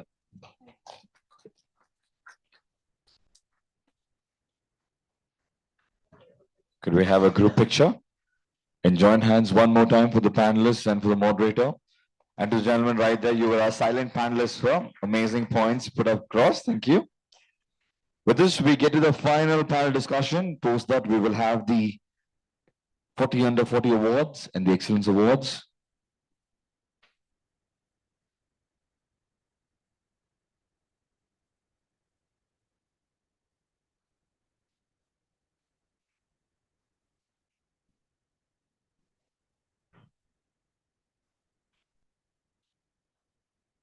Well, ladies and gentlemen, it's right about time that we have the final discussion. And this time it's about global engagement, international collaboration, student mobility, and global accreditation frameworks. Before I call the team, the panelists, and the moderator, I'll just give Ruhail a minute to breathe in. Yes. In the meanwhile, we've got like all the lovely people in the house. Just a quick question. Which is the most awakened table in the house right now? Which table is all up and awake? No one. You can tap, clap, and give me a shout out so that I know that table it is. 30 seconds, yes. Which table is more uplifted or completely got some insights from today's session so far? Make some noise if you did so. All right, one. You can clap, tap, you can make noise, just make yourself heard. That's about it. Okay, superb. So if I ask you this question, let's say, AI is nothing without HI. Would you agree with it? HI being human intelligence? Yes or no? Yes, it has to go hand in hand, right? As I keep saying, like, our AI is only as good as our prompt is. Do you know HI is pretty much on the lowest side, exactly at about 3:20 p.m., which is right about now? And by sending a strong signal or the right signal to your brain cells, we activate it. What is HI, human intelligence? How is it monitored or triggered? Through our brain cells and brain activity. By sending the right message, we activate it. If you're feeling low, you're feeling sleepy, you're feeling a little down, we activate it by getting the right message done. Do you all know the two brain part theory? Very simple. We have two brain parts, right? Left and right. That's about it. Your left brain controls your right body action. If I'm able to do this, it's because of my left brain. If I'm able to do this, it's because of my right brain. But if you send two separate messages to your brain parts to do the things, it will not accept it, but it'll try to get to the center point where it helps you rejuvenate. I'll prove this to you. Take your right hand and give me a high with audio. Oh my God, that's the most amazing slow motion high I've ever heard in my life. Little more energy in the house. Hi. Now take your left hand and give me a hello. Superb. Now take your right hand and just like the train action, like chikubuku, go front. You can give audio, chikubuku, it helps. Go a little faster. 70 kilometers, 80 kilometers, 100 kilometers. Now cool. Now take your left hand. Now let's go reverse. Buku chiku. Yeah. 30, 40, 50, 100. Now get your both hands. Right hand, forward, left hand, backward, do it. Who is able to do it? No one. You just assume that you're doing it. You will not be able to do it because your brain does not process that. You just get an idea of it. But just the thought of you asking your brains to do the action, this front and this back, it gets both the parts to work up and come to the center where it really helps you rejuvenate and come back. On that note, can we have a round of applause to yourself for being right here at the Engineering Excellence Conclave? Come on, clap it out loud, loud, loud, loud, loud. Superb. With this, we get into the final panel discussion of the day. And to join us as the panelists, let's welcome, we have the Vice President at Presidency University, Mr. Salman Ahmed in the house. Do we have Mr. Salman in the house? All right, he's just about to join in. Could we have our Director, St. Martin's Engineering College, Secunderabad, Telangana, Dr. K. Ravindra to please join us. A big round of applause. We also have Director of Research, Prayoga Institute of Education Research, Dr. K.S. Nagabhushana in the house. A big round of applause. Come on, this is the last segment. Let's have some energy. And we also have the Director at ISSER, Thiruvananthapuram, Professor J.N. Murthy. And to join us in this league of panel discussion, let's welcome Principal, Navkis College of Engineering, Dr. M. Venugopala. And also to spearhead this session as well, we have our very own Mr. Ruhail Amin from BW Business World and Exchange for Media. Thank you, gentlemen. Good noon. Over to you, Ruhail.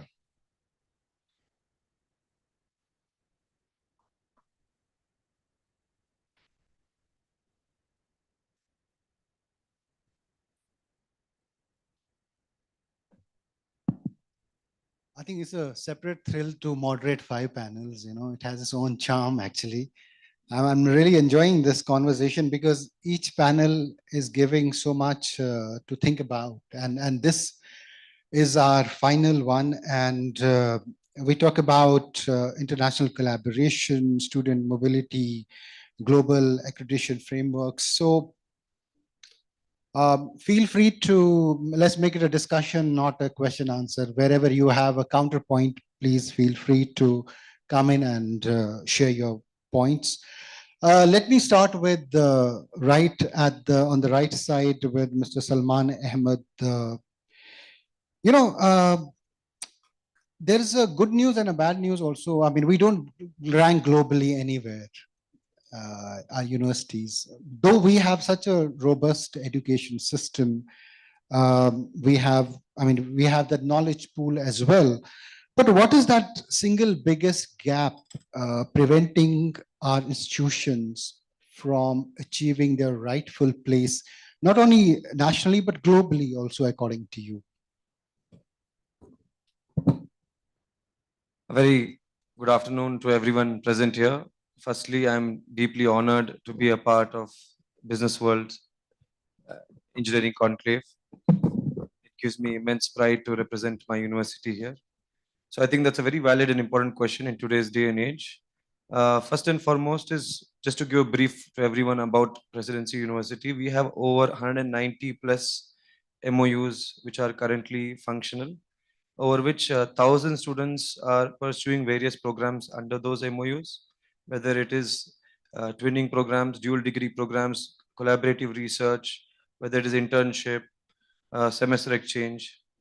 And I think the most important is to clearly define the outcomes of these MOUs, whether it is in the form of their agenda, their timelines, the responsibility taken by individual universities, and to clearly define the outcome. And it is not just about global exposure. I think many universities, yes, that is a very important point. There should be global exposure in the world today's day and age.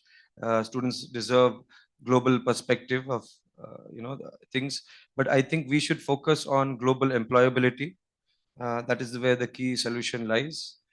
Many students go there also to ensure that they get a job, and that is our responsibility to ensure so. And these MOUs also come as a blessing. It's not just about the quantity of MOUs, it is about the quality of them.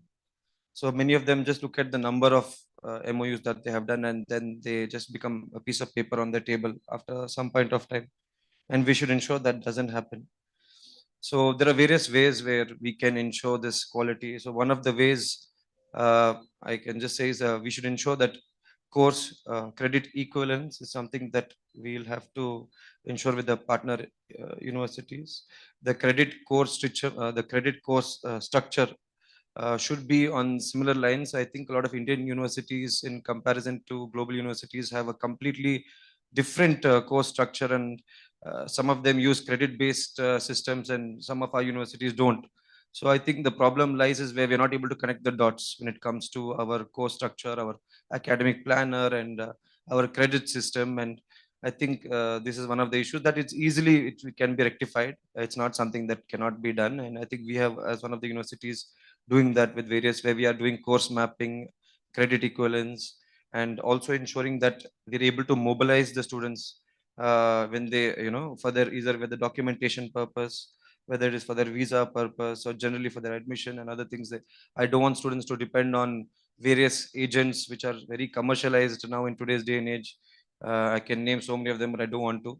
In Bangalore city as well, where they charge a huge bomb of a fees, and the same thing is provided free of cost in every university in today's day and age. So that's that responsibility to be taken over by the university to ensure the smooth mobility of a student transferring from an Indian university to a global partner. One of the other points is academic excellence centers, or the academic industry academia collaboration. These two specific points where many universities, for example, in our university, we have a center of excellence with NVIDIA. And there are also counterpart universities with the same center of excellence, especially in Taiwan or other countries. So what this does is, when my student is pursuing from the second year onwards this particular course or center of excellence with NVIDIA, he's continuing that in the third year or final year in that partner university. So this, what it does is, it ensures that placement industry experience, and to ensure the employability of the student. So this is one such way. And center of excellence, we are doing it with Tech Mahindra, Samsung, as I said, NVIDIA, Capgemini, and all of these are global companies. So there are many counterpart universities also providing the same thing. And yes, I think more or less, I hope this answers your question. Absolutely. I think you've touched upon the right points here. And I want to bring in Dr. Ravindra, since I want to stay with this question, because I think somewhere it relates to what all we are trying to do. How can we uplift our global image in terms of higher education? How can we see more students coming to India rather than going away from India, according to you? At the outset, I would like to thank BW Engineering Conclave for inviting me to this. And, good afternoon to everyone. I'm seeing age circulation of 40 years. I think those who have the experience of 40 years and just studying students are also here. It's a very good congregation, I can say. The question is, it's like brain drain. Brain drain from our country to elsewhere. Why not in the reciprocal way, in the reverse way? Sure, from decades it has been happening. Now also it has been happening. In future also it will happen. The reason is we are unable to attract with our educational standards the so-called leading country educators. Maybe students aspiring education, foreign education, with affordable cost and some compromising standards are preferring to come to India. Fairly speaking. But if we really want to welcome or attract the attention of, let's say everyone speaks about USA, everyone's dream is going to USA. How many USA people are coming to India for study purpose? I can say not even 1%. Not even 1% in engineering education. There itself, it is a very clear mirror for the entire Indian education system, where we are in the educational standards to cope up with or to attract brain drain in the reverse way. So what is to be done for this? Accreditation standards, NASCOM reports. Surely our missions from the government are visiting abroad companies. ACT is also organizing some of the conferences, world conferences, WASAs like that. They welcome foreign countries also like Singapore, Malaysia, Canada, New Zealand, and they discuss their accreditation processes and plus and minuses in that. What is the status of our accreditation? Some of the points from their countries will be taken into the consideration while framing the newer format of the accreditation process for improving the standards in Indian education system. However, there is one thing called Washington Accord, which most of our accreditation bodies will follow, but we are unable to incorporate anything of it in our accreditation standards except in NEP 2020. NEP 2020. And NEP 2020 was introduced in the year 2020. Next year itself, we celebrated that it completed 1 year anniversary was done. To see the success of NEP 2020, in my opinion, we have to wait for 4 years because it will be applied for the candidates admitted in the year 2020. How it worked and what modifications are required, what type of feedbacks are to be taken, should be done in this 4 years time from 20 to 24. And in the 24, if we celebrate with the points of plus and minus and what improvement has come in the education standards of India, how many foreigners are attracted because of the evolution of NEP 2020, then it means a lot. Now we claim that NEP 2020 completed 6 years. But everyone from academic organizations here, are we really to the 100%, to the core of it, are following NEP 2020, other than while uttering the statements when we are at the podium? It is, I can say, happening 10 to 20%. So the standards are to be improved to attract the foreigners into the education system of India. I think this is a relevant answer for your question, sir. Professor Moti, yes, would you like to add something to this opening question? Absolutely. I'm not sure. Thank you for the opportunity to be amongst you. I'm a scientist by profession. I'm a professor from IIT Kanpur, but have been on deputation as a director of IISA Thiruvananthapuram. So as a scientist, I definitely have a different perspective to the issues being discussed. As you rightly said, we have students going abroad. How many are the students that we have on our campuses is what really sets the tone for when we speak of where we belong in terms of the quality of our institutions in the global scene. I think he did touch about, Professor Ravindra did touch about a few aspects.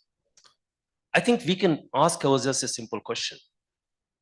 In fact, if you look at the simple statistics, about close to 1 million of our students are going every year for abroad, which has kind of come down in the last 2 years because of the geopolitical situation and the politics that prevail, the administration that you have in the United States. Even now, as I speak, I think the numbers are to the tune of about 600,000 students that are going abroad for higher education. I think the answer lies in the question itself. Why is it that our students are going there? In pursuit of what? I think let us accept, I think there's a lot of noise there. Right. Maybe we can close the doors. Let's accept the fact. Why do we go abroad?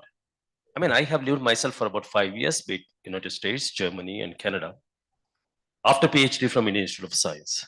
Why do we go abroad? I mean, I received the education from one of the best institutions in the country, but yet there was no acceptability in our country unless I did my postdoc with best of the scientists. And let me come back to the question, why do we go? I think it's sheerly for the quality of education. Excellence in terms of the education that you receive, be it in terms of the education as well as the research that you pursue. One. And two, the infrastructure that you have and the living ecosystem. So when I think you asked whether we do have accreditation or we have some ranking for our institutions. There are a few institutions in our country, and you should know, for example, Indian Institute of Science, IIT Bombay, IIT Delhi, do feature if rankings are a way of accreditation. We have, for example, QS rankings, THE, the Times Education rankings, and all this. We do have a sizable number of about a few in top 200. And this was not the case about 10 years. But I think the target is, I mean, we are far away from the target. We don't even feature in top 100. Despite the fact that our population is so much and we boast of our country being on the way to becoming Vikshit Bharat, of course we are developing. The fact remains that we are really far away. How do we make our country a destination for others? And as I said it, the answer lies in the question itself. Why do we go there? Can we really create the same infrastructure? Can we provide the quality of education that we seek for abroad? Can we provide a living ambience that we get there for foreigners to come when they come to our institution?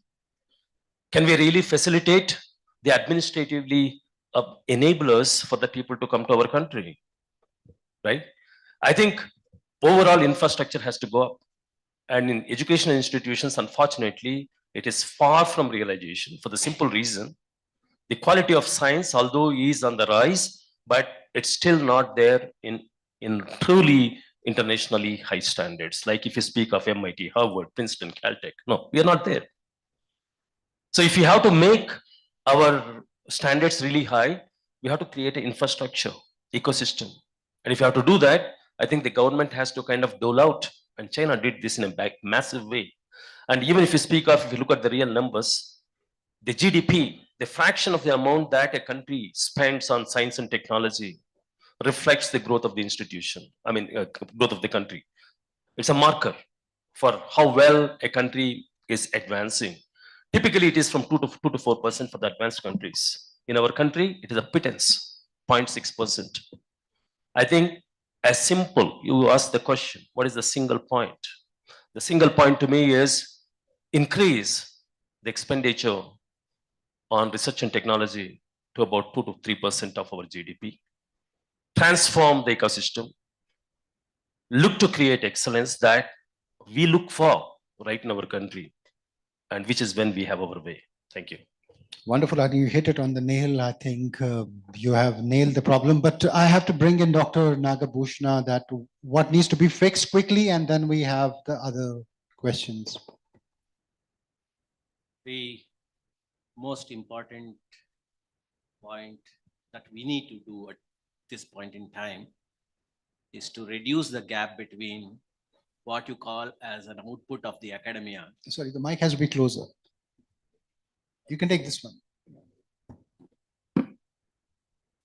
The best way it can happen is if you can close in the gap between the academia output and the industry input.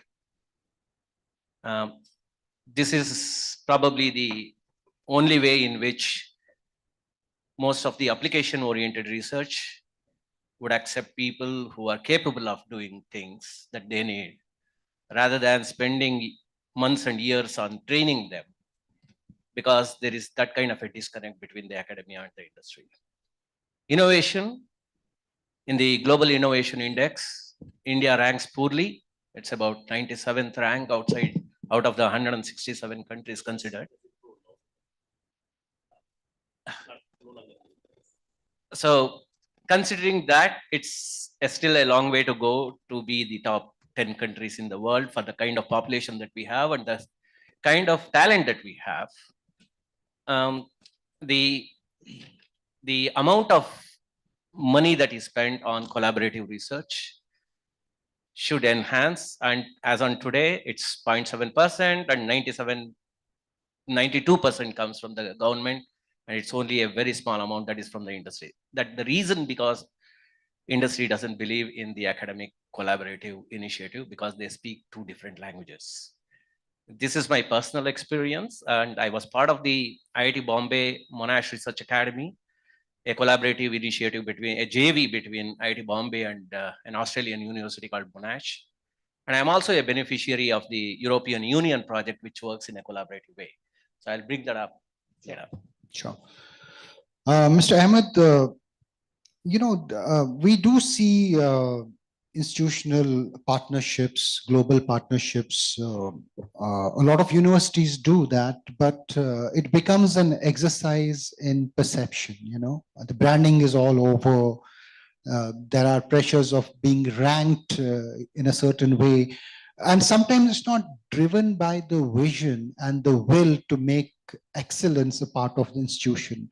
What is the right way, or how do you approach when you do international partnerships that it is for the right reason, not just a branding exercise? And what can institutions do to kind of stay course, stay on that vision and not be kind of, swayed by that, look, I'm being seen everywhere in the world for the sake of it? Yeah, I think that's an interesting question. So the point number one will be that most of the universities abroad look at India as a very large admission consultancy agency, especially universities. I think this perception from the global market is slowly changing now. They're not looking just for the sake of numbers. They're also looking for the quality of students. And when it comes to their minimum CGPA or the minimum attendance or the minimum internship period or the amount of projects and research they have done are being quantified by both universities to ensure the smooth transition of the student to a partner university at the global level. And this is one of the, I think, major points where a university can control or filter out the quality and expect targets, especially targets that are mentioned, I think, on MOU is something that we will be able to churn out results. Great. Dr. Ravindra, we have heard about student mobility, exposing them to global engagements. But if I talk about faculty mobility, are Indian institutions investing enough in it to kind of make the faculty internationally exposed, bring in the learnings and implement on the campus? Is that happening on scale? Fairly speaking, very little happening, but very little, to the extent of less than 10%. We all are, except the institutions of excellence like IITs and ITs, all other institutions, even universities, deemed universities. We always try to maintain our branding by inviting the foreign professors into our organization for teaching so that we will be elevated. We feel that. At the same time, we enter into MOUs with them for student exchange, faculty exchange. But after a year, if we really develop a report, how many professors we invited from that particular MOU made university into our organization, and how many faculty members of our organization visited that university at least for a span of 10 days, 2 weeks, 30 days, 45 days. Most of the cases it is zero. Most of the cases it is zero. Similarly, student exchange means it is happening. We entered into Pittsburgh State University for 3+1, 3 years here and 1 year there, with a lot of discussions with the parents and students. We could able to mobilize in the year 2024 only 5 students as a first trial. They went there and they completed their graduation and post-graduation there itself. They chilled. Next year, we could able to identify 9. Now it is 25.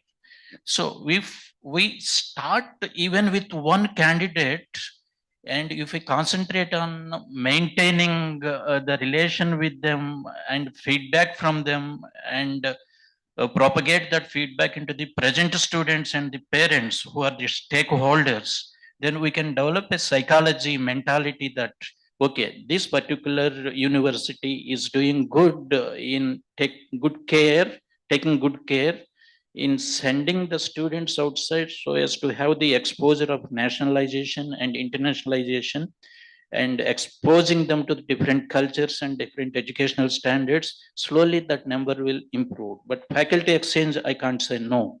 So to improve this, a lot of honesty is required in both the managements, that side and this side. If that honesty with ethics comes into the education system, certainly this particular objective of interconnecting the abroad universities and our universities will certainly grow up in future. This is my opinion, sir. Professor Moti, you wanted to add to it? Yes. Maybe I can pick on both the points. And I think first one is about the MOUs that you talked about. I think most institutions would like to be seen, and in terms of international connectivity, it has become more of an act for every institution to kind of boast of, no, we have this many MOUs, and to reflect a sense that they're internationally connected. But this international connectivity, is it in reality a true connectivity? I think, maybe I sound negative if I place before the very informed audience here certain facts. Let us accept in Europe, basically, there is a acute shortage of the talent because people are not looking for science and higher education. They're pretty happy with simple jobs. And the population depletion also is a prime concern. And America, for example, has shut doors to China largely, going by trust deficit. And youth, I think one of the strengths of our country is that we have, I think if I have the statistics right, I think in the age group of about less than 35, our population is more than 60%. This is one reason why in India, I mean, we all can hope that, India can become really the most powerful. No other country has this demography in terms of the population. And given the depletion of the youth, the most higher education institutions do not have students to pursue science and research and technological developments. They are basically kind of coming to our country to the extent that they're all tapped at the college levels through these MOUs. We send out our students, but do we have anybody from abroad coming here? That is zero. The reason is simple. I think, we have to worry about the, level playing ground. If I have to play a shuttle badminton with somebody who is basically an elbowed, if I have some skill, naturally I will not enjoy. This is the plight with the scientists abroad, technologists abroad for international collaboration with the faculty members in our country. There is a standard deficit. And he also mentioned about the fact that this happens. Yes, this happens absolutely day in and day out in IITs. And in ICER, as I speak of, we have set up something called as the International Research Training Group, IRTG, which allows 16 students, our PhD students, to go to Germany, to the University of Duisburg, and 16 students to come to our institution. As I speak to you, I have at least 10 to 12 German students in our campus because we provide that ambience and competence in terms of the scientific caliber. I think, overall, this standard has to go up if India has to be seen as a forum for free mobility, not only in one direction, but in two ways, right? That is very important. The second, we speak of the faculty mobility. How can this be improved? I think was your question. This can only be improved by one-on-one collaborations, one, where it is effectively promoted by the host institutions for research and technological developments to flourish. The second, promotion of joint proposals integrally by collaboration, where students from this side and students from that side can basically effectively kind of involve or engage in a bigger project, and whereby some kind of a scientific findings or technological developments can be nurtured, right? Which will also allow have an inbuilt basically student exchange mechanism. Unless these are brought at the curriculum level, and kind of institutionalized by way of MOUs that are really practical. We can't see basically the faculty mobility happening. The third aspect, unfortunately, is a problem that we press on, keep talking to the ministry about.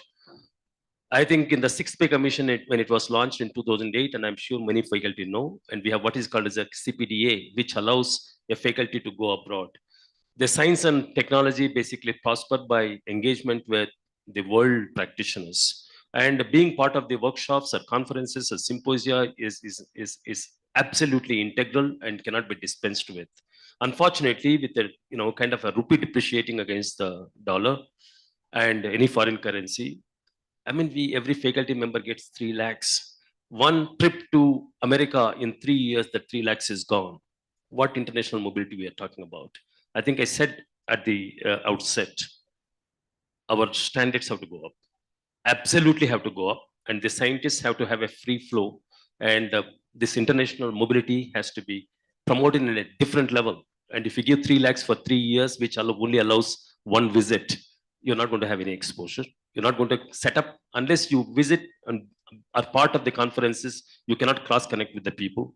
You need fora for this. And such a fora mandate that expenditure is basically incurred on the faculty by way of travels. Unfortunately, these mechanisms are really too poor. These have to be improved.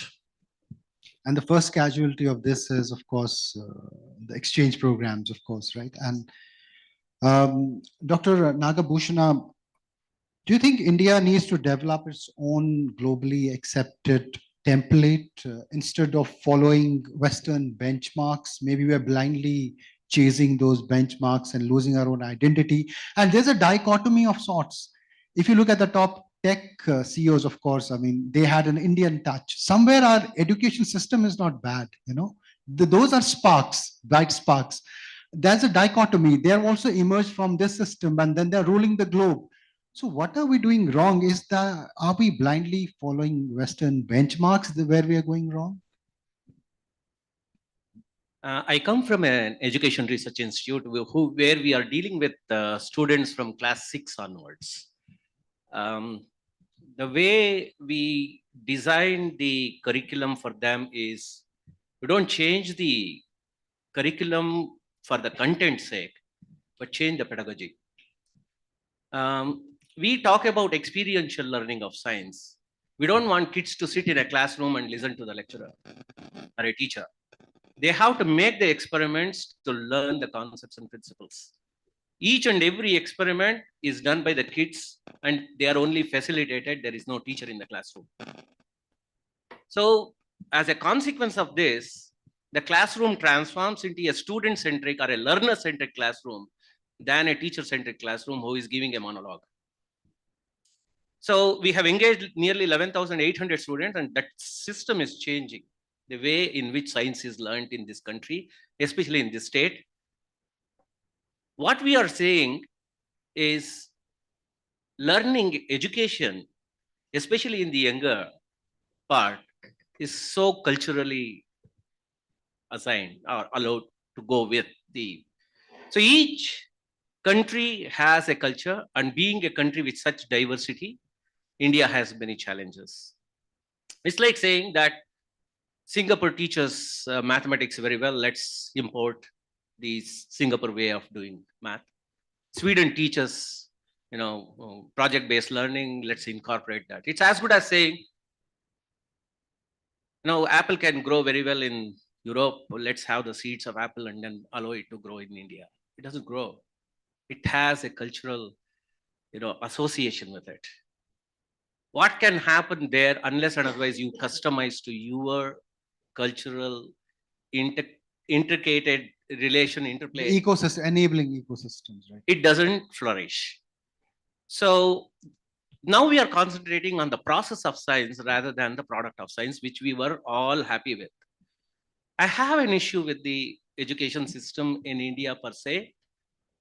In the higher up to the postgraduate level, it's only course-based coursework. You only study what is being taught.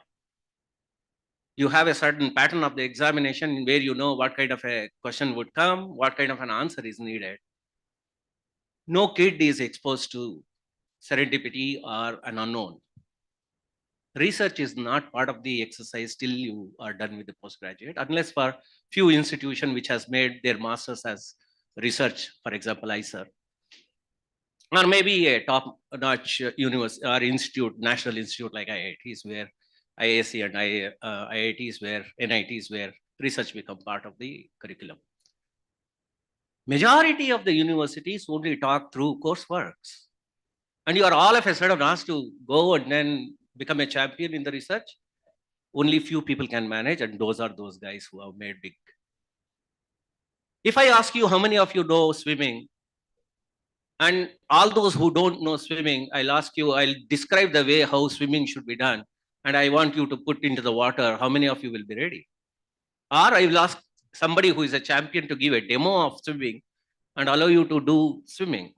None of you will be able to. If I make you learn how to swim, you can adapt to different situations. This is exactly the point that I am driving.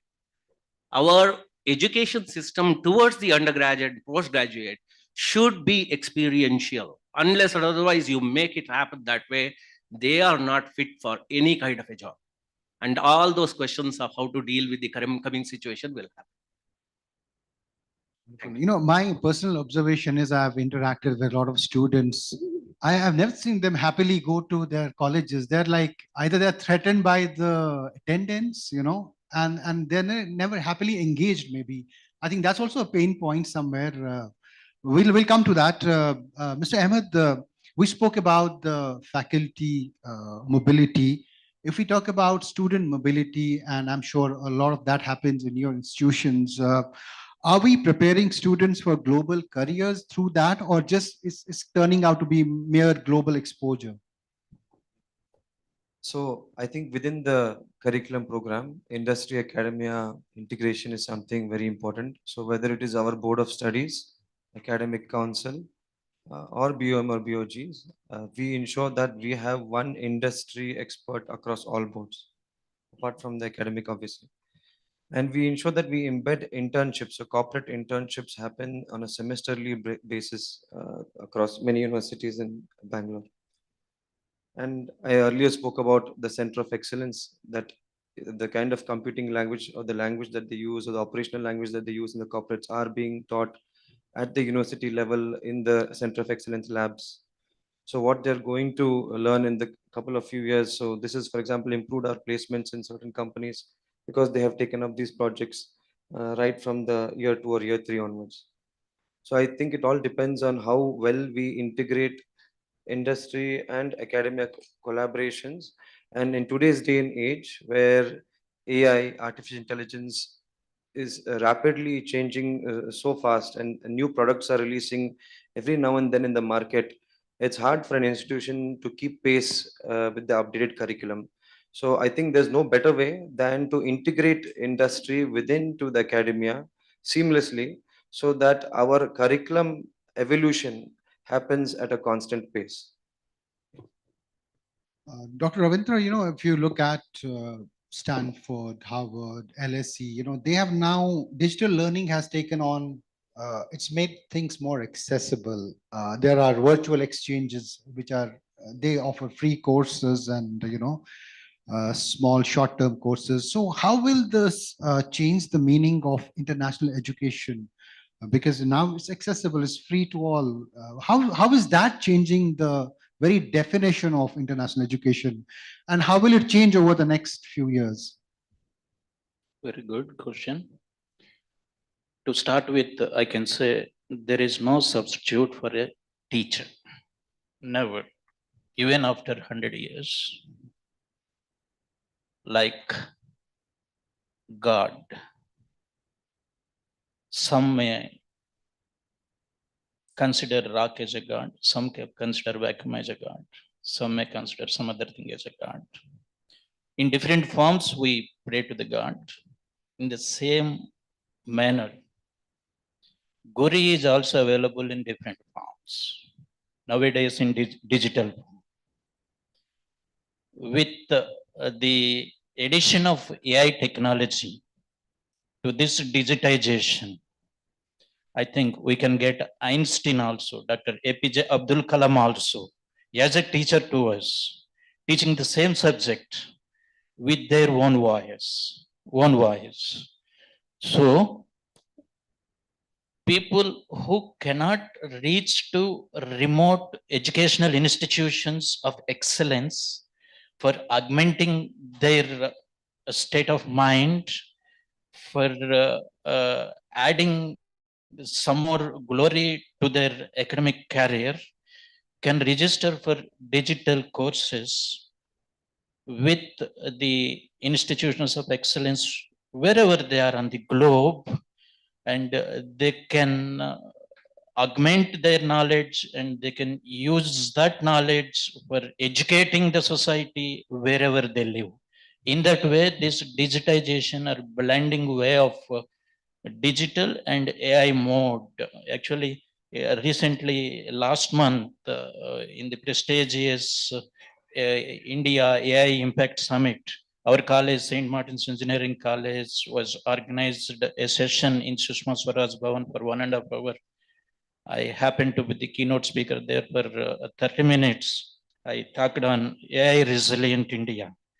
So some of the ethics are to be followed in digital education also, like regular education. Some of the ethics are to be followed. If those ethics, standards, and credit system is accepted by the UGC of India, that whatever he is earning a certificate course or a diploma course or vocational course or degree course, if their credit systems are on par with Indian education credit systems, I think the universities here, IITs here, can consider it on par with the Indian degrees. And such candidates can also be given a big role in upholding or augmenting the Indian environment, educational environment. Thanks. We are almost, yes, yes. You want to add? Okay. I also had a question for you, but you can add a bit and then I'll ask you a quick question. Yes, you want to add to it? No, very briefly, global education digitally. And as you rightly said, you can describe how to swim and you can describe how to drive. Global education digitally without global mobility has no sense. Right. Exposure matters. Unless you have personally engaged yourselves, and he spoke about experiential. There is an experiential learning. We have lessons from the COVID. Until we ran into COVID, we did not know. We were all going to the board and then we were teaching. And every one of our students basically would go to Stanford, MIT, and for coming from IIT Kanpur. But what has COVID taught? 1.5 year, 2 years, we engaged digitally. We sent all the recorded kind of videos. How many students learned anything from? I happened to be in Germany just about a year and a half back, spent about 3 months to take a break. And my collaborator was telling me that so-and-so is a COVID batch, which means don't touch him, don't talk to him, you get nothing, because practically zero. I think, this is not going to work. Absolutely not going to work.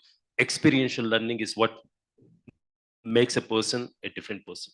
Right. No matter how much you provide digitally with recorded contents, it's not going to make a difference.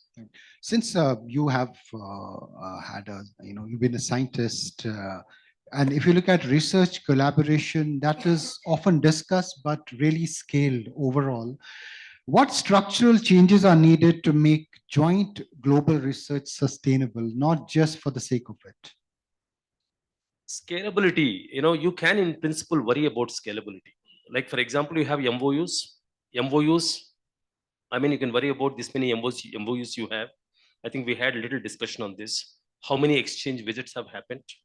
And these visits, have they culminated into a tangible outputs that are visible, be it in terms of the patents, be it in terms of the publications, the graduation outcomes, the PhDs that are jointly awarded and things like that? One can in principle sketch metrics for the success of the MOUs, right?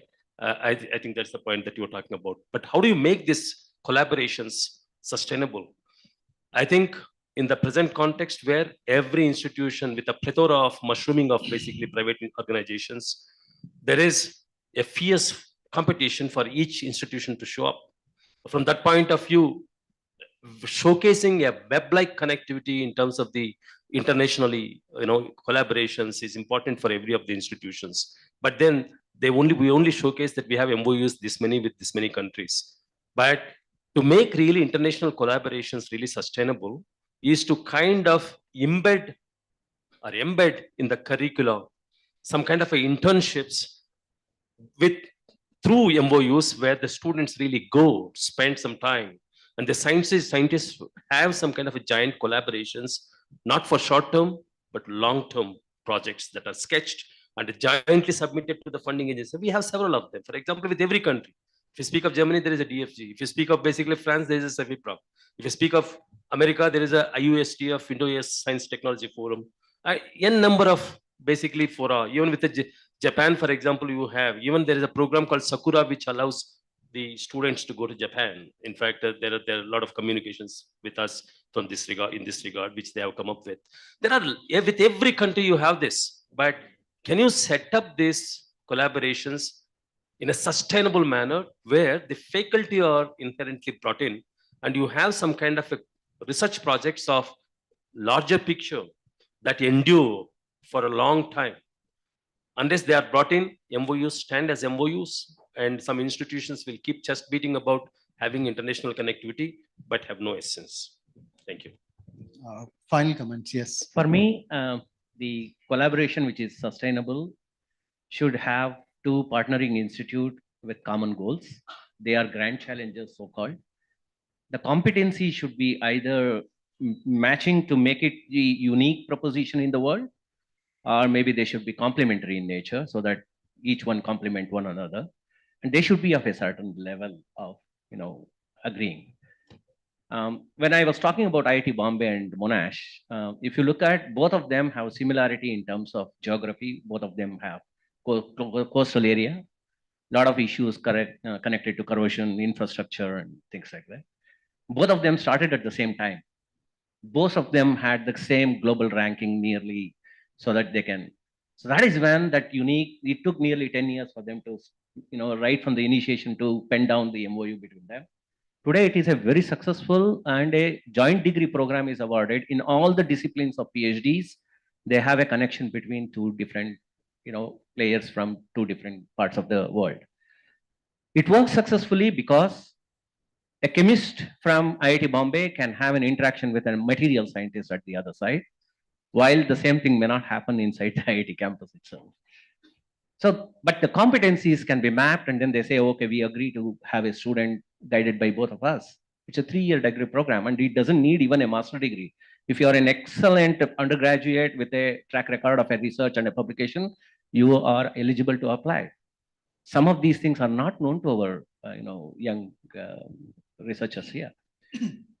Such should be. The second one that can make a really successful collaboration is, even in the Indian context, if there are consortia model of working for a project, where each one comes up with the expertise that they have. This is what I bring to the table. The end, research output should be for an industry. Industry is the user of this. Europe does it extremely well. European Union projects are ideally suited and designed for the same purpose. 12 European countries, best of the people, researchers meant for a particular project come together, and there is an assigned industry who will take the research output of such a research project. So there is time bound, expertise, academy, the breadth of the academia, the depth of the industry rigor, both are identified in the same project, and outcome is extraordinary. Nobody needs to go out of their comfort zone, but provide the best what they have. This works absolutely fantastic. Wonderful. I think I'll take this liberty. If there are any questions, 1 or 2 questions, I can. Yes, please. Okay, we'll take these 2 questions. Yes. Good afternoon. I'm Tapas. Basically, my question to Professor Murthy. Sir, you mentioned that expenditure on education in terms of GDP is very low in our country, where Western countries are spending more. So looking towards that, the public-private partnership, government is spending a lot of money for IIT, NIT, and triple ITs, but the private education institutions are totally depending on the fees from the students. and sometimes students cannot afford it. And like exchange program is the distant vision for them. Even engineering is. So in this situation, how do you try to give that quality of education where people from village background and poor background going for engineering and they have their vision to come up with the foreign education standards? I said it at the outset. I'm probably a misfit here because I don't come with an engineering background. I'm a chemist by profession. Please don't get me wrong. I just got back. You know, there was some international conference at this Shivnadar University. I'm just taking one example. I went around this university institution to see how it is. Fabulous. There's a private university. We all know it. In fact, do we have engineering to minor degree? Tell me which university in this country, private universities, you have really science being practiced really well. I can tell you, I was really shocked when I went around the university. Fee structure is around 3.5 lakhs. And these days, even if you send your child to DPS, my daughter goes here, used to go here in Bangalore, in Whitefield, you would spend about 1.5 to 2 lakhs for a higher education. I think which is very okay. In fact, government has a lot of facilitations from this point of view. You can basically go for a loan entirely for 5 years. It doesn't cost you 17 or 18 lakhs and you can have fantastic education.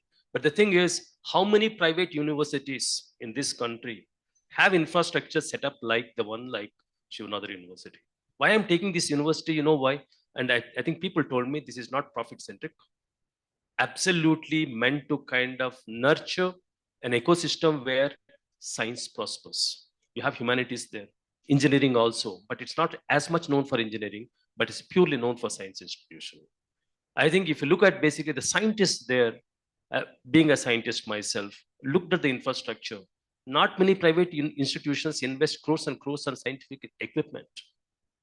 I think the mindset has to change. If the private institutions are basically market driven, are looking for doubling up or tripling up their income, they kind of, I'm myself, a director of the institution for the past 7 years. We charge only 48,000 rupees a semester. And we provide BSMS. More than 70% of the students basically head westward for their PhDs. In fact, the PhDs now come back and they're populated everywhere as faculty members, right? It's an equivalent of ICERS. With the vision is the same. Basically, we have only one IISc. Can we have equivalents of this, like new IITs that got founded, right? This thought process basically culminated into an action in 2006, and first 2 were created in, Kolkata and Pune, and subsequently 5 more have been added. And I spend about 150 crores per year, and we admit only 300 students. Our infrastructure is altogether different. And when the foreigners do come to our campus, they don't find it anywhere different from their own country. In fact, they're merry and pretty happy being here. There is a unique advantage with our country, affordability. Because the cost of living is so cheap. Let me bring a parallel here.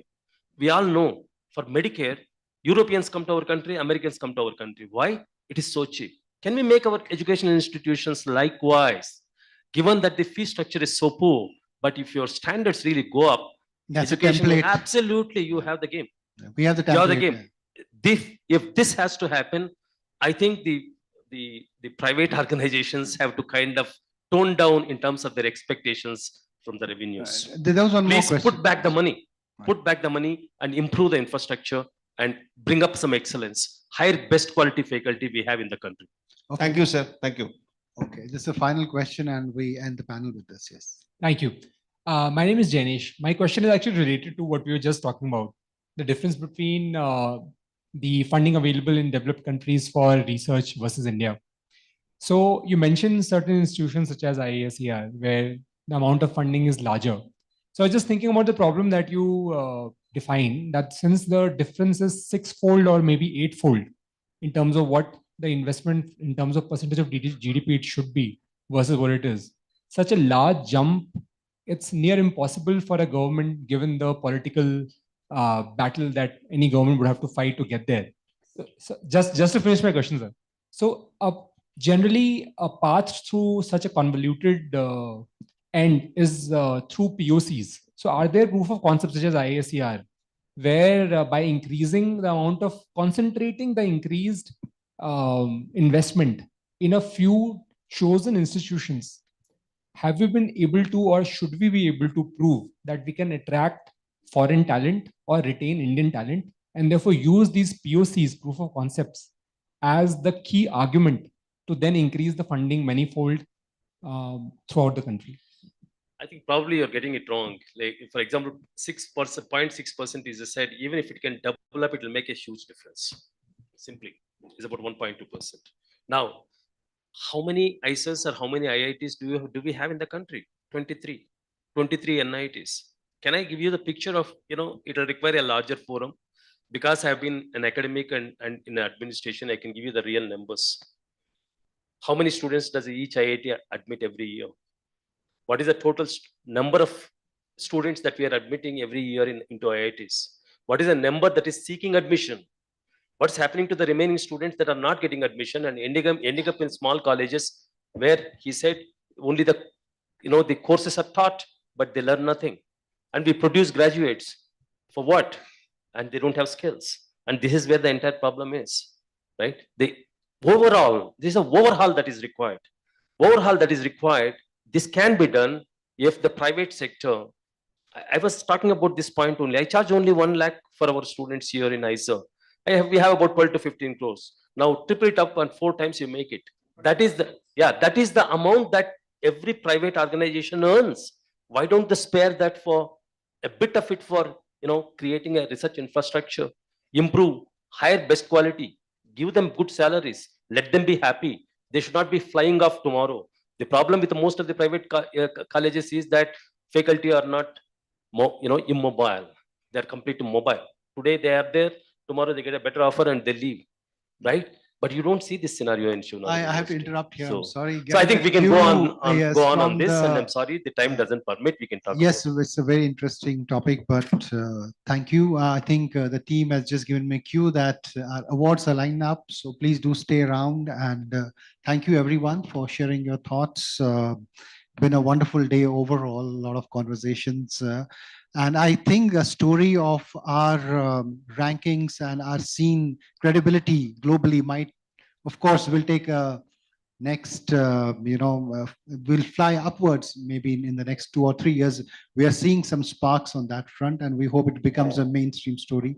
So thank you so much for sharing your thoughts. Pleasure having you here. Thanks.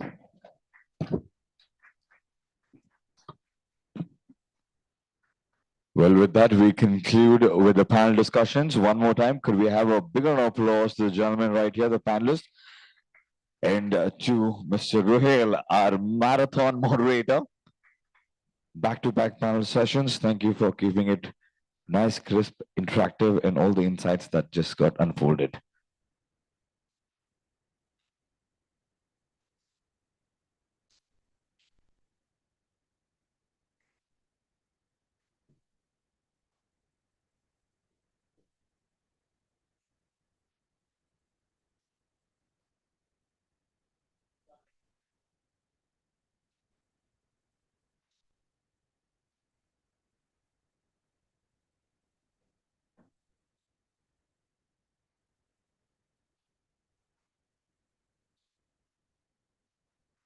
Well, ladies and gentlemen, with this, we're going to get started with the BW Education World 40 under 40 and Excellence Awards in just a bit, as we're waiting for the stage to get cleared. But how many of you have been here since the start, morning? Can we have a big applause to all of you right here, Self? Thank you so much. This is the 6th edition of the Engineering Excellence Conclave, and we segue into the awards in just a bit. While we get it ready, a big shout out to all our partners, our event partners, joytravels.com, Opal Events, Fandom, Beanly, the Thick Shake Factory, Realty Plus, Exchange for Media Group, Impact, Pitch, IWM Buzz. So I request the team to play the partner AV, please.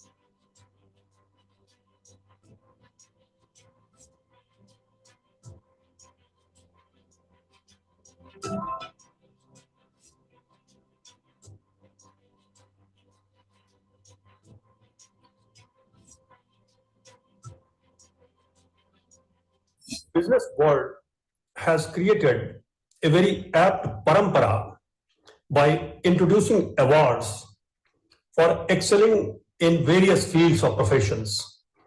And this time the turn was for deciding about the awardees in the field of education. And I'm very happy to have worked as a member of jury, which decided about excellence in educational field under 3 categories. The first category had been Emerging Educational Leader 40 under 40. The second category award was under the caption Educational Visionary Leadership Award. And the third category belonged to Exemplary Academic Leadership Award. My experience for being a member of jury and in the entire process has been very pleasant and delightful. And while listening the presentations by captains, owners, and the leaders of academic institutions, it was so fulfilling experience that our country is doing well in the field of education. Of course, the presenters belong to various shades of education. Some were from school education, some from college education, some from university education. And listening to them was personally very nice experience for me. And in this award, we created various lists under these 3 categories. And of course, I even do not know the final result because it would be collated and based on a very democratic process, the awardees would be identified. My best wishes to all those who are going to win the awards, and my hearty wishes to all those who participated in this award function, or you can say as a presenter. And I wish the best for this award presentation function, and best wishes to business world for doing human service in the field of creating excellence, especially in the field of management and leadership in the country. Wish you best. Thank you very much.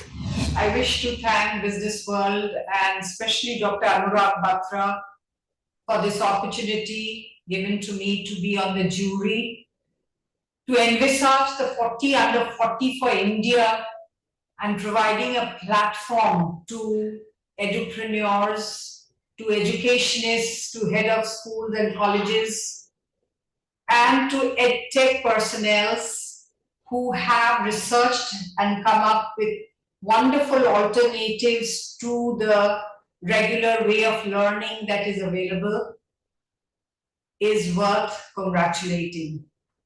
I congratulate all those who have won, but who didn't make it this time. I wish them to remember that you never fail or lose. You always learn. And I hope that whatever has been your research findings and how you have promoted all the learning that you have done helps to take you, your organization, and above all, the nation forward in this global learning world. God bless everyone.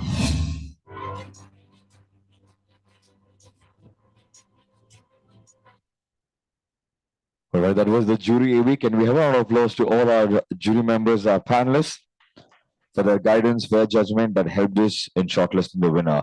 With this, ladies and gentlemen, I welcome you all to the 5th edition of BW Education 40 under 40 and BW Education Excellence Awards 2026. Today, as we have gathered right here, to celebrate and acknowledge the outstanding work, innovation, and leadership demonstrated in education landscape.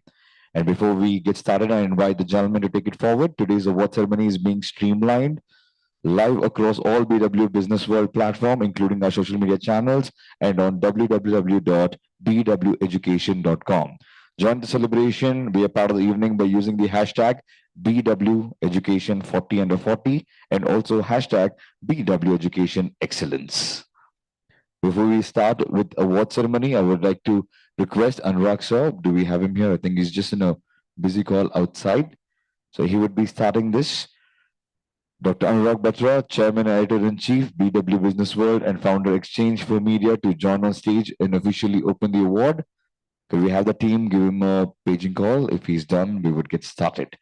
In the meanwhile, thank you for all those who are joining with us, who joined with us since the start. Amazing 5-panel discussion, couple of keynotes, and now we segue into the evening where we applaud and we become a part of celebration right here for 40 under 40 and the Excellence Awards.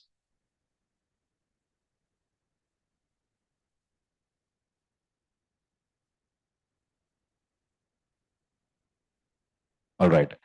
I've always been a multi-talented guy, so I'm going to take off my anchoring job. I'm going to be the usher. I'm going to call him inside.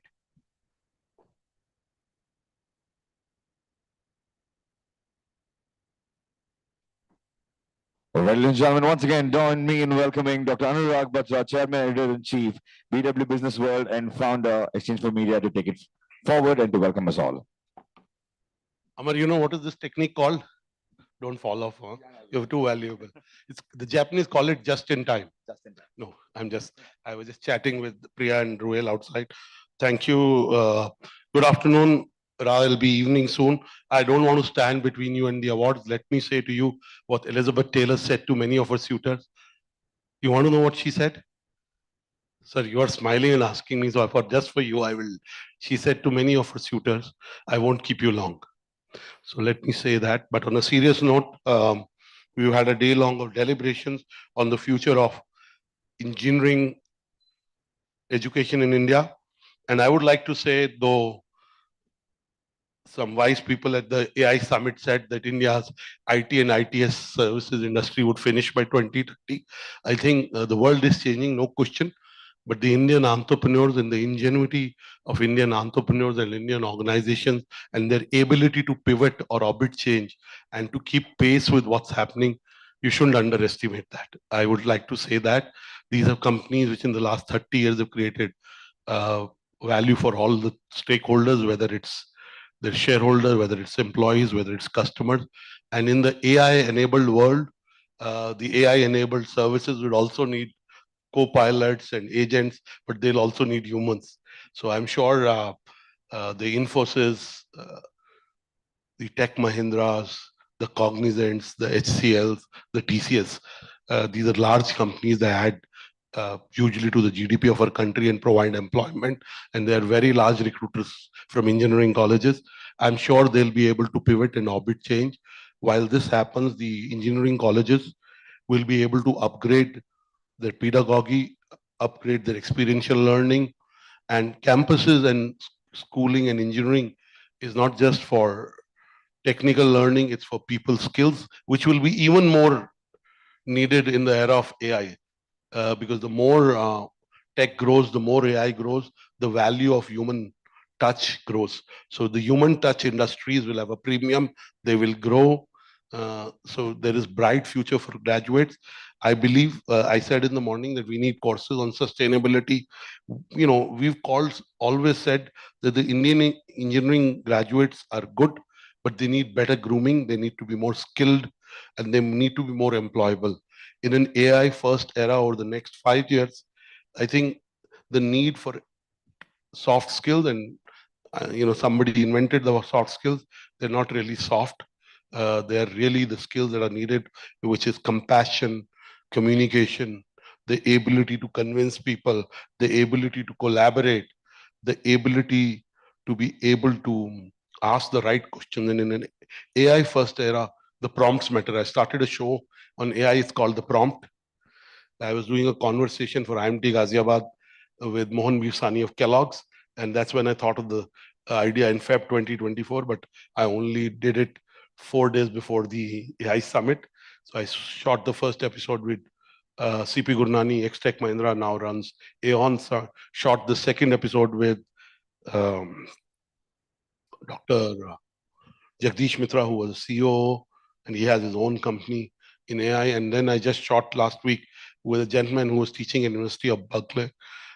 He was also the head of the Stanford Center for AI Research, Human-Centric Research, which brings out the AI Index. And he's now building an AI company in the infrastructure space. He believes that he's building the combination of a perplexity and Bloomberg. So life is about the right questions. If you ask the right questions, you'll get the right answers. And to ask the right questions, you will still need some kind of education, whether it's fully formal education, it's a form. In COVID, we learned the word hybrid and so on and so forth. I have a view on hybrid education. I have a view on online education, and it's not a very good view. When I was on the MDI board for 3.5 years, we launched an online MBA at MDI. And, I have my views. I will not share, but they weren't the most positive views, And I'm not talking of MDI. I'm generally talking of online education. I wish you luck. The winners today at the 6th edition have been selected through a jury process at BW Education and BW Business World. Whatever we do through a jury process. No jury process is perfect, but it's an honest and transparent process. I keep saying there are only 2 people who are perfect in the world. One is Lord Shiva, I'm Hindu. The other is my wife. Except that, everybody is imperfect. So it's an imperfect process. Sir, wife jokes work everywhere. And I have my wife's permission to crack them. But on a serious note, it's a very honest, serious process. We also have a locus standi at both at BW Business World and BW Education to be able to look at what's happening in this ecosystem and to be able to engage with all the stakeholders. You'll see a jury AV. Have you played the jury AV already? You've seen the jury AV. So I wish all the winners. I want to say to the winners that awards are a good validation or an encouragement. I don't believe in validation. I do believe in encouragement. And I believe awards are a metaphor for excellence. Awards are a signal for better performance. Most importantly, awards are a way to say, you've done well, now create more leaders. I hope we create more leaders through what we do. All the best to the winners. Out of the 20 awardees, 17 are here. 13 of the nominees of the rest 3 are here. I wish you luck, and I hope you continue to build the futures of young engineering graduates while you upgrade yourself to be relevant to this domain. Thank you. God bless you. Thank you. And sir, if you could request you to stay back as we're going to segue into the awards right away. I don't want to trouble you up and down again. But could we have a round of applause to him one more time, always encouraging time and again. With this, a quick message. As the winners, we have you on stage. Please receive the award and request you to step towards the left side where we will have your picture clicked, and then you can exit from the left side, and request all the winners to stay back till the very end as we will have a group picture for our editorial. On that note, ladies and gentlemen, welcome you all to the 5th edition of the BW Education 40 Under 40 and BW Education Excellence Awards. Can we have a round of applause for the awards and this edition? Come on, everybody, let there be a loud round of applause, everybody. As we have Dr. Anurag Batra sir right here with me on stage, we're going to start with the first winner. Let's have a look at the category and the winner coming up on your screen.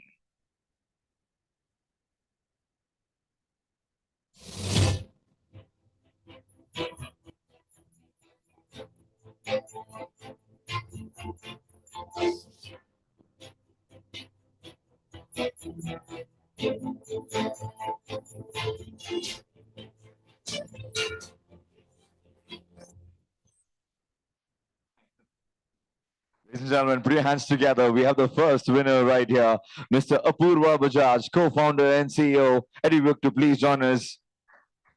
There's no GST on clapping. Can you give him a bigger round of applause? Because someday you'll be on stage and you'll need it. And anything you do in life is karmic. 2 young students came out and asked me. I said, do basic. I do believe in astrology. By the way, these are for self-defense against my wife, if I've ever, not that I've ever got into it. But I believe in astrology, but I believe in good karma, in hard work. And you're asking me, follow your parents' advice. I'm now whatever age I am. I believe if I'd followed my parents' advice, I'd be even better. So do your first principles right. Cheer for other people. Life is a trade-off. Whatever you spend time on, you become. So focus on what you need to focus. And for young people and even for people, there are too much distractions. So learn to say no to things. And it's difficult for me. I don't, taken a lot on my plate. But for now, give Mr. Bajaj a bigger round of applause. Congratulations. And let there be some music in the back once again, right here on stage for the very first time this evening, emerging educational leader under 40. We have Mr. Apurva Bajaj.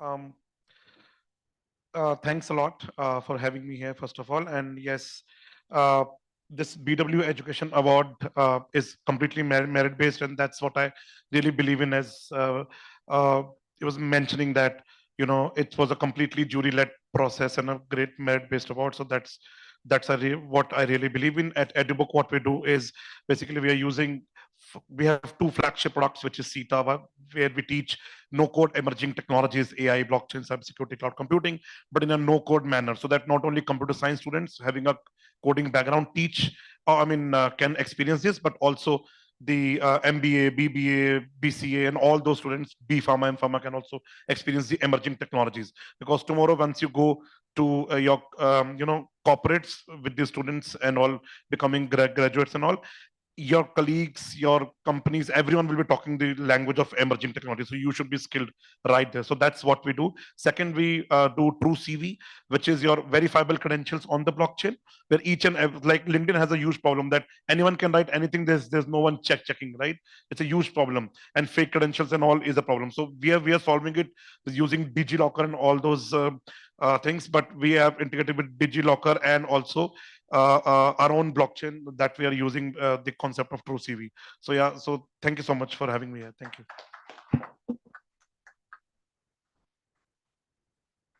Thank you and congratulations one more time. On that note, let's have a look at the next winner coming up on your screen.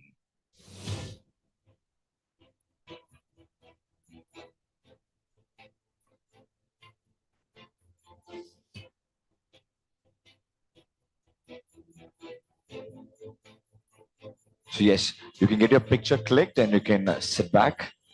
Yes. And the next winner to join us on stage is Mr. Gaurav Jain, but we have on behalf of Mr. Gaurav, we have Ms. Rashmi Dhora, the Global Head Public Relations, to join us right here from SP Jain, London School of Management. A huge round of applause.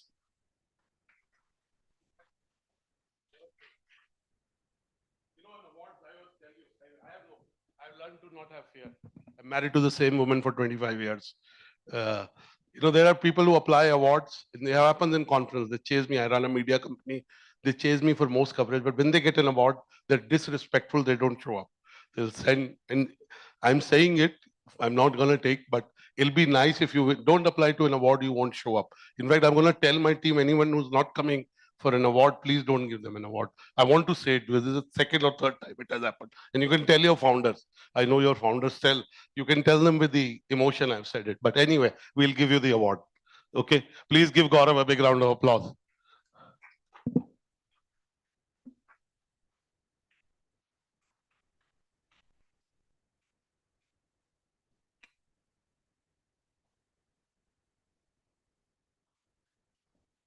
Well, we are at the engineering conclave and the excellence awards. Having a principal like figure is always mandatory, and that's why we have our Anurag sir do his bit every now and then. And now moving on, the next winner coming up on your screen.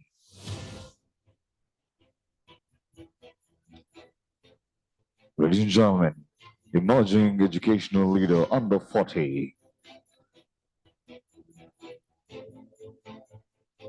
The next winner to join us.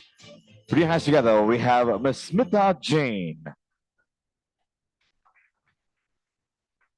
from SP Jain School of Global Management.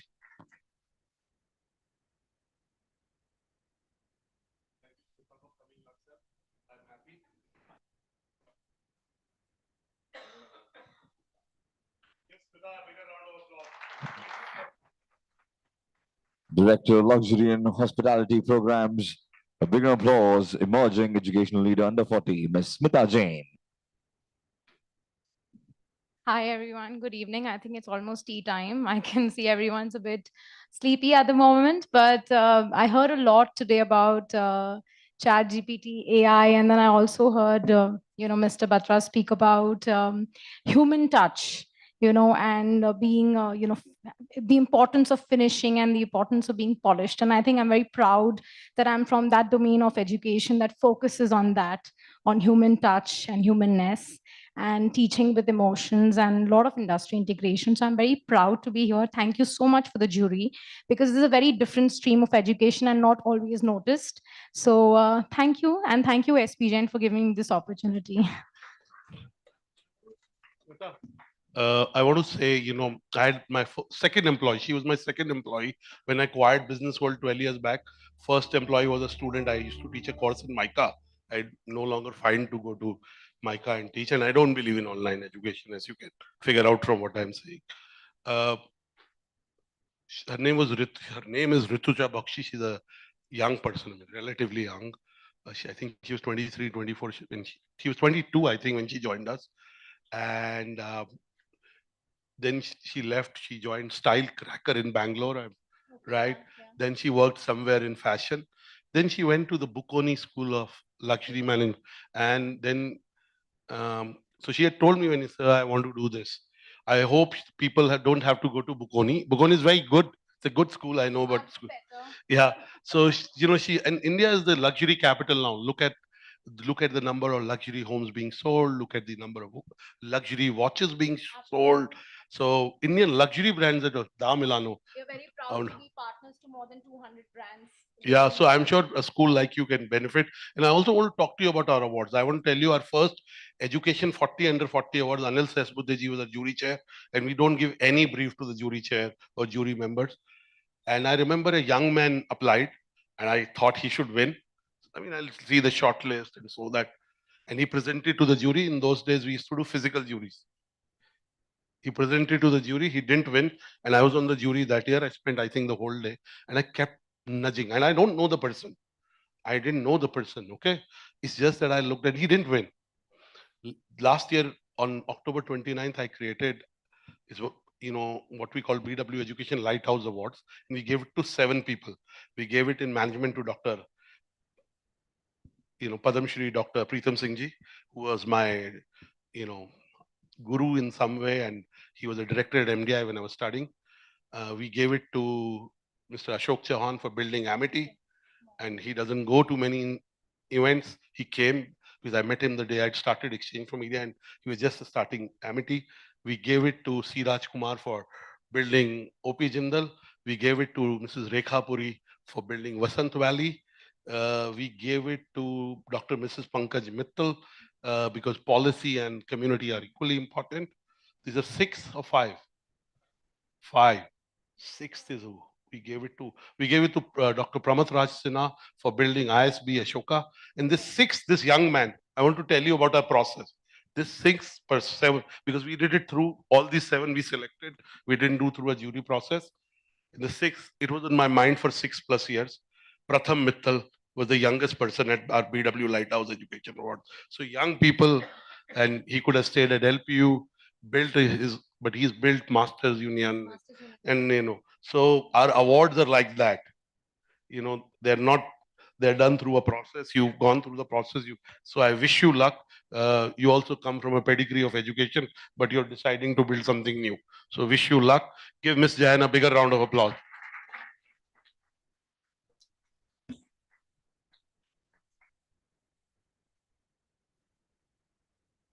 Yes, please remember to take your award. Yes. A huge round of applause one more time. And with this, let's segue into the next winner, right here, emerging education leader under 40.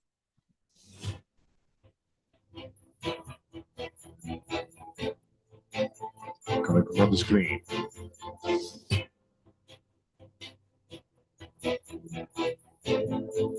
Emerging educational leader is next. The Project Director, the Emerald Hyperactive School, Mrs. Harshita Singh.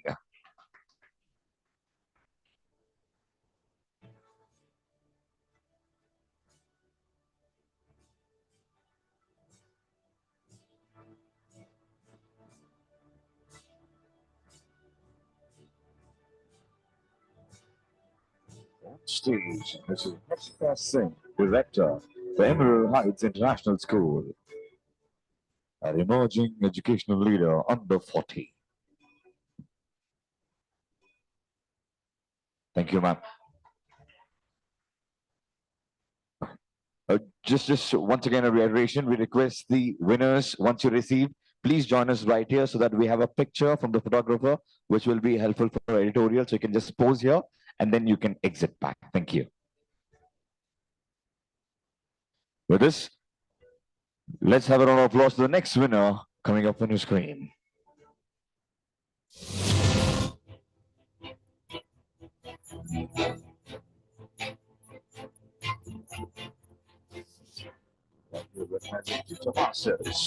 Emerging education leader under 40. Next goes to Mr. Janesh Sinha, co-founder and CEO.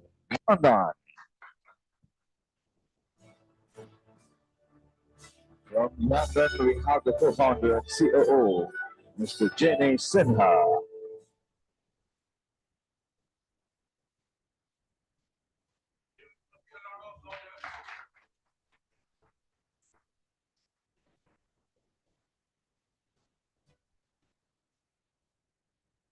Thank you. Oh, I'm shaking from excitement. So, Gyandhan, we are actually not into education per se. We are an enabler of education. So, as the word indicates, Gyandhan, money for education, or education itself is wealth. So, we are a 10-year-old company. We only do education finance from the entire gamut of education, from upskilling, blue collar, white collar, to higher education in India, abroad. We finance it all. In total, we would have, just last month, we financed about 1,100 upskilling programs and about 1,000 plus higher education students as well. So my pleasure and a privilege to be recognized today. And obviously the credit for all of this goes to my wonderful team. So thank you, team. And thank you, BW Education. Thank you and congratulations. And with that, let's welcome the next winner on stage.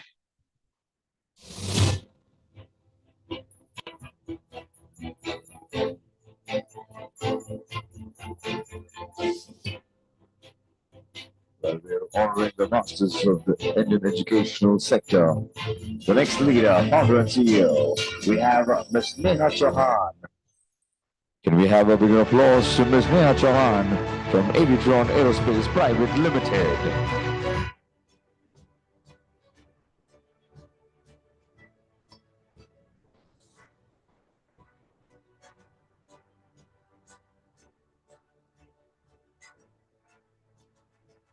Join hands one more time and keep it coming. Let there be energy as we talk to the leaders. Few words. Hi, good afternoon, everyone. And thank you, BW Awards, for this lovely recognition. So even though we won the award in the education of, in the category of education, but we place ourselves as a company who's more focused on manufacturing. I remember hearing the panel in the morning. I think it was the first panel where we are talking about bringing manufacturing ecosystem into our university. We do the same for the school level student, that, you know, whatever things they study inside their academic concept related to geography, science, and maths. You're studying about trigonometry equation and algebra and everything. What real things you can make out of it? Any technology in terms of aerospace and, you know, Formula One and e-vehicles and everything. As long as our child know that this is an academic concept and you can build something beautiful out of it, which can lead to the futuristic domain, our purpose is sorted. So that's what we do as an engineer by education. That is the whole ecosystem we try to bring inside the school ecosystem. And I'm really, really grateful to be here. Once again, thank you for this opportunity. And ma'am, we deprived you of your opportunity to say a few words about Emerald. And so it's never too late to mend. Here's your trophy. Thank you so much. Give Ms. Chauhan a bigger round of applause. Thank you, Mr. Batra. All right. So we own 3 schools in the city of Indore called the Emerald Heights International School, the Emerald Heights World School, and the Niranjana School. And I'm the director of these schools. And thank you so much to Business World and Mr. Batra and the jury for this honor. I'm really happy and privileged. Thank you. Thank you once again. Congratulations to all the winners. Moving on to the next winner to join us on stage.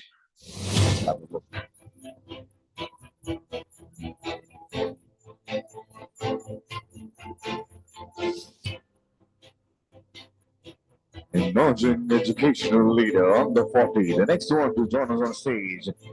CEO, keep learning. Mr. Pranav Kadode in the house. A big round of applause, please.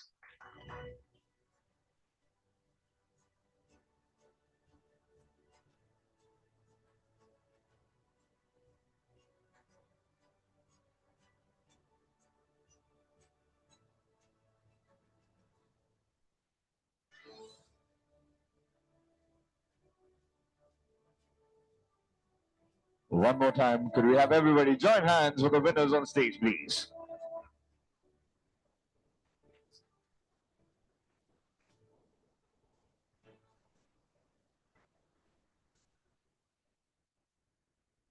So thank you all for having me over here. I'm real privileged to have this. I'm going to say something that's going to disappoint you a lot. Unfortunately, my business is only in the online and hybrid skilling space. So I don't think Mr. Batra would approve of what we do. I run a company called Keep Learning. We basically we are a continuing education platform in this country. We've been doing it for about 2 years. Over the last 2 years, we have trained about 15,000 working professionals and enterprise and about 2,000 students on degree programs. And on a larger note, I come from a family that's in the education background. We run 3 schools, Jagdish Sheth School of Management, which is a business school in Electronic City. We run India's first liberal professional university, Vijay Bhumi University, which is in Karjat. And we also run IFM College and Law School. So thank you so much. And surprisingly, we also share wavelength on something. I was asked outside to give a little interview for the award. And they were asking me, what did you do different to get this award? I said, absolutely nothing. We just worked hard and we had the right intention for students. And then they said, what does this award mean to you? You'll be very happy to know I just said it's a catalyst and it's a small drop in a bigger ocean of things that we're chasing. So thank you so much. Thanks a lot. Give Mr. Padode a good round of applause. I know both his father and uncle, and I don't know who the winners are. I don't look at it till they are done, till the list. But I must clarify. I'll tell you why I said online education.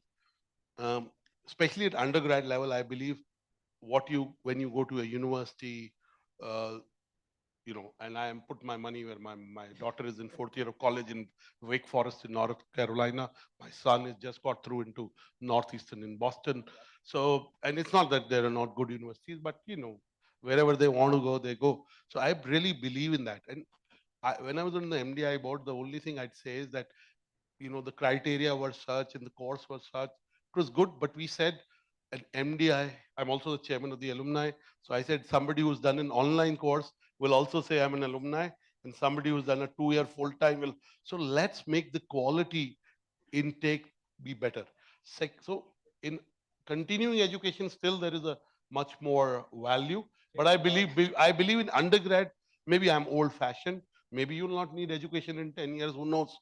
You learn by doing. People will be entrepreneurs. I don't know the future. I'm not an astrologer.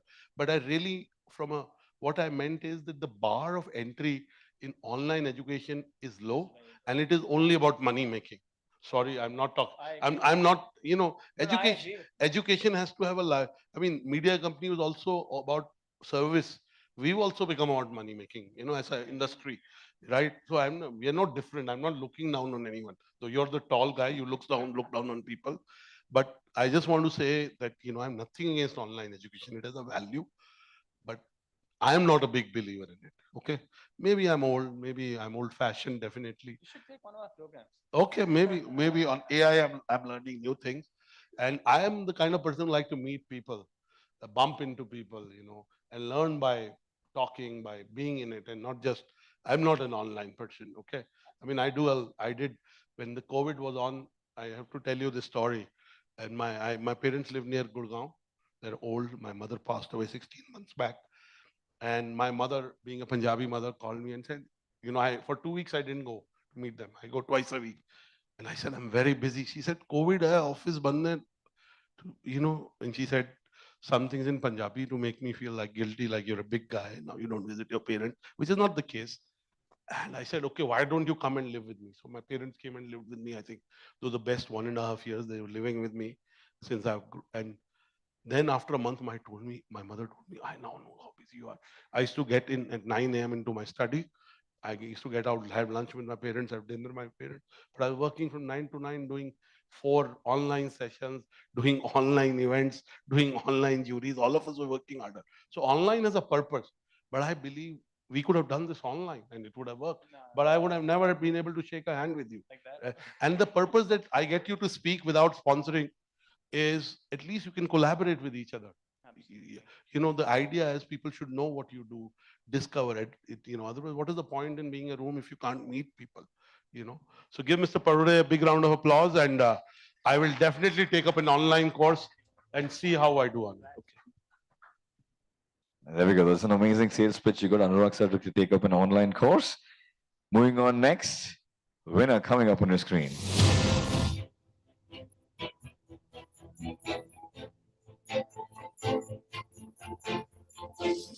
Ladies and gentlemen, join hands for our next leader to join on stage. We have Dr. Rohit, Chief Executive Officer, KG Reddy College of Engineering and Technology. Dr. Rohit Kandakatla in the house.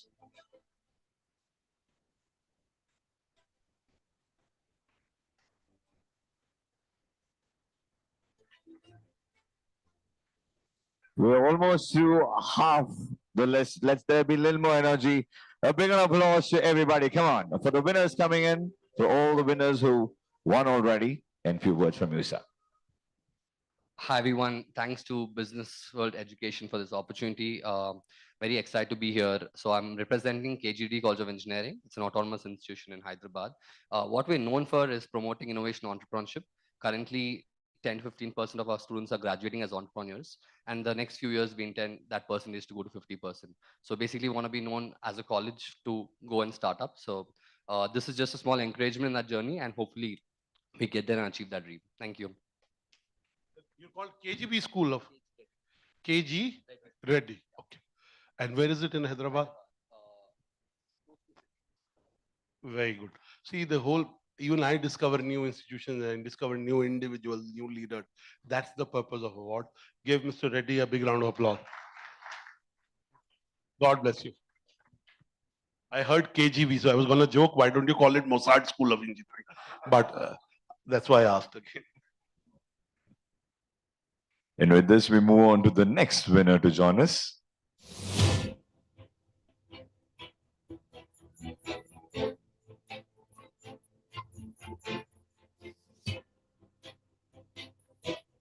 All the masters in the education sector. Moving on to the next leader, we have Mr. Sabyasachi Sharma. Can we have a big shout out to Mr. Sabyasachi? We cannot do anything. You thank your team. I'm able to do 20,000 things in a day because of my team, and I do 20,000 things in a day. So I would like to call Miss Priya Saraf. She also went to a very good business school like me, the same business school, 25 batches junior. She's been running BW education for 9 years, 10. And Mr. Ruhail Amin, who's our senior editor, who survived me for 12 plus years now. So I cannot do much without them. So please give them a big round of applause. My colleague Biren, who's one of our nicest colleagues. I mean, I have lots of very nice colleagues. I've got to know him better. This is his second stint, and he's worked. Most of you may have interacted with Biren. It's customary to thank people after the award. In the media business, there's nothing else. It's just people and ideas. There's nothing else. And people get the ideas. So there's nothing. Please give Biren a big round of applause. Ruhail, two students came out. They said, you work 24 hours. I said, I don't work 24 hours. I'm a big believer in doing 8-9 hours of sleep. Sundays for my family. I work half days because I'm an entrepreneur. And sometimes a thin line between what is work and what is, if I'm going for a social engagement. But I'm a big believer in resting your body, resting your mind, creating white spaces, where you can do well. My best ideas come to me when I'm doing nothing, right? So don't work 25 hours. If you worked 8 good hours, 6 good hours in a day without your phone, keep your phone away and see how well you can work. So Ruhail is the kind of person I text at 12 in the night sometime. I'm in the news business. So he will make sure the story is up in next 6 minutes, 10 minutes, 12 minutes, and works very, very hard. He's the only, there are 400 people that work with me. The only person who used to work with me in exchange for media and works with me in business world. There's one more, Noor. She's worked 23 years. Now she works out of Latvia. She travels to India every now and then. And Priya, I keep telling Priya, best is yet to come. And I really mean it. And Priya has believed that, and she's much in demand. She gets an offer every now and then. And, I have to again sit down with her. I said, I can get you a meal without this. But jokes apart, she calls me she sometimes calls me, she now works out of, post-COVID, she works out of Calcutta. She lives with her dad. And, I can only say that she's really contributed to BW education, and our best is yet to come. I genuinely believe that. So give my team also a big round of applause. I know it's your award, Mr. Sabyasachi. You must have thought I've forgotten. I think for a minute, Sabyasachi thought he's going to be giving the awards. Can we have a round of applause to the winner, to our leader, emerging education leader under 40. Few more awards to go. Let there be energy in the house, please.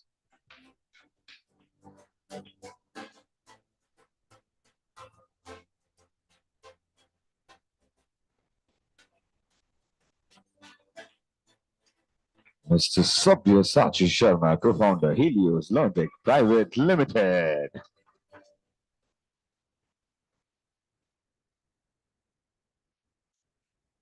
Very good evening to all. Thanks, Business World. Thanks, jury, for giving me this award. So I represent Helios LearnTech, which is a edtech company. Today, we power more than 500 businesses in India. We train more than 2.5 million users every year, learners basically. And chances are that if you're a company in the banking sector or insurance, we would have definitely served you somewhere.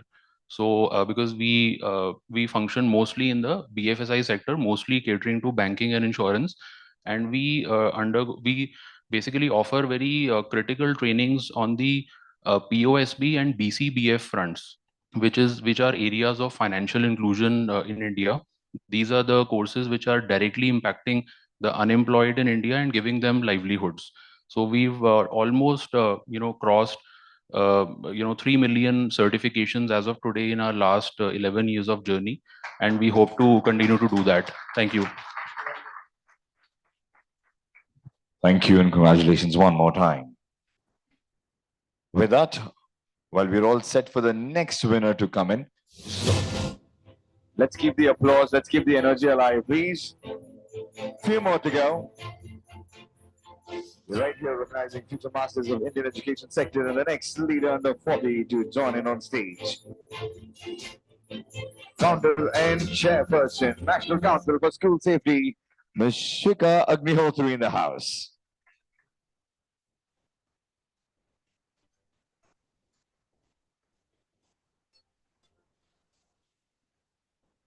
Join hands one more time, live and loud.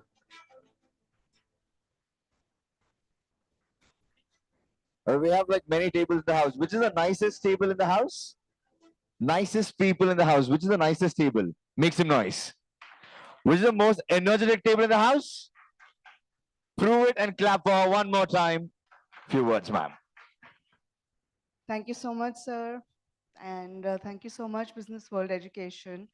It's very interesting to be here because I'm not from a college, I'm not from a school, I'm not into tech, but we are the National Safety for Council, National Council for School Safety. We make school safer every day. So that's what we do. We are the Chalta Firta CCTV cameras of the school. We are on the speed dial of a lot of principals. They are stuck. If there's a suicide at the school, what to do? They call us. If there's any bullying case, there's a lot of bad things happening nowadays. So, we make sure that the campuses are safe, not limiting just to schools, but colleges as well.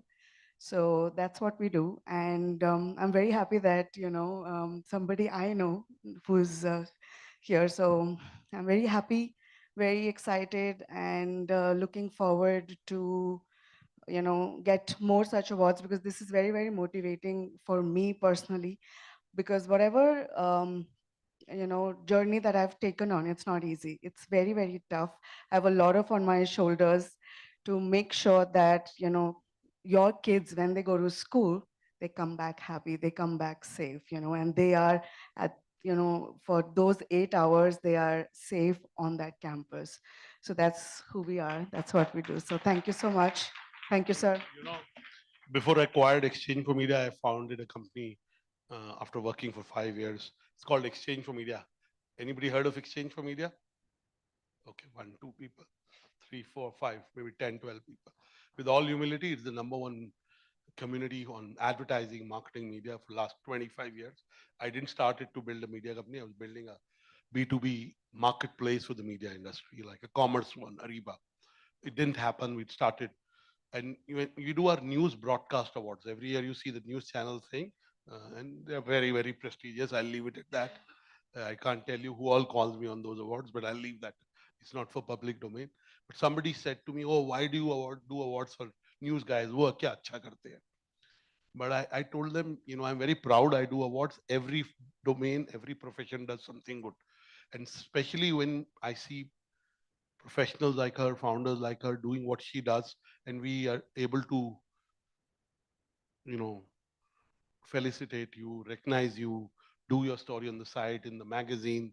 I feel that as a media person, I'm doing my job okay. Because the job of media is to bring new companies to the fore, new people to the fore. And she's already outlined how important is safety, whether it's emotional safety, mental health is the biggest issue. Officially, 15% of Indians suffer from mental health issues. If you take mild anxiety, it's possibly 24, 25%. That's a large population. Young people have so much anxiety issues. Plus, they are seeing porn, they're taking drugs, bullying, And if you say an unkind person to a young person, unkind word to a young person, it stays in his or her mind. Luckily, my kids have grown up. Son is 17 and a half, daughter is 21 and a half. So I've seen when they were in school, they still needed hand holding. And because of their access to the internet, it has its advantages, but it has its disadvantages. Everything, yeah, because they compare too much. They compare too much. There's too much pressure to look good, to have friends, to have social inclusion, whether it's through drinking or other things. So there's too much pressure on children. So I'm glad what you do, and please give Ms. Agnihotri a big round of applause. She is doing social service. Give her a bigger round of applause, yeah. All the best. Thank you so much. Request all the winners to join us on the left side of the stage for the picture. And now moving on, let's welcome the next leader onto the stage.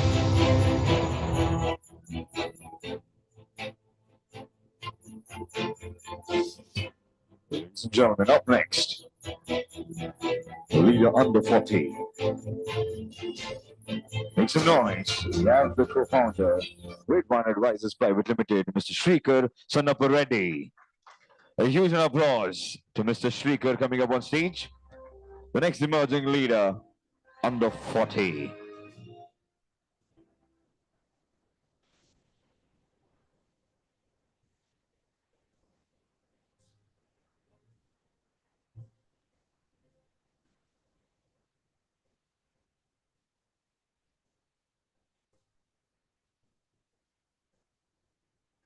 A big applause, please.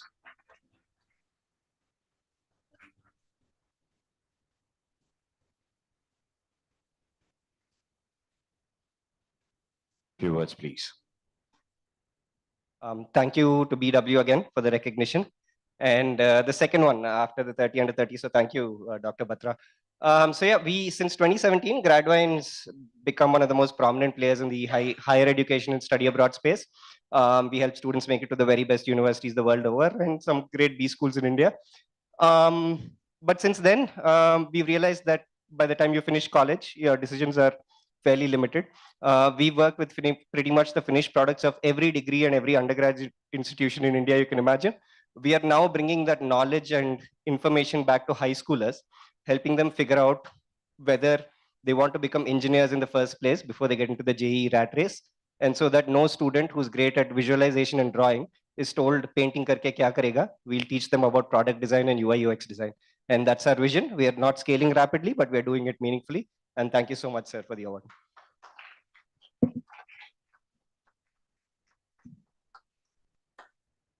Thank you. And up next, the next winner coming up on the screen.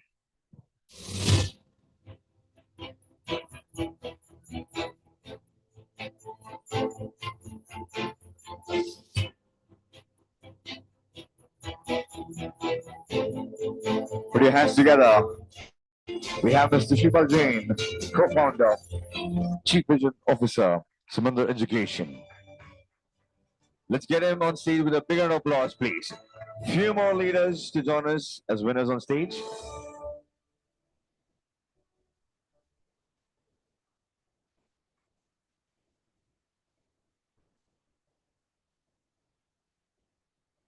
Can we have a round of applause to Ms. Priya and Mr. Ruhail to join us on stage as presenters for the next set of awards?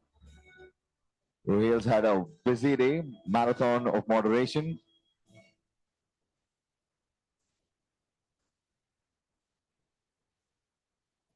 One more time, loud round of applause.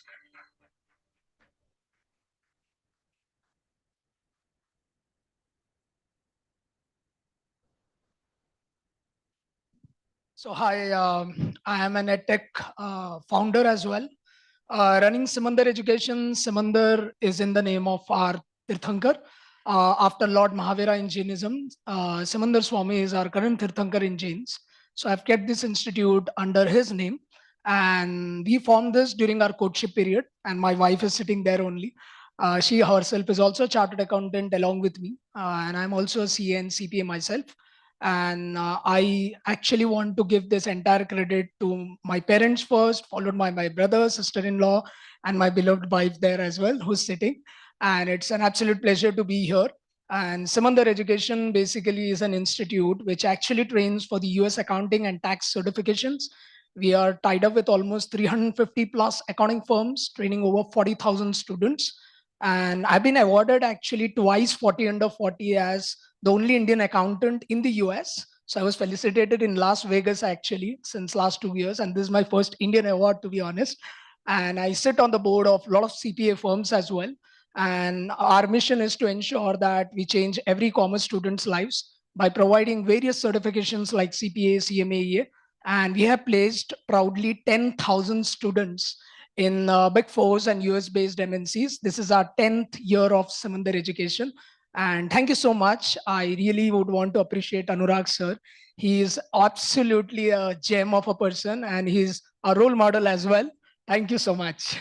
Yeah, and he follows his wife a lot. So I can see that. If possible, I would want my wife also to be here and take a photo as well. Of course, Mrs. Jain is welcome, but I am definitely a gem. When I was younger, I would eat a lot of gems, and now I have gems. So that's what he means. And but by the way, why did you apply and your wife didn't apply for the award?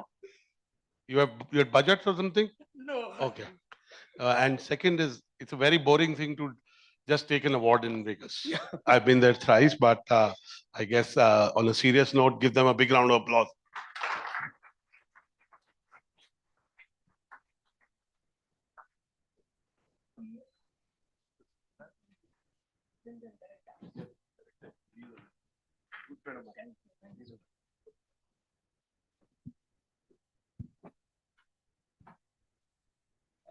And with that vibe on, moving on to the next winner to join us on stage.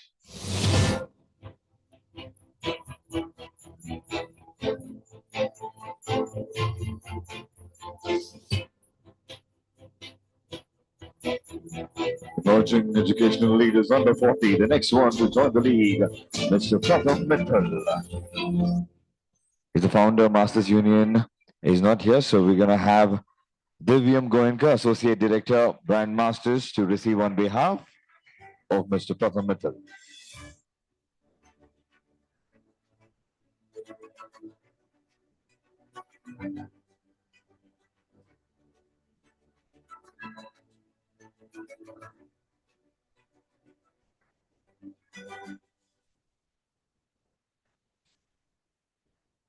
Professor Mithil couldn't be here with us today, but we can put our hands together, convey our wishes.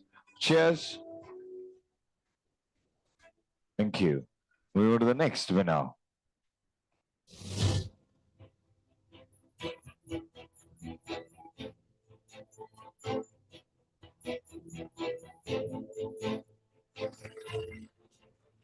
Next is Amity University. Could we have Dr. K. Subakar, VC, and Dr. Monit Kapoor, Pro VC, to please join us on stage?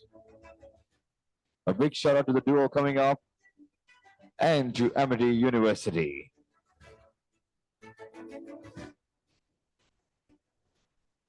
Dr. K. Subakar and Dr. Monit Kapoor on stage.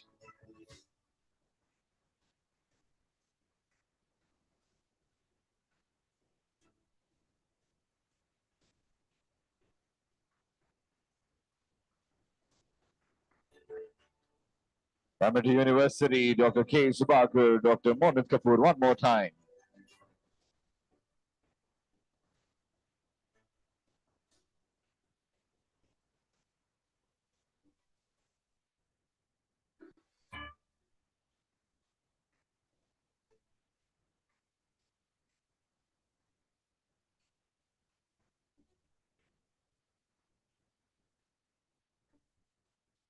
Thank you, Business World, for the award. And I am honored to receive it from VW. And it's also a recognition for the institution I'm representing, Amity University. Probably most of you will be knowing that it's one of the youngest institutions, that is the 12th institution in the country, and just 2 years old. And we are doing very good work. And these awards will definitely encourage us to do more. And we are also looking for integration of technology in various domains. I could see a lot of domains open for that. And I hope that we will be interacting with many of you in the future. Thank you very much. Thank you. Congratulations, sir. I know the group very well. I live in their colony, so to say. They have so much real estate in that colony that it should be called a Chauhan colony and not whatever else it's called. But on a serious note, I met Dr. Ashok Chauhan. I was starting Exchange for Media. I was 28, and he was just starting Amity. And since then, I've seen the journey of Amity. I know them really closely, and one thing I admire is the quality of people they have, including, I know your background. Just ask him about you. I'm sure you'll do well, and people stay long with Amity. I know a lot of people, Dr. Sandhu, Balvinder Sandhu, and many, I know like 10, 20 that work around them. And second is they build their brand bigger than their own personal brand. If they wanted, they could put a photo in newspapers every day about themselves. So I think they build the institution, the placements are good, and the quality of administrators and educators both are outstanding at Amity. So kudos to you. I'm sure your university under your leadership will do well.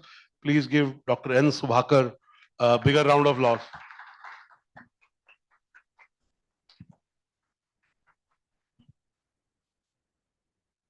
And now moving on quick, the next leader to join us on stage.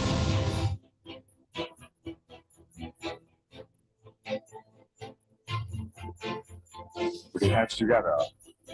The next leader to win the Emerging Educational Leader category under 40 goes to Ms. Chandni.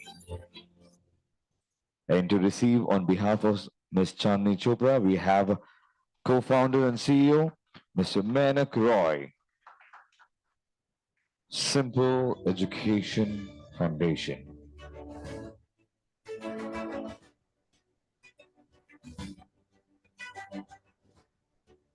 Ms. Chandni Chopra could not join us.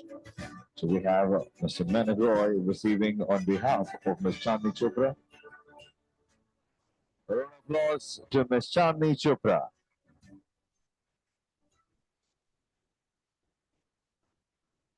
And moving on quick to the next winner.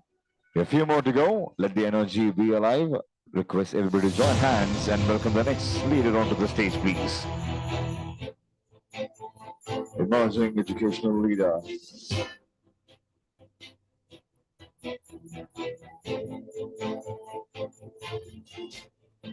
Mr. Harsh Dugrani. So Mr. Harsh could not be with us. So we're gonna have Shahbaz Ahmed, center head, to please join us on stage, please. From the Top Rankers EdTech Solutions Private Limited, let's give them a big round of applause. A big shout out to Mr. Harsh. And receiving on behalf of Mr. Harsh Dugrani, we have Mr. Shahbaz Ahmed.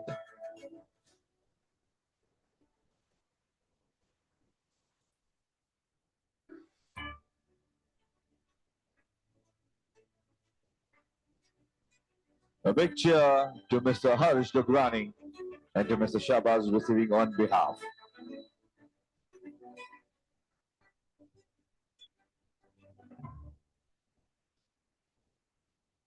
Thank you.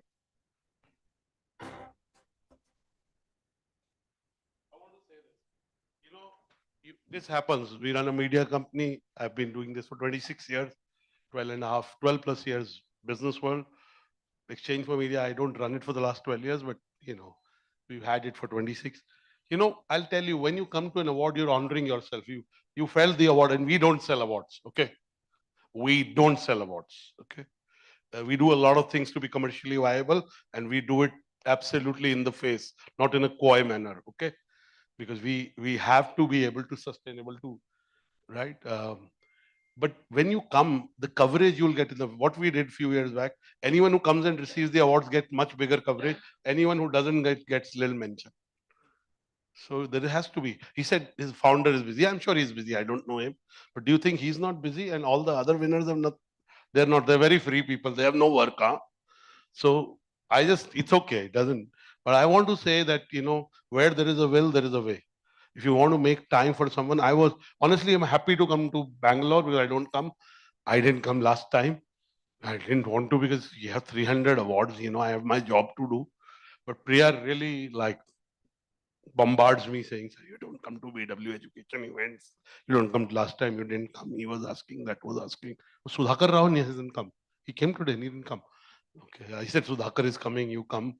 So I came. I'm busy. Okay, it's my event, but I didn't have to come. So busy is an excuse. Okay, sorry.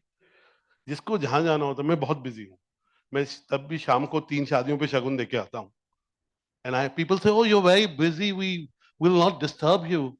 I tell them, you should only deal with busy people. Busy people are busy because they make time for people. They make time for it. I know Sir Martin Sorrell. Anybody from advertising should know him. If you don't, then you're not from advertising. He's the founder of WPP. He was CFO of Saatchi and Saatchi's. He was in India, and I did his 81st birthday, and Atul was there. Atul Chauhan of Amity was there. I called a very select gathering of 40 people. And I write him a mail. Day before yesterday, I wrote him a mail about WPP. He now runs S4 for the last 7 years. He's built a $2 billion company at 75. He's 81. He turned 81. He started as, and I write to him anything. I get a response in 5 minutes, 10 minutes, 20 seconds, 30 seconds. Do you think he's not busy?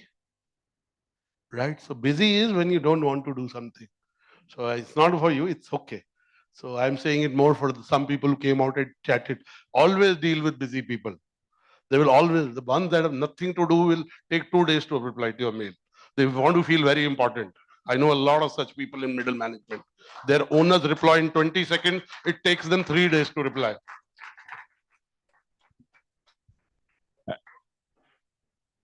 There's a strong message there. I told you we're the engineering conclave, and there is our principal, sir, giving us a strong note. But I totally agree with sir. There is this E4M red carpet awards that happen every year, and to be nominated itself is a huge achievement. And I was, I was given 3 awards last year, and I could not make it to the award. I was in Udaipur, but suddenly I got a window of 2 hours. So I took a flight from Udaipur. I reached Delhi at 8 o'clock. I picked up. No, not the BW awards. I'm talking about the, yes, red carpet. So I reached there at 8 p.m. to the venue, and my name was called out at 8:02. I received the award, and I felt so good. 8:15, I left from there. At 10 o'clock, I had a flight back to Bangalore, and I reached.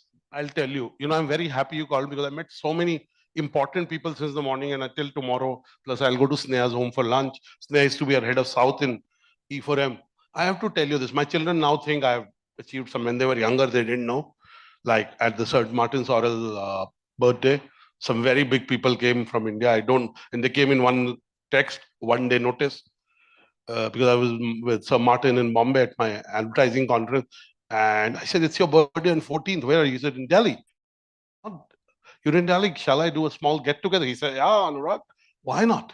So, and my son said to me, 17 and a half, he does a podcast called What Founders Sing. He doesn't miss any show. And he told me, Papa, you're a big guy. I said, Prasan, if you say so. But then now they ask me, so what should we do if you have to be successful? And when your children ask you this, it's the ultimate high. I mean, the whole world may ask, right? So I told Prasan 2, 3 things. My daughter is in 4th year of college. She's more under text and once in a while on phone. I told them, first, be the first one to reach out to people, help them. Be the first one to compliment. Be the first one to do things without expecting. Whatever you put in will come out. Maybe not from the same set of people. I wrote a piece 14 years back called Introduction Capital. I used to write for the Global Entrepreneur magazine. So, if you make an effort, if you show up, you will win. Just show up. Sometimes we are lazy or we don't go. And I've done a bit of that, okay? And every time I don't do what I'm supposed to, I miss an opportunity. So first is show up. If you show up, magic will happen. Half of the people don't show up. Maybe if somebody showed up, he would have met. I keep referring to this book called Fluke. And it says everything is serendipity. Everything is a fluke. Fluke Urdu mein tukka hai. Right? Luck, chance, serendipity, prarabdh, preordainment, whatever you want to call. So show up. Showing up is a superpower. If you're tired, show up. Show up for small time. So anyway, I think I've spoken a lot today. So I'll give it a rest, but I'm like this. And I'm not apologetic about who I am. Right? Absolutely, sir. I was just saying that stories because I showed up, I received that award, and I made so many connects. I got 8 events just because of that award, and I was there. So I was just like trying to get there, that like be there, it really helps big. And moving on, the next winner. Yes, commission coming up. Next winner. One of this category, ladies and gentlemen, the winner, Dr. Jonas Matthew, Principal and Head of the Institute, Great Lakes Institute of Management, Gurgaon, but he could not join with us right here today. So we have Miss, But I'm not said. I've said he's a busy man. By the way, Doctor, I mean, I've interacted with me, and you know that. कोई बात नहीं. मैं कुछ नहीं कर रहा. मैं तो अच्छी बात बोल रहा हूँ. मैं अच्छी बात बोल रहा हूँ. I know Dr. Sanyal was when he appointed me as the chairman of alumni in 2008. He's very close to me. He's now at Great Lakes in Chennai, right? So and also Dr. Himadri Das had joined right from MDI as a director when I was, and I got onto the board after that. So yes, you were studying. Yes, very good. And now you work for Great Lakes. No, I don't work for Great Lakes, but on behalf of Great Lakes. How nice. What a good feeling. What's your name? Give Reenu a big round of applause and do set up a meeting with Dr. Jones Matthew and me, okay? But we can always join hands for Jonas Matthew. I have another connection to Great Lakes. Dr. Balaviba Chandran and his son, Dr. Siddharth. Of course, Dr. Balachandran passed away 2 years back or 3? 2. So when we were at MDI in 94, he used to teach us activity-based costing. And you know how South Indians say, activity-based costing. And then his son used to teach us strategic activity. He was at Kellogg then, Siddharth, and there was one of the best classes. He's a great teacher. I'm sure he's a great administrator and a founder, but he's a great teacher. So I just want to say that. So I have known him since then.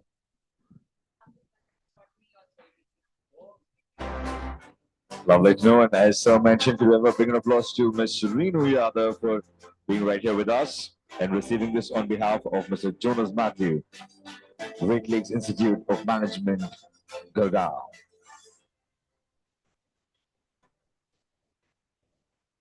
All right. One good thing is we have 4 more awards and all the 4 award winners are here with us. So no more lessons. We're going to go straight into the celebration. Next winner on your screen, please.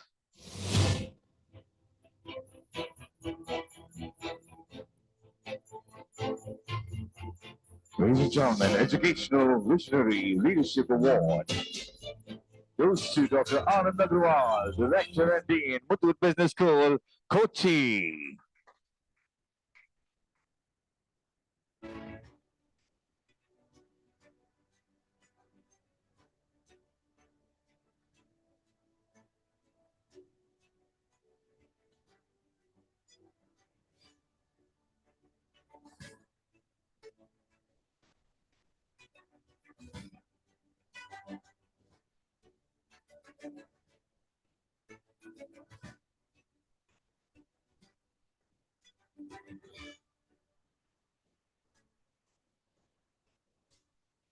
Let's join hands one more time, ladies and gentlemen. We've come to the final league of winners right here at the Excellence Awards. Join hands. Release those endorphins when we clap. It's the most amazing natural mood booster and it helps you get rid of your boredom. And over to you, sir. Thank you, Business World, for this award. I have been listening and we have been talking not only from the morning, but for many years about the industry academia gap. And my experience of last 20 years as an educator, last 12 years abroad, working in 5 different countries, I think we need to do something about it, not just talk about it. And it needs a lot of creative thinking, innovation, and disruptive practices to fill the gap. And one disruption we are doing at Muthoot Business School, which is the first year of operation only. It's a very new B school. And based on my global experience in different good B schools around the country and around the world, we have started some innovative activities. Like, for example, after getting admission, students have about 3-4 months time before they come to first semester of the program. So we started something called pre-PGDM internship, a rigorous internship in companies for the students before they come to the first semester of the classes. And then also work integrated learning. It means they work in the companies 10 hours every week during their studies. And they implement their learning, their semester courses through the projects with the managers. So we are filling up the industry academia gap in a very structured manner through some disruptions. Thank you. Amazing to know. Request the winner to join us towards the left side of the stage for the picture. Now down to the final 3 awards of the night right here, ladies and gentlemen. Up next.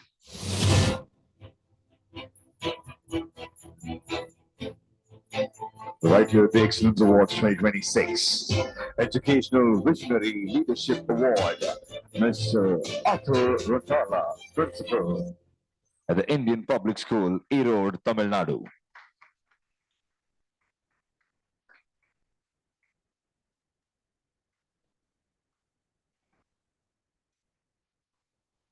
Join hands one more time. Principal at the Indian Public School, Erode, Tamil Nadu.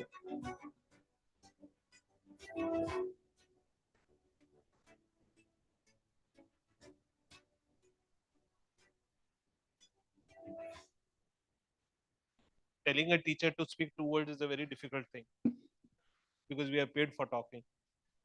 Yeah. So I'll be wiser with my words and will try to be wiser after listening a lot of wise discussions. And since morning we were discussing about AI, I was thinking of the Matrix movie, which I saw in my childhood. And Matrix told us in last century what AI could lead towards us. I don't know where we will lead, but I hope Matrix doesn't becomes alive, isn't it? I hope it should not, otherwise. And then we have another movie where humans are going out of Earth and finding a new, maybe somewhere outer space.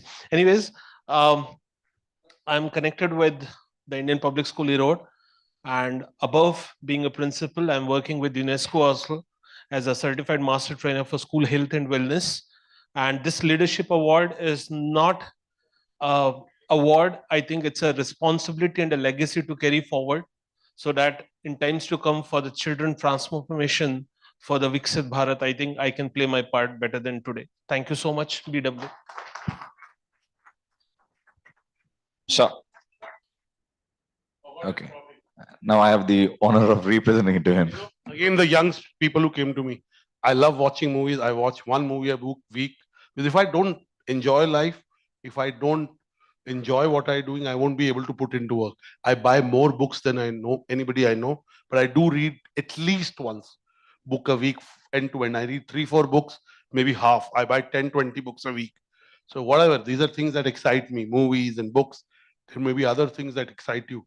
So work, but meet people, learn from them, build deep relationships. Don't be transactional. Don't expect something from somebody just when you might meet them for the first time. I keep saying एक चीज हिंदी में, मेरी किताब में भी एक chapter है, या तो संबंध है या संबंध है. It's a little stark. I know, you know my personality, I'm trying to make it dramatic, but I really believe in it. The people who have access to me and they can get anything done. And they don't, only thing I get from them is love, affection, blessings, or I enjoy being with them. They could be young, old, it doesn't.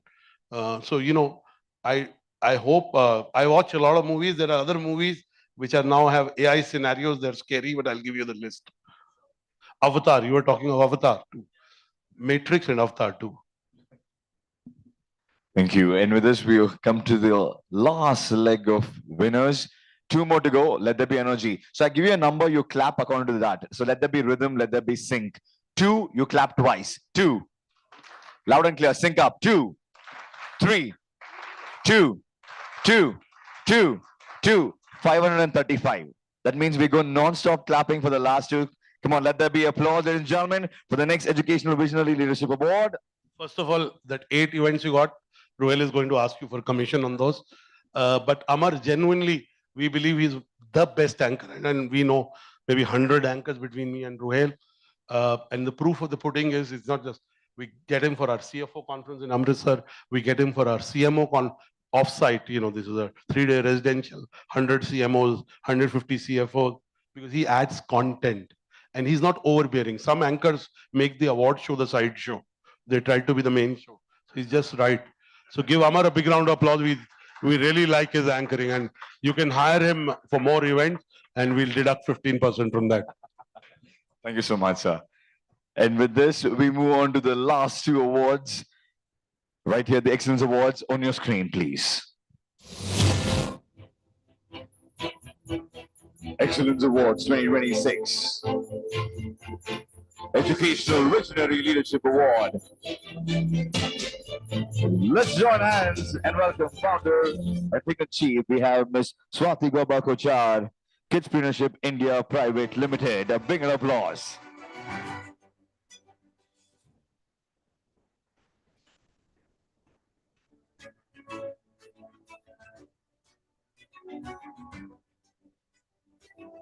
Swati, and when I acquired business with Swati and me and Noor used to work together. So I looked at her photo and then Swati Gaba Kucha. I was telling him she's the same person. So congratulations, Swati. And I guess you teach kids about entrepreneurship. Good. All yours. First, we'll give you the award. And then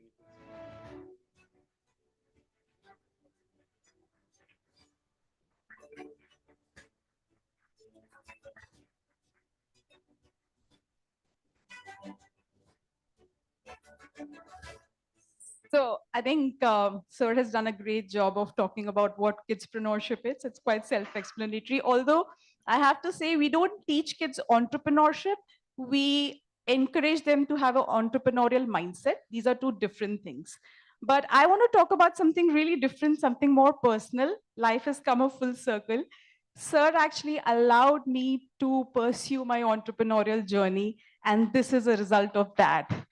So when early in life, you allow opportunities, give direction to people, it actually kind of multiplies in ways that we perhaps don't even know sometimes. So thank you so much. A very big thank you to you. I've come all the way to Singapore because I wanted to receive this award. Thank you, sir. Thank you so much.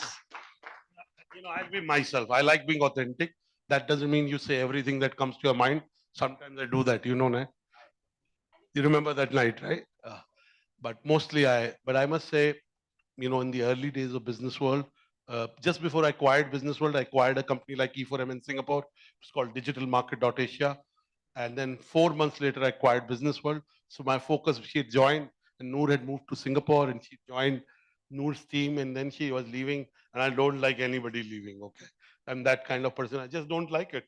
And I tried everything professionally to be able to retain them, if possible. Sometimes it's not. Sometimes there are structures. So I tried to convince her, but she went on to become an entrepreneur. I think I'm meeting you after 10 years. She went on to work for a media company for a while. And then you started something. After that, I have not been in touch with you. So it's always a happy feeling. I was telling Miss Jain about Rituja Bakshi. You remember Rituja and Siddharth Nakai? These were our first two employees. Siddharth was and Rituja texted me 3 years back, sir, I've just bought my new home in Amsterdam. She's the head of global e-commerce for a very large luxury goods company. So I don't remember the name right now. She just changed the job. But it always feels good to meet people who you met early in life and they do well. So give Swati a big round of applause. Very happy for her. We'll call Noor after this.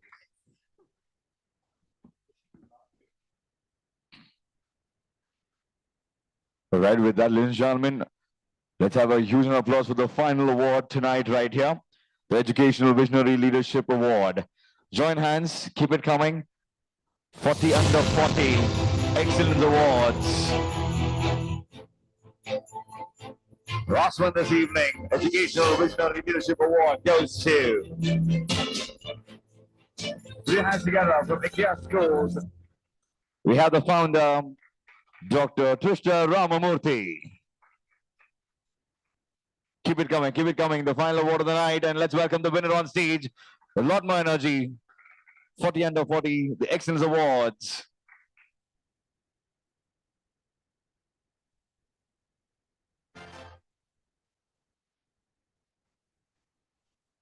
Dr. Trishna Ramamurthy.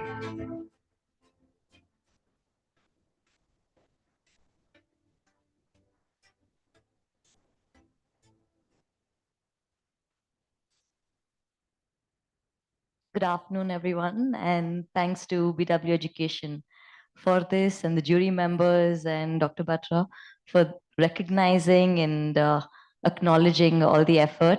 I started my first school when I was 23, and I work with a large educational group called CMR. We run schools, colleges, and a university. We have 20,000 students. Happy to be on the cap table of Gyan Dhan also, and I'm an angel investor in the education space. I have a master's in education, doctorate in education, very passionate about this space. I believe India has the next decade is India's decade, and education is really going to make a massive difference. So innovation in the way we teach, the way we look at the sector, and the way we grow this ecosystem is going to be absolutely crucial. So I think an appreciation of the effort that all educators make, and this award that you have instituted really appreciates the work that we do in education. It's a hard sector. Brick and mortar institutions really have to understand every piece of the learning experience, learning journey of a student. We have to take care of them from 18 months all the way to postdoc. So I think the sector is an exciting, challenging one that can create so much impact. And thank you for appreciating the effort of all educators. Thank you. Thank you. Congratulations. With that, we conclude the Excellence Awards right here, 40 under 40. Can we have a huge applause to all the winners right here this evening? And a big shout out to BW Business World and BW Education. And now we request all of the winners to please join us on stage for a group picture with the trophies. This is for our editorial for the magazine. We want everyone to join us with your trophies.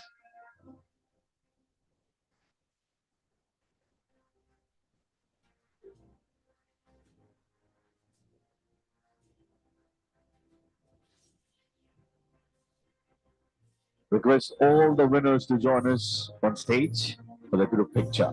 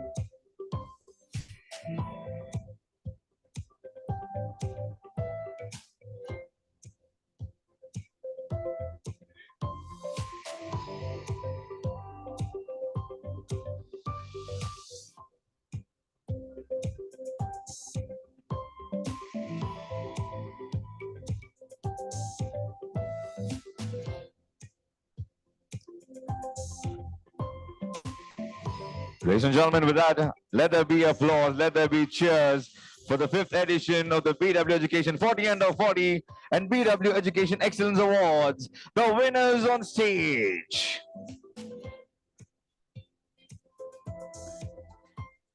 And could we have the winners have a cheer for yourself? Let there be applause. 3, 2, 1 for the 40 Under 40. Yeah, correct. Yes. Come on, we don't need a serious photo. We need some cheers in the house. 3, 2, 1. Let there be applause. It's okay to go a little unconventional. You can give a thumbs up. We've got the conventional one. You can give a cheers. You can give a thumbs up. 3, 2, 1. Let's go. 3, 2, 1. One more time. Okay, sir wanted the old school hip hip hooray. Don't disappoint him. Hip hip. Hip hip. Hip hip. Cheers to the evening. Cheers to everybody. Request all to meet outside for a networking time. Once again, this is BW Education 40 Under 40 Excellence Awards. Thank you all for your time presence. Congratulations to winners. Thank you to Mr. Rohil. Thank you to Ms. Bria. Thank you to Anurag Batra sir. This is RJ Amar Prabhu signing off on behalf of BW Business World and BW Education. Thank you. See you all on the other side.